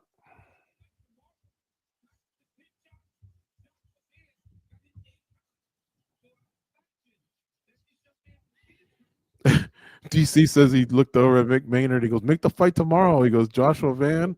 He goes, Taira took 10 shots. Joshua Van's all right. Kind of has a point. Yeah. Make that the main event in March and make the BMFs the co-main.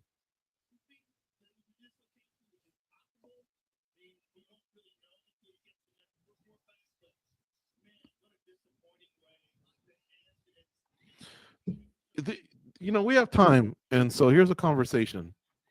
People are saying, "What are you, stupid? The big names are Paddy Pimblett and Justin Gaethje. So therefore, as interim champs, they should be the draw, and they should be ahead of Kayla Harrison defending against Amanda Nunes, who are both obviously legends in MMA, in combat sports. They are properly fighting for an undisputed title, whereas Ilia Topuria is the champion in the lightweight division. The other two are fighting for the interim title. But people are like, that's the case. And it's not that we don't know that. We know that, you need to sell tickets and things like that. But let's say McGregor fights Nate Diaz for the third time. Well, I don't think it'd be on the same card, but let's just say it was on the same card, I guess, as Makhachev and Topuria. I mean, would you put McGregor on over him?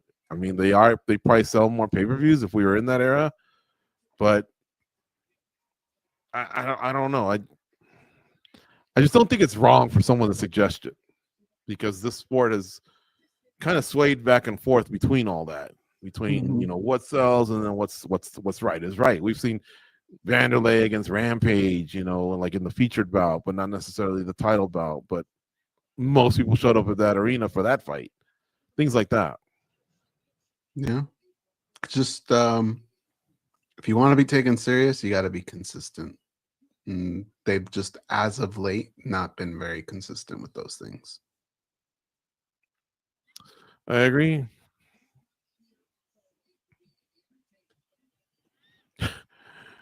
I got a message. Van should be happy, but I don't know about riding on someone's shoulders happy.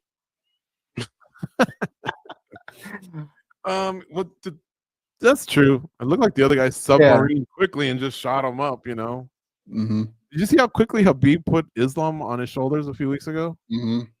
Wow. I mean, he literally draped the belts on him, and you could see Makhachev kind of like, cool, I am a two-time, whoa, and he's getting shot up like the big shot at the Strat, straight up into the air. He's kind of right, because going up on shoulders is like spiking the football right after a touchdown, and that this maybe isn't a spiking moment. Well, if he went up on the fence on his own, if he went up on a fence on his own and then backflipped, yes. If he got scooped up by someone else, it's hard in that chaos moment to go, put me down. Let's show some respect for Pantoja. Yeah. He's probably like, yeah, okay. Wow. This is just this is a card that's had a lot of different things go on that I wouldn't have expected. But like I said, guys, we're playing with house money. So even though that was unfortunate, we still got the main event. Yeah, and it'll be a good one. I think this fight will be pretty fun, pretty entertaining. Who you got? Good question. Look, I guess I'd have to be dumb or crazy at this point to go against Merab. The only thing that I would say that you kind of pointed out earlier is, at what point does his body just maybe start to break down or something? They're both, I think, different fighters since the first time they fought. I think Jan is a lot better. I think he's more aggressive. It's just hard to pick against Merab, so I'm taking Merab. You? Merab Dvalishvili. He's beaten him once, and that's that. 49 takedown attempts and 20 or some landed. Like, seriously, you have a problem stopping takedowns. Mm-hmm. Now Petr Yan's been fighting a lot better since then. It seemed like he realized, hey, I'm a former champ. If I really apply myself, I can maybe get back to the top. And he's fought well in his last two fights. And he may catch Dvalishvili on. No, how can I say this right? If I were to fight Dvalishvili, I wouldn't want to be the guy that fought him in January. I think I'd want to be the one that fought him late in December, as he's trying to do all these historical things and maybe not realizing that maybe the body could give out, Yeah. Because I know Brendan Allen put it on RDR, but what if they both had 6 months of rest and preparation? Could he do it again? Maybe so. I can't assume he can't, but RDR just looked like he hit a wall. And he's even said so. And he's not in any hurry to come back. I think he wants to address it. Alex Pereira looked like shit against Magomed Ankalaev.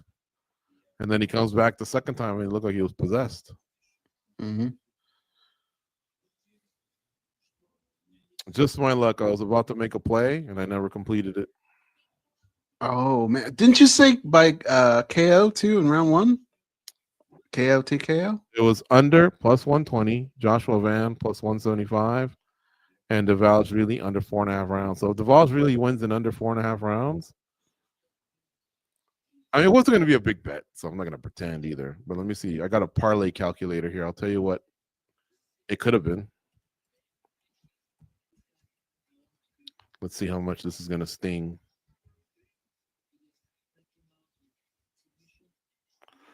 Okay, what did I say? Plus 120, plus 175, and plus 260.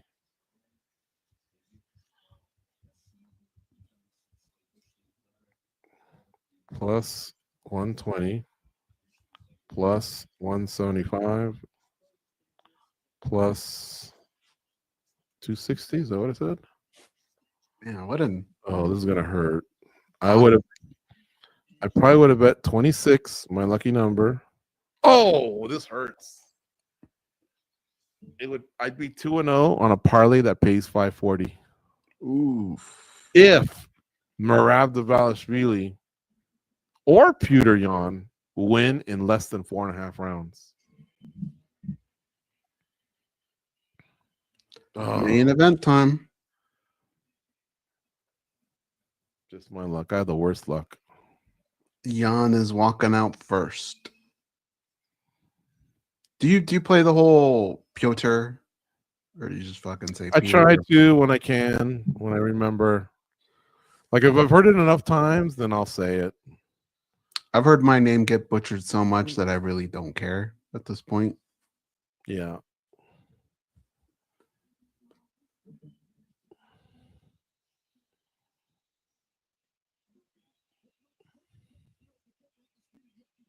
Yeah, it doesn't bother me if someone butchers mine. So If we were in his hometown, I would try and say it, or on his soil. Petr Yan, right? Mm-hmm.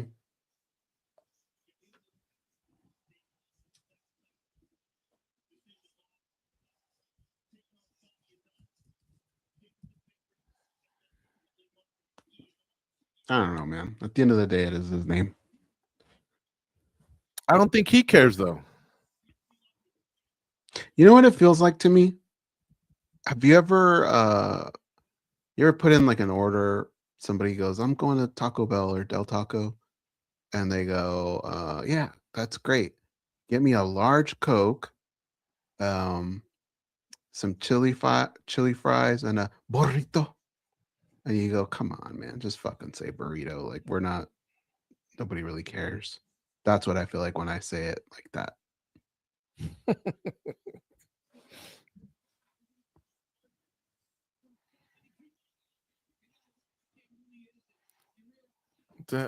You know, I might have actually put the play in and they just didn't take it.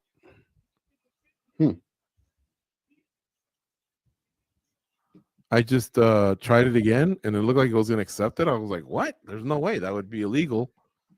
And then, but it went through all the motions. It even told me, oh, the line's moved. But it's not, usually it tells you, no, this already started, you know? Anyway, who do the Commanders play tomorrow? Oh, the Vikings, right? Yeah. See, now the under's down to plus 225. It was plus 260 a little while ago. Oh, by the way, People might be hammering that. so Jaden Daniels kind of suffered a similar elbow injury. Probably not as bad as that, though.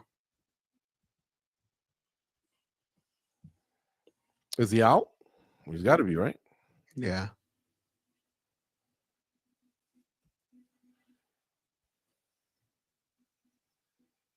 Here comes the machine. So is he out for the year? I heard that he could probably come back like soon, but that they just don't see a need for it.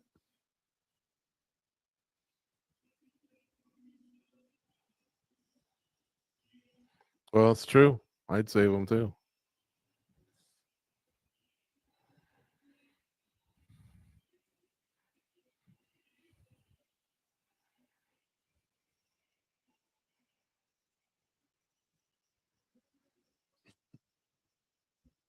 I love, so obviously, he's representing Georgia and I get it, but I love that he also feels a love for the country that he's in and does the American flag as well. I think Me that's too. pretty cool.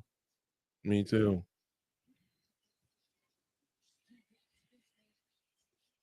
He's got a real nice house because I've toured the house before. But apparently he either bought another one and he'll rent this or he's moving. But I'm like, man, you got a really, really nice house. Why would you want to leave that one? But he explained it in the embedded. He wants the whole backyard and goats and chickens or something like that. Mm-hmm.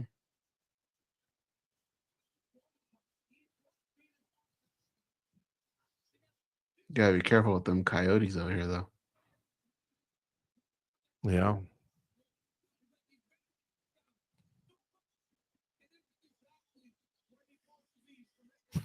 Daniel Cormier says, I never heard that song in my life. And now I've heard it 4 times this year. I like it.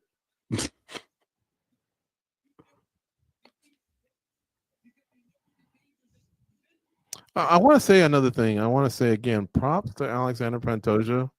He did not look like he was scared to mix it up with Van. In fact, he was more aggressive of the two, and he probably landed more strikes. It was quick, guys. So it was maybe like 7-4. But I thought he was going to be more conservative and maybe just try and lock up the bodies a little bit, maybe throw a leg kick or two, but keep that distance and then eventually just grapple him. But it looked like he wanted to strike. Yeah, he was aggressive.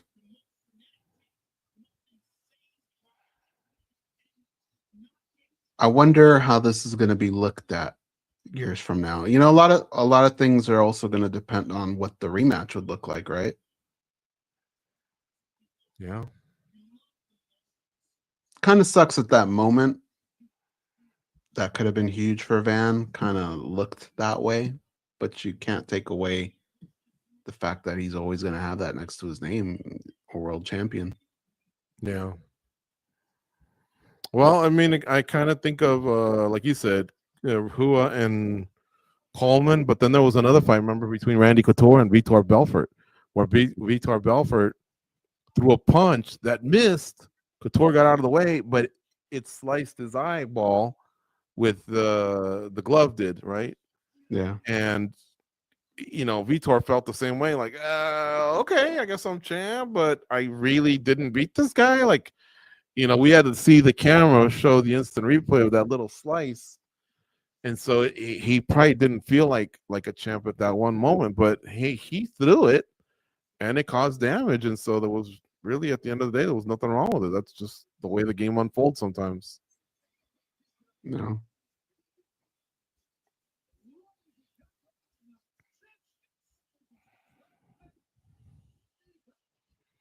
Okay, Buffer's now announcing the main event of the evening.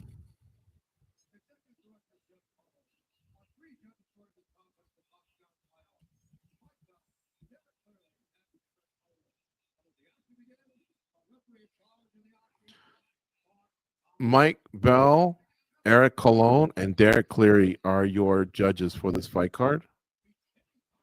I would say they're all very, very experienced, and I would even go a step further. Well, the only thing I would say is maybe Cleary doesn't do as many as the other two, but he's not by no means a stranger to combat sports. He's done boxing and MMA. I'm just saying, if there's ever like the whole two guys had it 29, 28, I could see him being maybe an outlier.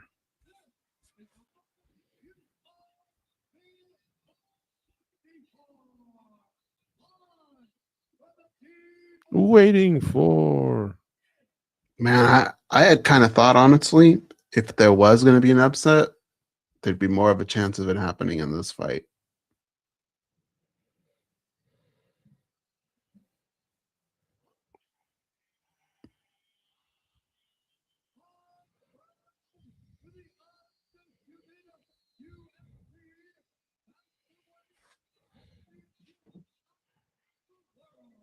Bruce is doing his thing right now. We're not very far from this main event, people.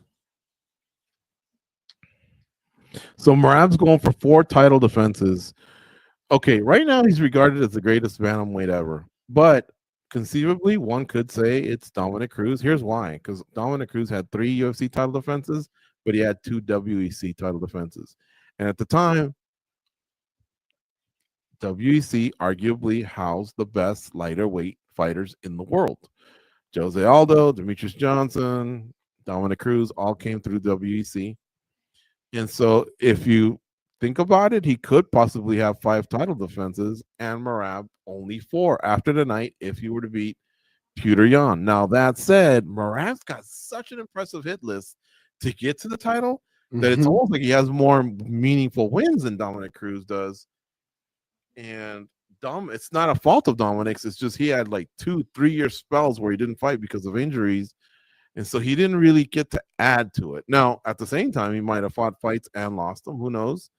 But for some people, it could be that tonight sways him, or it could be that he's already been swayed. I don't know. There's good arguments on both sides. But what Merab is doing that no other UFC champion is doing is going for a 4th title in a calendar year. He beat Umar Nurmagomedov in January in LA. He beat Merab Dvalishvili, Sean O'Malley. I think it was in Miami, Florida, or Newark, New Jersey. Can't remember. And then he beat Corey Sandhagen recently, and now he wants to add this one. It's amazing. So 4 times in 2025.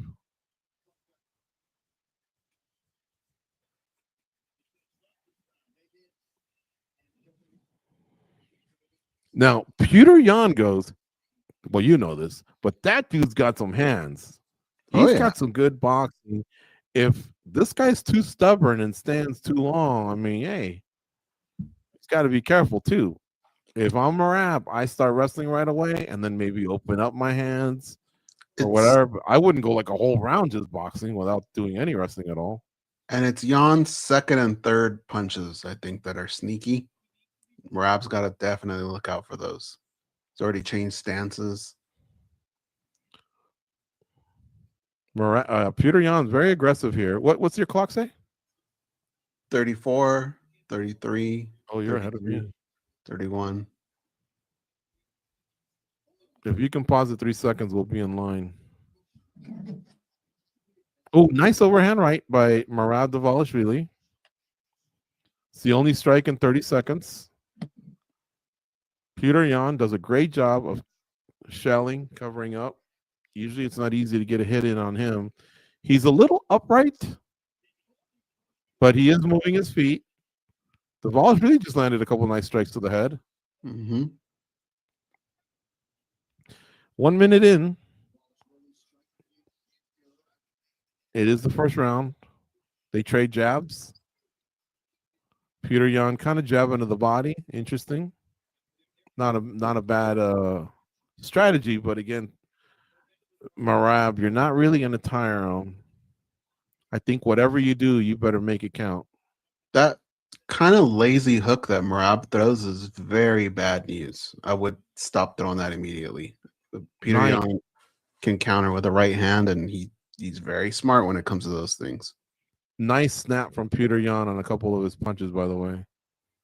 Now he's switching his stance, and he switches back. He's fighting orthodox to orthodox, but he is switching to southpaw. He's sticking his fingers out a little bit.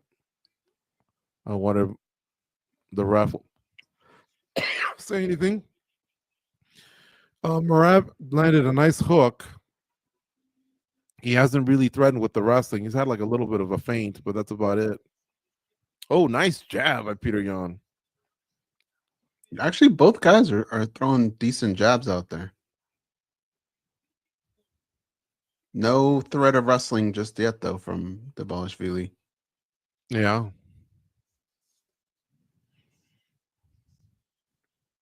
I think Jan's gonna connect, dude, on something. He Merab, could. he's too lazy right now with his defense, his striking. Even DC saying, you know, we need to There see it it. is. Oh, big punch from Petr Yan. He's hurt Dvalishvili. Dvalishvili's kind of moving his jaw almost like he, you know, is shaking it out. He's doing like this biting motion. Oh, okay. And just as he went in for an uppercut, Dvalishvili timed it right. He's got a single. He's not letting it go, but now he's gotten him from behind. He's got his arms wrapped behind Petr Yan. He drags him to the ground. There's 153 left. Petr Yan held onto the fence. That wasn't good. It was a quick grab. Now they're standing against the fence. Oh, again, another grab. Is the third man in the octagon going to say anything? Mark Goddard? There's blood coming out of, I think, Dvalishvili's face somewhere. Yep. And now Dvalishvili kneeing the body. If he doesn't get the takedown and some ground and pound, he's still going to lose the round because he got rocked pretty good. That was the damage. Petr Yan is really, really good at avoiding the takedown. Dvalishvili just tried to put him down, not in the air like he didn't have to travel as much, but he posted just like Alexandre Pantoja, but then he went right back up. He's trying to break up the grip right now because Merab Dvalishvili has his back. They're standing, and he's trying to drag him to the ground. And so Petr Yan is very busy trying to break that grip, but he can't. Now there's 50 seconds left here in round one, and there's a lot of knees to the buttocks, a lot of knees to the back of the legs, but no takedown. I think Petr Yan's still winning the round because of that big, big punch. But Dvalishvili just landed a nice one, too. Where's that blood coming from? Can you tell? Probably Dvalishvili's nose because it was all over Petr Yan's back. And now he's kneeing and kneeing and kneeing. And remember, folks, the reason I'm making a big deal out of this is what if this thing goes the distance? I think Merab's making a comeback. Round one makes a difference. Yeah. Could be. But remember, in boxing, you knock someone down 10-8. Now, you can still come back and win the round. But takedowns are pretty big. And in MMA, I think they've tried to make them pretty big. Mm-hmm. I wouldn't fault anyone that said Yan 10-9 right now.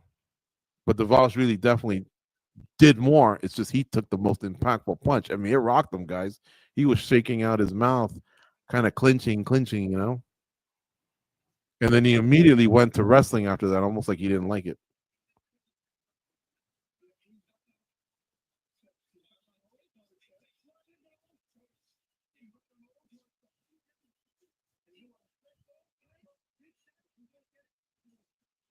Interesting. He's getting advice from Ray Longo, Aljamain Sterling, and now John Wood. Did he help his nose or make it worse? I can't tell, but he Doesn't look as crooked now. That's a good point. I thought you meant the cornerman. Because remember, it was going that way before. Now, I think he might have actually helped him a little bit. I'm hooking you up.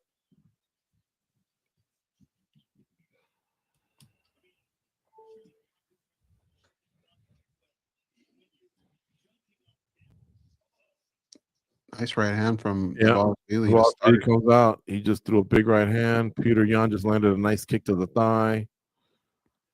There's more of a sense of urgency from Dvalishvili now. He almost looks mad. And here's the thing goes about Dvalishvili. I could see if he was getting booed like the way Islam and Hamzat did. He's not. He's kind of beloved because he keeps a heavy pace. I hope he's not trying to answer the critics by just wanting to strike a little bit more. I mean, that said, since I started talking, he started initiating a little bit of Greco against the cage, but still, you know, I think sometimes guys get caught up in that. They really want that one knockout, even though they're wrestlers, and sometimes it can cost them. Okay, let's see if Petr Yan grabs this fence because he's done it a couple times very subtly. But Petr Yan's got good balance. He's not letting Merab take him down. Merab's literally had a few times to drag his leg. He's got a single. He's trying to grab the leg and drag it. And Petr Yan's got good balance. I've seen 2 10-9s come in for Petr Yan from noted MMA media so far. He didn't get him down, so Petr Yan just got out of it. 3:35 left here in round 1. A nice hook lands for Petr Yan. That check hook has been landing for him all night.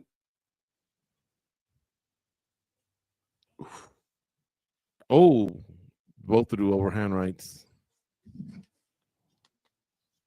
Dvalishvili looks like he's chewing gum. And the reason I'm saying that is I wonder if he's having trouble with his jaw. Remember I said after that one punch he got cracked, he was kind of biting, trying to like shake something out. Mm-hmm. Sometimes they do that too to tighten their mouthpiece. Yeah. Good job by Petr Yan. He's got to keep throwing that. If I'm not mistaken, both of these guys are represented by Danny Rubenstein, so he can't lose. Yeah. That side kick, though, that he threw, Petr Yan, don't do that. Merab's going to grab that leg and take you down. It's not worth it. Now, here's the other thing is when will Petr Yan hit empty? Because you know Merab ain't. Yeah, good point. Oh, Petr Yan goes for the takedown, goes and he got it. He lands a takedown with 2:25 left in round 2. He's actually taken Dvalishvili's back. Dvalishvili rolls forward and now has Petr Yan down. So I wonder if this could be fighter IQ. You know, why'd you do that for? You know, all this time you've been trying to avoid the ground, and now you're on the ground. Now, that said, he's out of the ground, and he's back on his feet. And now he's got Dvalishvili's back. Let's see what he can do here. You know, Daniel Cormier, I think in the previous show had mentioned, why doesn't somebody try and take Merab down? True. The only reason I would say is you want to conserve all your energy. And if you have to work real hard for it and you don't get much out of it, eek. But if you want to do it to maybe mentally break them, I mean, you saw how happy Peyton Talbot was, but I think he felt like I already have the fight in control. This is just the cherry on the sundae. Mm-hmm.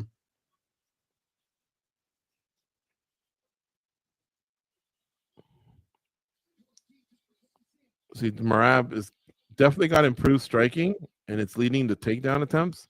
But sometimes when he misses, he's real wild, Goze. Yeah. He's just up open to get countered. Right now, he's got a single on Petr Yan with 105 left in round 2. He just can't get him down to the ground. I think it's starting to frustrate Merab a little bit. And in those sequences, he's taken some shots from Yan. And, oh, no, Petr Yan managed to stay off the ground again. Now Merab drags him to the ground, but Petr Yan gets right back up. 45 seconds left in round 2.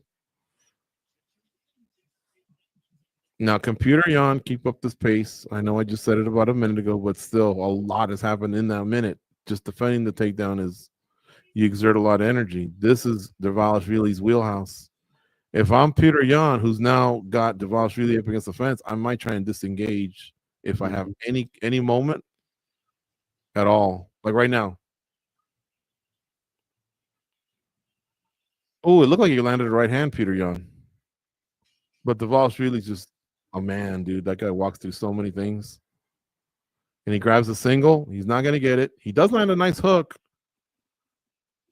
But it's the end of the round. So now Petr Yan's in championship form tonight. Merab's got a cut on the outside of his right eye, on the bridge of his nose. Nothing too concerning, but you know, when you're a judge, you're seeing those things. I think Bisping scored round 1 for Merab, but the other scores I saw were for Yan.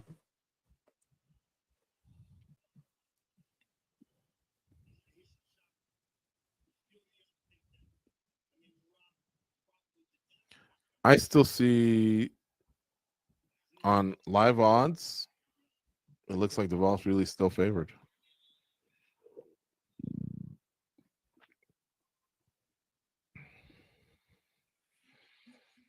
Minus 150, Petr Yan. Plus 105. There you Will go. it go the distance? Yes. Minus 345. No. Plus 195.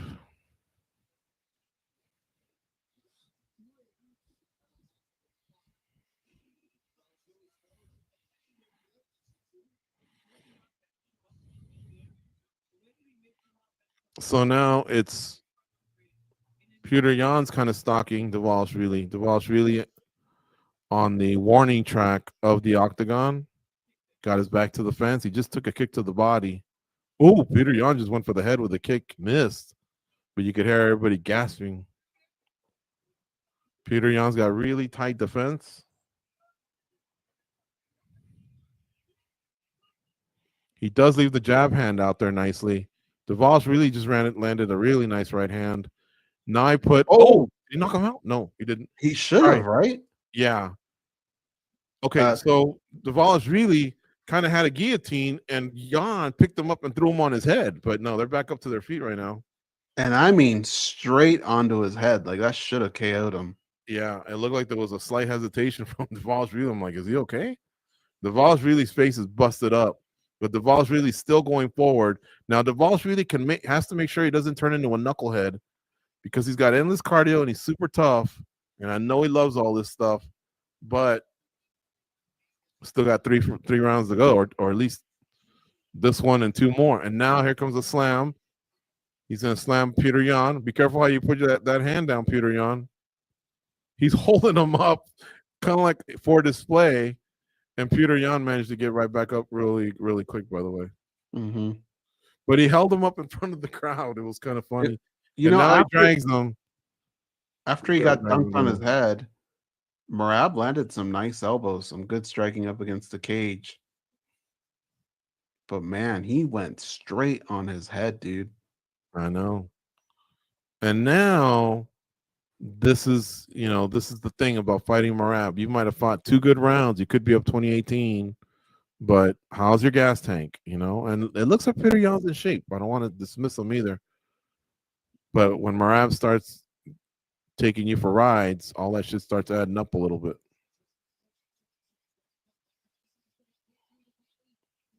He managed to free himself up. They just traded jabs. 236, 235 left in round 3. Another single by Merab. He just can't seem to get him on the ground. Yan's very good at hopping on one leg. He just spun away and got out of it, down it back to the center of the octagon. 220 left, but Merab just keeps throwing strikes. When he's not trying to take you down, he's throwing strikes. Petr Yan just grabbed his shorts and took a deep breath. Now, what Merab needs to do, Goze, is in these 2 minutes, make sure he at least banks this round, get it down to 2-1, and then style him on him in the championship rounds. But you don't want to go down 3-0 either. Right. Is he thinking of that, though? I don't know. This is where Merab sometimes is a knucklehead and he just wants to fight. Is he listening to his coaches? Are the coaches passing that on? He just sprawled really nice to get out of a Merab takedown. But again, Merab's going to come right back with another one, man. Petr Yan just landed a nice knee. Merab spun and threw a spinning back fist. Petr Yan looked like he went for a lazy takedown and he missed. And Dvalishvili is throwing elbows. Petr Yan winds up with a big right hand. 120 left here in round 3. Petr Yan still can cook, man. He throws hard, but I do see him tiring a little, Goze. Maybe a little. I think it's Merab's pace that makes everybody look that way. Yeah. But this is a weird fight, you guys, because I think Yan should probably be up 2-0, maybe 1-1. But you could almost make the argument because there's so much going on and the way judging happens. He's getting wild, though, Goze. Petr Yan's Yeah. getting real wild with his punches. Like they're not as straight as they were. This pace is crazy. And every time he does that, he throws a big exhale. He'll probably recover in between rounds. Yeah, DC said, why is he shooting for no reason? And see, Merab with the volume, even though Petr Yan kind of has a nice shell and he blocks a lot of it, he's getting hit, he's getting tagged. Oh, good kick to the body. Hurt But Merab. Petr Yan, it hurt Merab, but Merab's kind of like, It's going to take a lot more than that, but you could tell his reaction. He did not like it. And now there's 10 seconds left. Could Petr Yan have done something to steal that round? I don't think so, man, but that was a vicious kick, folks. He hurt Merab with that kick. Yeah, you kind of see the welt on his body, too. But did he win back the round with that kick? It was loud, folks. It was really loud. And look how he holds him up in front of everyone. It was almost like WWE, huh, right there? Mm-hmm. Oh. It almost looked like Merab was acting a little bit to lull him in, but he didn't go down. He didn't fold and go down. And the mics picked up the thud, the thwack from that kick to the liver. If he would have done that to you or I, there'd be so much food on that mat right now. The last 2 or 3 days worth of food. We might have exploded.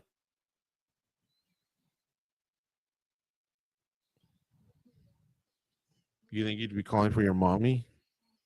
If I could speak. All right, both guys got good pop from the crowd. And Petr Yan psychologically came right to the center of the octagon, almost like, hey, I ain't tired. He threw a nice low kick right now at Dvalishvili. A lot of these guys recover really well. They're excellent at recovering. But it's that second half of the round, man, where all of a sudden you're like, oh. Mm-hmm. And here we go. They're on their feet. This is round 4. Could be 2-1 Petr Yan. Nice overhand right lands for Dvalishvili. Nice jab lands for Dvalishvili. Dvalishvili pushing him up against the cage. Now he's going to try and get a takedown. And Petr Yan turns it around and spins Dvalishvili up against the fence. Dvalishvili's trying to get a guillotine while he's up against the fence. I think Petr Yan's okay. Korean John on Twitter has Yan up 3-0. So does Aaron Bronstetter. Merab's got a guillotine on Petr Yan. Somebody named Dovi, SIMU MMA, 29-28 for Dvalishvili. Same with Adam Martin. Dvalishvili still hanging on to this guillotine. And he's out. He got out. I think it was locked in pretty well. 3:35 left, and Petr Yan is not hesitant to want to grapple some more, because right now he could have freed himself up and separated. Instead, he's taken Dvalishvili's back against the fence, and now Dvalishvili spun back into him, and now they separate. There's 3:15 left here in round 4. Remember, 2 scores came in, 30-27 Petr Yan, and then there was a 29-28, a couple of those again for Petr Yan. So Dvalishvili could possibly tie it up here. There's 3 minutes left in round 4. Petr Yan just threw a nice kick to the body. It was partially blocked by Dvalishvili. Sorry, it was Yan landing on Dvalishvili. 2:45 left here. Dvalishvili still throwing hands, not afraid to mix it up with Petr Yan. But now he's going back to the wrestling. He's got a single. He's making Petr Yan hop on one leg. Petr Yan gets out of it, and then he throws an overhand left. You know who's got to be losing his mind right now? Who? Umar Nurmagomedov. This has got to be great for him, seeing 2 high-quality guys just beat the crap out of each other. Yeah, I agree. Oh, man. Nice right lands from Dvalishvili. 2:05 left here in round 4. This round's still up for grabs. Looked like Petr Yan landed a nice left hook. Dvalishvili not grappling right now. Oh, looks like Dvalishvili's a little hurt. Ooh. He kind of had this little weird giddy up. I don't know if he got hit to the body or what. But he looks like he's still okay. Dvalishvili bleeding all over his face. Looks like he's okay again. Petr Yan's just fighting a perfect fight, and he's not tiring, and he keeps mixing up That kick to the body. Dvalishvili cannot stop wrestling Goze. And now Petr Yan's going for a takedown. Leaves his head in there. Dvalishvili kind of goes for a little bit of a guillotine, lets it go. They're up against the fence. Petr Yan lands a forearm bash against the fence. Dvalishvili now pushes him off. They exchange jabs. 1:15 left. What do you think, Goze? Yan's winning this round now. He's definitely winning it. What I'm trying to figure out right now, I think Yan is doing some great things technical-wise, technique, but I'm also wondering how much he hurt him again to the body, how much all these fights have taken a toll on Merab. Yeah, and this time he did it with a punch, but now the Dvalishvili is right back right in his face, but the body is an attack for Petr Yan, and he's using it very wisely with kicks and punches. Merab doesn't seem like he's tiring, but he seems to have less on everything he's doing. Yeah, he needs to wrestle to win. If he doesn't, Petr Yan just set up a nice spinning attack and landed partially. But sometimes those little clips on the chin are put people down. Now Merab still has bounce on him. There's 20 seconds left in the round. A lazy takedown attempt. Petr Yan shuts it down quickly. And there are times that Petr Yan in this round has actually initiated a takedown. And now I'm looking at Petr Yan. He doesn't look like he's breathing heavy. Goes. Guy came in great shape. And he's taken away Merab's main weapon. And now I have to bring it up. Is this too much for Merab? Is his body shutting down, or is Petr Yan just on, or is it a little bit of both? I think it's a little bit of both. But I think it's more Yan has a great game plan and he's very well prepared. Here's something crazy. This is round 5 coming up, by the way, and Petr Yan's minus 620 according to DraftKings. Dvalishvili plus 400. Usman and Bautista fought so well recently. I think they could be giving Dvalishvili trouble tonight. Possibly. Yeah. Because they didn't tire and they went hard. And so they're matching Dvalishvili's pace. But Dvalishvili needs a finish, and the quickest route to the finish is obviously a KO, or you got to get the takedown early, and I mean ground and pound the other guy. But Petr Yan's just got great balance. He keeps attacking with the singles.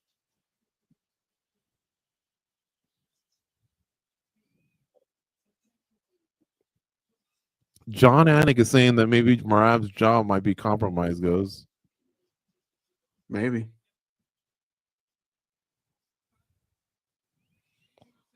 Petr Yan with a linear kick, 2 of them right at the thigh of Dvalishvili. There's really not an area on Dvalishvili's body that doesn't seem like it's been tenderized at some point in this fight. Petr Yan just tried a wild spinning attack again, and he missed. Dvalishvili's trying to close the distance. There's 4:30 left here in round 5. It's probably 3-1 Petr Yan. So I think Dvalishvili will just need the finish. Maybe a 10-8 could save him because a draw, the belt stays with the champ, even though it would still be a draw. But Petr Yan is not backing off. Oh, another kick to the body by Petr Yan. Petr Yan still throwing nice hands and still has nice defense up. It's hard to get through to land something clean on him. Now, Dvalishvili's so wild in his movement that some stuff does get through. He just ate another shot to the body. I think he just needs to wrestle. The striking's not going to get it done, Goze. Yeah, and Yan is giving him opportunities. Yeah, Oof. and now Petr Yan just put a nice right hand on him. He's busted his face open again. Oh, another one, too. To the face, too, man. That was 2 of Petr Yan's best punches of the whole night. I'm telling you. Oh, yeah, look at Dvalishvili's nose, man. It's even more destroyed than before the fight. Wow. See, here's the thing, Goze. He is just taking too much damage. He should have tried to take down earlier this round. He's gonna lose this fight. He just got kicked in the face. Petr Yan looks good. Everything looks good. His hands look fast, and they're straight punches. I mean, it's very rare that you see Merab going backwards in fights. Yeah. This dude's been pressuring him the whole time. I guess at this point, Merab's just gonna have to box and hope something lands. He does have Petr Yan's back. Let's see if he can. Oh, he does take him down, but Petr Yan posts. Petr Yan was like in a 3-point stance. He would not go down, and now he shucks off another takedown. Holy cow! This guy put in some work. Mm-hmm. But again, goes so 24, 26 takedowns. Petr Yan stopped him. Nice elbow lands for Dvalishvili. Did he cut open Petr Yan on the forehead? Can't tell. It's going to be, if this continues, it's going to be Jan's fight, and it's going to be really interesting where they go with Dvalishvili from here. Because you know he's going to want to get right back in the gym, and I don't think that's a good idea. Well, that's kind of what they had to do to Volkanovski, just not offer him a fight. Which they did for the second time recently. But remember when he lost to those back-to-back fights to Taporia and Islam, and they said, "Nah, man, you need a break." He's going for a guillotine attempt, Merab, but Yan does not look worried. I don't blame him for trying. And now Jan's out of it. Jan's just fought a perfect fight tonight, goes. Yeah. I don't want to take anything away. I think he really did do something to his jaw in round one. But I really think a lot of this goes is just it's that fourth fight, man, in the calendar year. It's the weight cut. It's you know, another kick to the body by Petr Yan. I can feel good about one thing, goes that under would not have hit. So I got saved. $26. 55 seconds left here in round 5. Petr Yan still fresh. Petr Yan still protecting his face well. He just lands a knee on Dvalishvili. Dvalishvili's face is just thrashed. Dvalishvili's got a healthy strike count, which scares me in case the judges are maybe seeing that too. I mean, there's something to volume, but damage. There's so much of it on one end. And Dvalishvili's striking has improved. It's just that Petr Yan's a sniper too. And those body kick or the body punches. Fans are going nuts. There's 15 seconds left. Petr Yan trying to get a takedown. Put an exclamation on this thing. You got it. Put him Sure right on his ass. And this will be it. And he's gonna. He wanted to give him one more ride. It looks like Petr Yan's gonna be a champ. And he is in great shape, goes. He's talking to the crowd. He looks confident. He's got swag. The doctor's checking him out. I don't know what Dvalishvili is going to tell Dana White.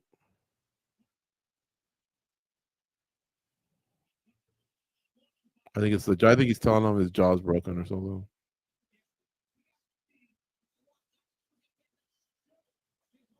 I think he's telling him something like that. Wow, this freshens up the division, goes a little. What a weird night, man. This I really hope there's nothing stupid with the judges. Petr Yan deserves this victory. Yeah. Petr Yan finished the fresher fighter at the end. And by the way, Merab still kept up a crazy pace. Mm-hmm. It's not like he stopped, but Petr Yan was there. But see, Petr Yan didn't absorb. He's got really good defense. And his offense is impressive. He closed the gap on takedown defense. Oof. He even closed the gap on initiating wrestling. He took Dvalishvili down. Yeah. You know, and then he exposed the body with punches and kicks. I mean, what's fun about this division is for as much as he just dominated Merab Dvalishvili, it doesn't mean that the next guy, the same thing happens to him.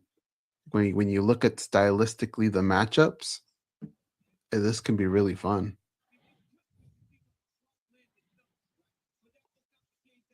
So who would be up next now? Man. Because Umar's got a fight booked.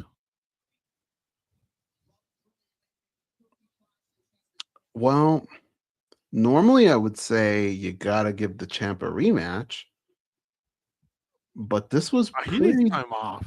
He needs time off. He needs the heal. Yeah.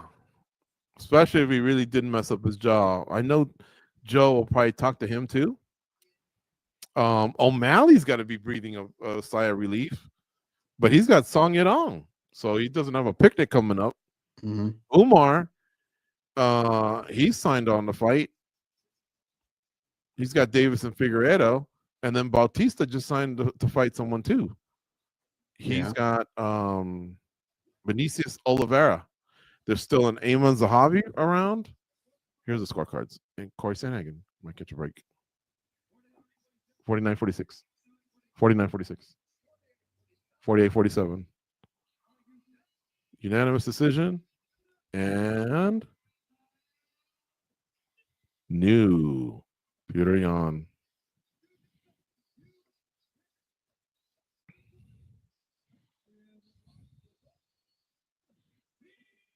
Yeah, that was a great fight, Goze. Yeah. Great card. Another ride on the shoulders. Well, that dude's pretty fast. Yeah, he is. I think if I'm young, I'm like, hey, man, don't drop my ass. Imagine if you dropped them and the same thing happened, like Pantoja's elbow or something. God, can you imagine, dude? Okay, Joe Rogan's going to talk with the champ first.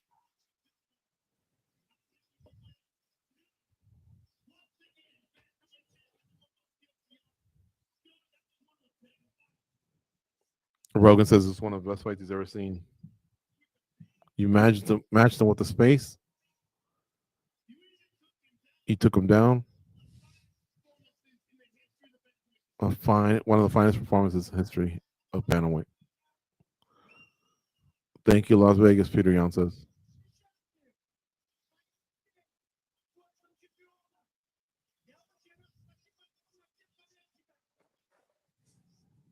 Says he's happy to stand here with the championship belt. Thanks to all the fans. Peter, you're the king again.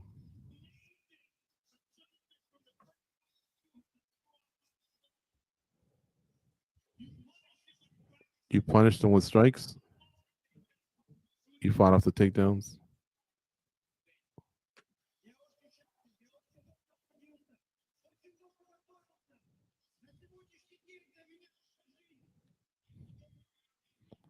Says, I'm happy. I worked so hard for this moment.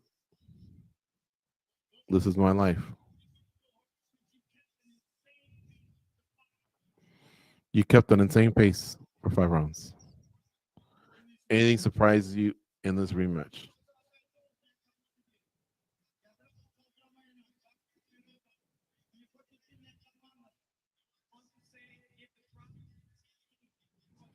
Props to that team. That's a strong team on the other side.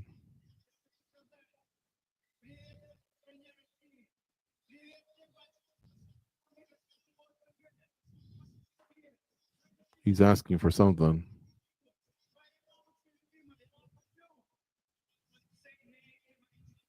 Want to say hi to Russia?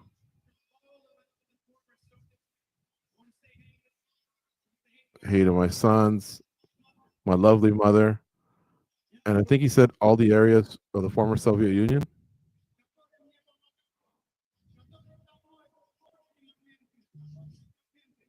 Is Merab still in the cage?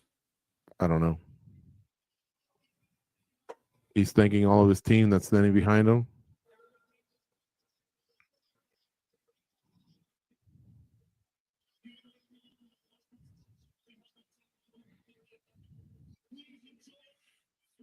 This is longer than having him on the Joe Rogan Experience. This is like his 5th question.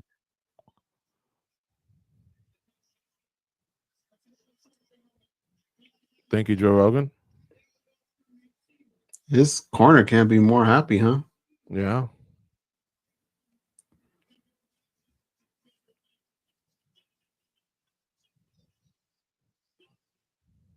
He goes over and talks to Merab Dvalishvili and respect to Aljo. So that's what he means. He's fought Aljo twice and Merab twice. That's why he's saying that's a great squad over there on that side. Now Joe Rogan's going to talk to Merab. What are your thoughts on the fight, Merab?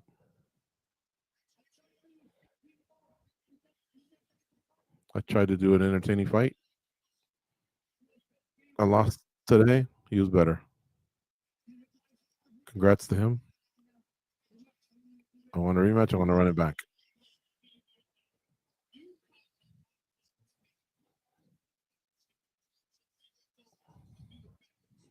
You cut a lot of weight and you did it back to back. How difficult was it?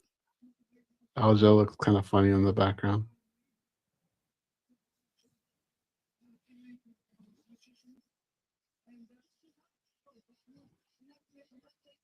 He says, it is a hard cut. He goes, but I don't want to make an excuse. He goes, I'm glad the fans, just trying to give the fans a good fight. Dana White was happy. I'm just trying to be a good company man. I'm just trying to provide entertainment. I don't want to do a boring wrestling match. I want to stand toe to toe with him. See, I hate that, dude. What? Joe says you had the heart of champion.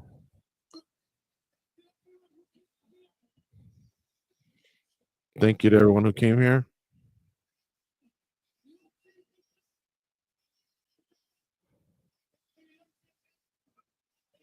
UFC is the best. MMA is the best.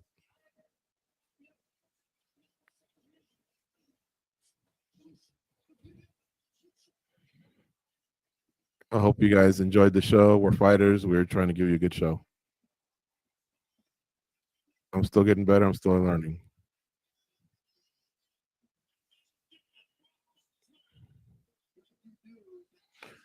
Okay. What did you hate, Goze? I don't like when he says he changed his style just to be exciting.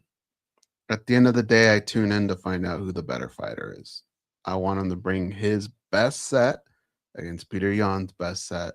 If it ends up being an exciting fight, great. If it's not, yeah, I guess that kind of sucks. But guess what?